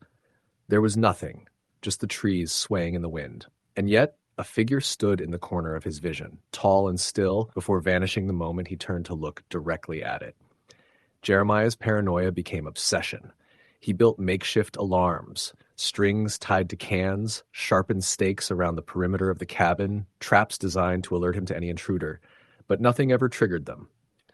Still, the feeling of being hunted persisted. One morning he found a message carved into the bark of a tree near the cabin. "You can't hide." The letters were jagged, uneven, as if done in a rush. His stomach turned cold. He had lived here in isolation for months. There was no one else around. How could this be? He considered leaving immediately, but before he could pack, he saw them. Shadows moving just beyond the tree line, darting from one tree to another, keeping their distance but always watching. Fear gripped him, cold and paralyzing. He ran into the cabin, locked the door, and tried to calm himself, but sleep no longer came. Every creak, every rustle, every gust of wind felt like a threat. Days turned into weeks. The whispers grew louder, sometimes taking on the semblance of words he could almost understand. "We see you. We're coming. Don't leave." Jeremiah's once orderly cabin became a chaotic mess. Supplies were scattered, firewood overturned, his journals ripped to shreds. He realized that no matter what he did, he could not escape their presence. One night, driven to the edge of sanity, he grabbed his hunting rifle and ran into the forest, desperate to confront whatever was tormenting him. Rain pelted his face, mud sucked at his boots, and every shadow seemed alive. He ran for hours, hearing whispers close behind him, footsteps crunching in the underbrush, but when he stopped to look, nothing was there. Exhausted, he stumbled into a small clearing and collapsed against a tree. That's when he saw them clearly for the first time. Figures, not fully human, taller than men but with elongated limbs, faces obscured by shadows. Their eyes glowed faintly in the dim light. They did not speak, did not move toward him. They simply watched. Jeremiah tried to run, but his body refused. The figures began to circle him slowly, a silent, deliberate dance. Panic surged, but he felt paralyzed, unable to move, unable to cry out. The shadows whispered in unison, their words finally clear. "You belong here now." Everything went black. He awoke hours later, or maybe days, he couldn't tell, back in his cabin. Everything was as it had been, yet subtly different. Objects he remembered moving were in slightly different positions. The air smelled wrong, heavy and metallic, and on the wall, carved in deep gouges, were new words, "We've been waiting." Jeremiah realized then that leaving was no longer an option. The forest had claimed him, and the entities that had haunted his nights were no longer outside. They were inside, entwined with him, watching, guiding, controlling. Sleep became impossible. Even waking hours were consumed by the oppressive sense of being stalked. He tried to reach the outside world, radio, emergency phone, but every attempt failed. Signals disappeared when he needed them most. It was as if the forest itself conspired to keep him isolated, to sever every connection to the world beyond the trees. Months passed. Jeremiah's journals, which once detailed his survival and small triumphs, now filled with frantic scrawls, warnings to anyone who might stumble across his cabin. But deep down, he knew no one would ever come. The forest would ensure that.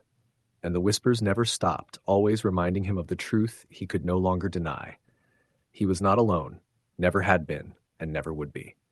He saw them constantly now, in reflections in the water, in the shapes of the trees, in the flicker of the firelight. The figures never came closer. They didn't need to. Their presence was inescapable, a shadow on every thought, every breath. And Jeremiah understood, with a bone-deep certainty, that the forest had chosen him. One night, driven by a mixture of terror and resignation, he stepped outside into the rain-soaked clearing. The whispers rose around him, voices overlapping, chanting in a rhythm that made his chest ache. The figures were there as always, their eyes glowing faintly, their forms unmoving but impossibly close. He raised his head, looked them in the eye, and felt the forest itself press against him, a living thing, patient and eternal. He knew then that the isolation he had sought was never about solitude. It had been about surrender. He had wandered too far from civilization, too far from safety, and the forest had claimed him. Jeremiah never left the clearing again. He became part of the whispers, part of the shadows that watched over the cabin and the surrounding woods. Travelers who passed through the area would sometimes catch glimpses of a figure staring from the tree line, and on stormy nights, faint tapping could be heard on the old wooden cabin door, like a warning or a welcome. Those who dared to go deeper into the forest often reported a cold presence, a feeling of being watched, whispers carried on the wind that promised things they couldn't understand. And if they listened closely, they might hear a voice amongst the whispers, a voice warning them never to try to live off the grid alone, because some forests don't let go, and some spirits, once awakened, never rest. Story the end. The forest had a way of swallowing people whole. That's what Mark had heard from old-timers in the small Appalachian town where he grew up, but he never believed it. He was a city kid at heart, always chasing adrenaline, always looking for the next thrill. That's why he decided to take a week off from work and go off the grid. No phone, no GPS, no one around for miles. Just him, a tent, and the wilderness. The first day was perfect. The sun slanted through the pine trees, and the forest seemed alive with the sounds of birds and insects. Mark followed a narrow trail, enjoying the solitude. He'd packed enough food and water for a week, and his camera to document the trip. By late afternoon, he found a small clearing beside a creek and set up camp. A fire crackled, and he cooked his first meal, feeling more relaxed than he had in years. That night, sleep didn't come easy. Strange noises drifted through the trees, rustling, snapping twigs, whispers that sounded almost human. He tried to dismiss them, convincing himself it was just animals, but unease gnawed at the edges of his mind. In the morning, he discovered footprints around his campsite, large, uneven, dragging in the dirt. They weren't human, but he couldn't place what they belonged to. Ignoring the signs, he packed up and continued deeper into the forest. The trail grew harder to follow, the underbrush thick, and the trees seemed to close in around him. Shadows stretched in ways that made him doubt his own eyes. At some point, he found a pile of stones stacked unnaturally, small cairns marking a path. A sense of dread hit him, but he pressed on, telling himself it was just a trail marker. As dusk fell, Mark realized he was lost. The forest around him had changed, twisting into unfamiliar shapes. He stumbled upon a cabin, small, abandoned-looking, but with signs someone had been there recently. Footprints, a half-burned fire, and a chair pushed over as if someone had left in a hurry. Hunger and fatigue forced him inside. He found a journal on a table, entries from someone who had ventured here before. The last entry was frantic. They're in the woods. Don't trust the trail. Don't follow the stones. They watch. That night, he heard the footsteps again. Low growls and whispers circled the cabin. Shadows moved at the edge of the firelight, too fast, too large to be human.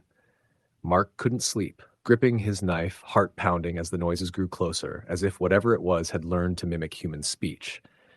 You shouldn't be here. You shouldn't be here. By morning, he decided to leave immediately. The forest seemed alive now, moving around him, disorienting him, turning familiar landmarks into traps. He stumbled upon another set of footprints, dragging, elongated, impossibly large, surrounding him in circles. Panic overtook reason. He ran blindly through the trees, the branches scratching his skin, the shadows following silently. Days blurred together. Mark's food was gone, and his water supply ran low. At night, the whispers and growls returned, closer, more deliberate. He began seeing figures, tall, thin, humanoid but wrong, with limbs that bent unnaturally and eyes that glowed faintly. They didn't chase him, exactly. They waited, watching, herding him through the forest as if he were prey. One night he collapsed near a creek, too weak to move. The figures emerged from the darkness, surrounding him silently. He couldn't scream. The forest swallowed his voice. Hours or days passed. When he awoke, he was on a dirt road in front of a ranger station. A ranger led him inside, listening silently as Mark tried to explain the forest, the stones, the whispers, the figures. The ranger nodded slowly. "You're lucky. Not many get out. People vanish out there all the time." Mark returned to civilization, but the experience never left him. Shadows in dark corners, whispers in the wind, and dreams of elongated figures stalking him haunted his nights. He stopped hiking alone, stopped exploring off-grid areas, but the forest had claimed a part of him he could never regain. Years later, he saw news reports of hikers disappearing in the same area. He knew the forest was patient. It waited, learned, and fed on curiosity. The stones, the cabins, the footprints, they were all warnings, ignored by the unwary. And Mark knew, deep down, the forest never forgot. Even now, when the wind rustles the trees outside his window, he can hear the faint whispers calling his name, just like that night. He knows that some things in the woods follow you. Some things wait for the next person who thinks they can survive off the grid. Story the end. The plan had seemed simple enough. A week in the remote forests of northern Maine, completely off the grid. No phone, no GPS, no one to disturb him. Jason had always been drawn to isolation, the kind that forced you to confront yourself in a place untouched by humans. He packed his backpack with food, a tent, water, and a small first aid kit, then drove for hours until the asphalt disappeared and the forest swallowed the road whole. The first day was deceptively calm. Birds chirped, a breeze whispered through the pine needles, and Jason hiked along a faint trail that twisted through dense woods. By evening, he found a small clearing beside a stagnant pond and set up camp. He lit a fire, cooked a simple meal, and watched the smoke drift up into the darkening sky. The night was cold, but nothing seemed out of place.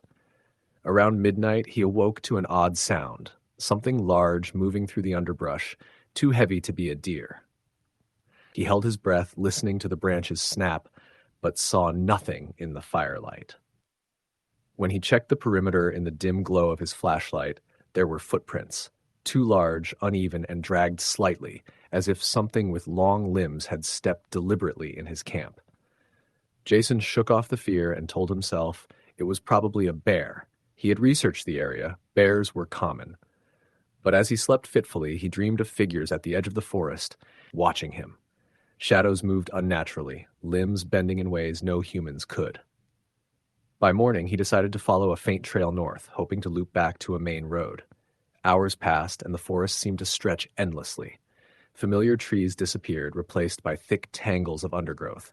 That's when he saw the first signs of human, or almost human, presence. A small, crumbling cabin stood half hidden in a grove of spruce. Smoke curled faintly from the chimney, though the place looked abandoned. Inside the cabin was eerily clean. A journal lay on the table, along with a half-empty bottle of water. Jason flipped through the pages. The entries were from a man named Tom, a hiker who had ventured off the grid months before. Tom wrote about strange noises, footprints that didn't belong to animals, and figures that lurked at the edge of vision. The final entry made Jason's stomach tighten. They are in the woods. They watch. They wait. Don't follow the marked stones. Don't stop. Never let them see you. Jason felt a chill as a noise came from outside. Low, guttural growls, almost like voices, circled the cabin. Shadows stretched unnaturally in the corners. He clutched his knife, listening as the noises grew closer. The whispers came then, soft and indistinct at first, but forming words he couldn't understand. "You shouldn't be here," they said, repeating endlessly. He waited until dawn, then left, moving quickly but carefully.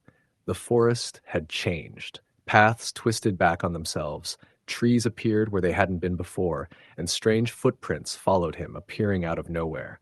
He tried to stay on a straight course, but the forest disoriented him, forcing him deeper into its heart. Over the next few days, Jason's food ran low. The sounds at night grew louder, more deliberate. Figures appeared in his peripheral vision, tall, thin, with limbs bending at impossible angles, eyes glowing faintly. They didn't pursue him aggressively, but they herded him, corralling him through the dense forest. Sleep-deprived, he began to question his sanity. One evening, exhausted, he stumbled upon another cabin, smaller and worse for the wear. Signs of struggle were everywhere. Broken furniture, scorch marks on the floor, remnants of meals. A journal on the table detailed the last days of another hiker. Frantic entries warning of the figures, of the forest, of the stacked stones that marked danger. Jason realized with horror that the footprints he had been following were not random. They were part of a pattern, guiding him deeper towards something unknown. Night fell, and the figures came. Not silently this time. They circled him, moving with purpose. Jason ran blindly, crashing through underbrush, branches tearing at his skin. He tripped into a creek, freezing as he realized the figures paused at the bank, watching. When he scrambled out and ran again, they followed silently, never overtaking him, but always there, always just at the edge of his sight. By the fifth day, dehydration and exhaustion were catching up. Jason collapsed in a small clearing, too weak to move. That's when he saw them clearly. The tall, gaunt forms, limbs bending unnaturally, eyes that glowed faintly, even in the dim light. They weren't human, but they weren't entirely animal either. And they weren't alone. Hundreds of footprints surrounded the clearing, dragging into the trees in every direction. Jason forced himself to move, crawling toward what he hoped was a trail. Somehow, he stumbled onto a dirt road where a lone hunter spotted him and called for help. He was taken to a nearby ranger station, where officials confirmed the area was uncharted in places, with no cabins or trails matching his description.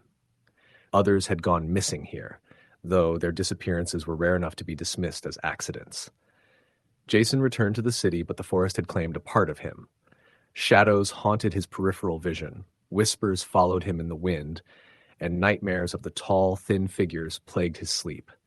He avoided wilderness alone, stuck to heavily trafficked trails, but the memory never faded. Years later, he read about hikers disappearing in the same region he had escaped from.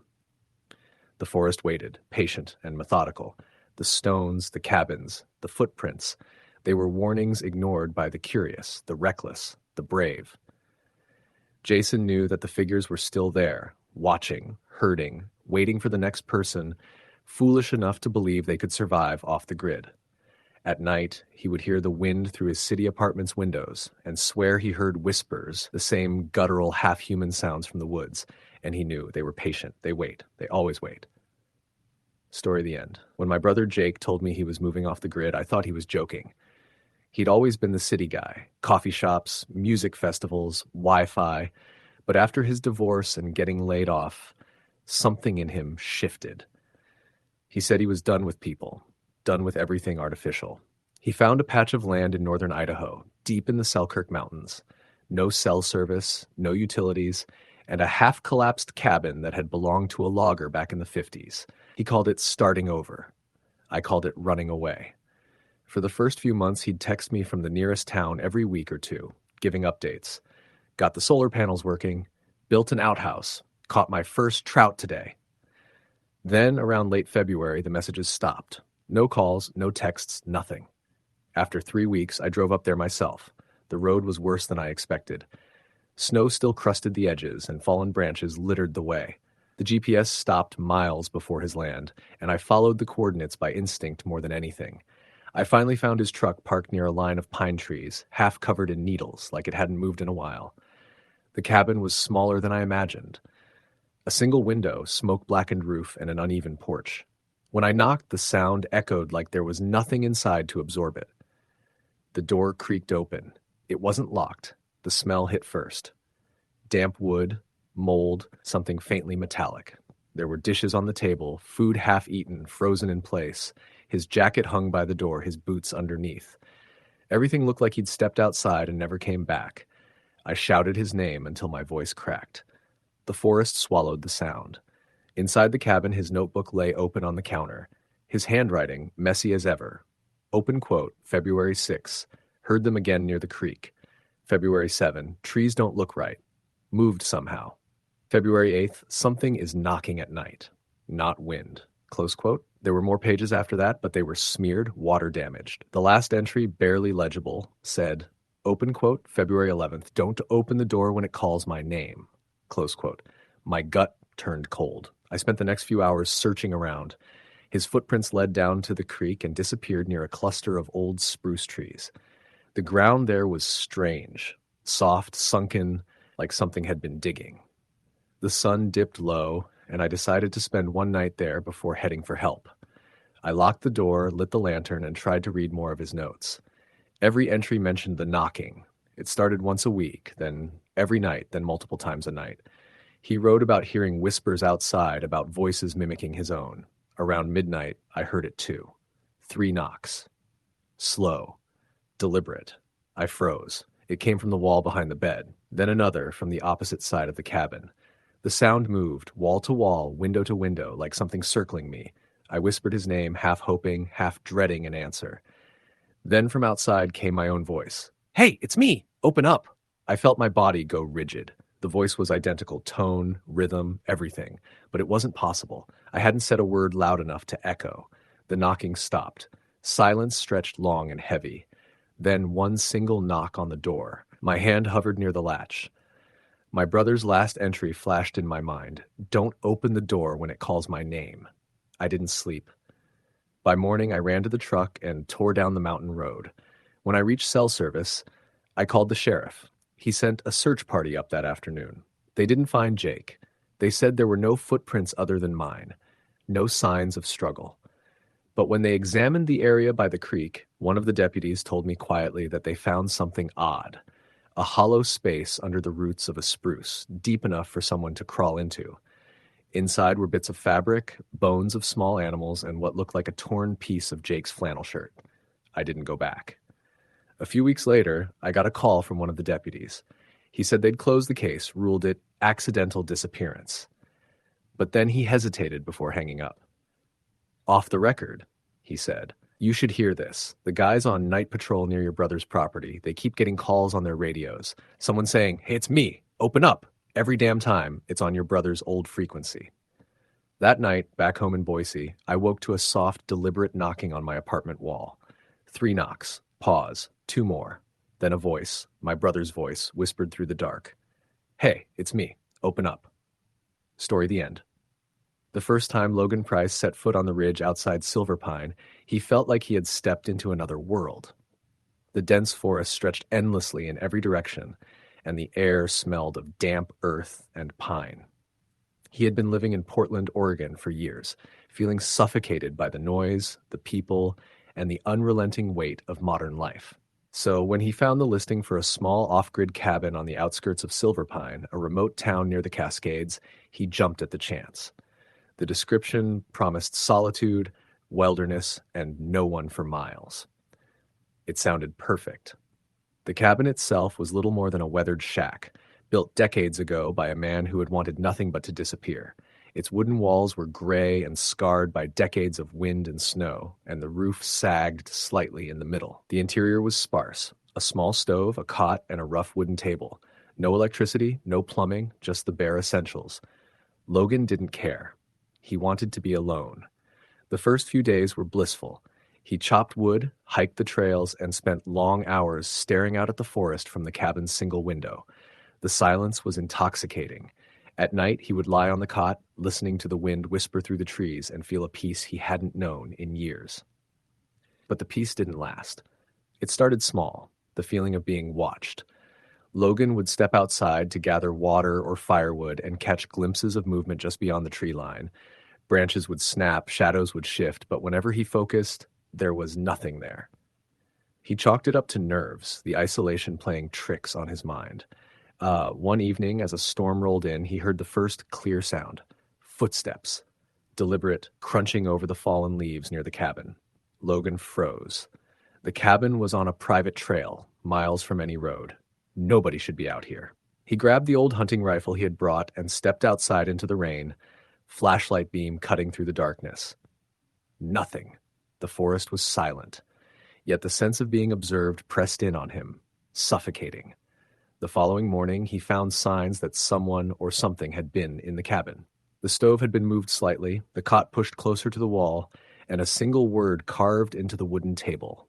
Stay. Panic didn't come immediately. Logan tried to rationalize it. Maybe a ranger had checked on the cabin, though that seemed unlikely. Maybe a hiker had wandered close. But as the days passed, the intrusions increased. Each night, the footsteps returned, circling the cabin, stopping suddenly, starting again. Whispers threaded through the wind, indistinct but undeniably human. At first, Logan told himself it was the wind. But the whispers became more deliberate, sometimes echoing words he thought no one else could know. his name, fragments of conversations he had in the privacy of the cabin.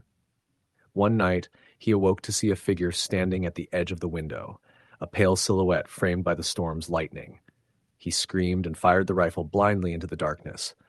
The figure disappeared, leaving no trace, but Logan realized with dread that the intruder did not need to be outside to reach him. The forest itself seemed alive, watching, waiting. In the days that followed, the cabin became a maze of traps and barricades. Logan hammered boards over windows, tied the doors shut, and created crude alarms from tin cans and string. Nothing worked. Every morning, he would find the barricades disturbed, the tin cans moved, and strange markings etched into the wooden walls. Scratches, symbols, and words that seemed to shift every time he looked directly at them. One afternoon, desperate for answers, he hiked deeper into the forest. He wanted to confront whoever was haunting him, or at least understand what was happening. Hours passed, and the forest grew denser, the light fading as he pressed on. Then he saw them, figures in the distance, pale and thin, standing completely still. Their eyes were dark, hollow, and fixed on him. As he approached, they didn't move, didn't speak, yet he felt their attention like a physical weight pressing down on him. He turned to run, but the forest had changed. The trails twisted impossibly, leading him in circles. Trees that had been distant moments before now loomed close, branches reaching for him. Logan ran blindly, panic flooding every thought, until he stumbled back into the clearing where the cabin sat. Everything inside was different. The walls were covered in scratches, the floor littered with twigs and dirt, and the words "you can't leave" were carved deep into the wood. The air was thick and heavy, carrying the smell of wet earth and decay. That night, the whispers were louder than ever. They spoke in chorus, a cacophony of voices chanting his name, circling the cabin. Logan hid under the cot, pressing his hands over his ears, but he could still hear them, always just beyond the walls. Shadows flickered across the windows, forming shapes that seemed to stretch and twist. Impossible geometry. Sleep became impossible. Food disappeared overnight. Every morning he found the traps he had set disabled, the alarms triggered with no apparent cause. The figures in the forest were always watching, always just beyond the edge of vision. Logan realized he was trapped, not by fences or chains, but by the forest itself. Weeks passed. Logan's body grew weak from hunger and lack of sleep. He tried once more to escape, following a faint trail he thought led back to the nearest road. The trees seemed to conspire against him, shifting and rearranging so that each time he thought he had found the path out, he ended up back at the cabin. One night, exhausted and desperate, he climbed into the lookout tower nearby to survey the surrounding forest. The storm had returned, and lightning flashed across the sky, illuminating a sea of pale, thin figures standing silently among the trees. Their eyes glowed faintly in the flashes of lightning, and Logan realized with horror that they had been there the entire time, watching him. The tower swayed in the wind, and a sudden thought struck him. Perhaps they weren't human at all. Perhaps the forest had always been alive, using them as extensions of itself, waiting for someone like him to stumble in and never leave. By dawn, Logan had disappeared. The cabin stood empty, except for the faint scratches on the walls, the overturned furniture, and the chilling sense that the forest itself had claimed another soul. Hikers occasionally report seeing a lone figure at the edge of the trees, pale and thin, staring out at the road, muttering a name they cannot hear clearly. The forest waits for those who seek solitude. It watches, it whispers, and sometimes it claims. Story the end.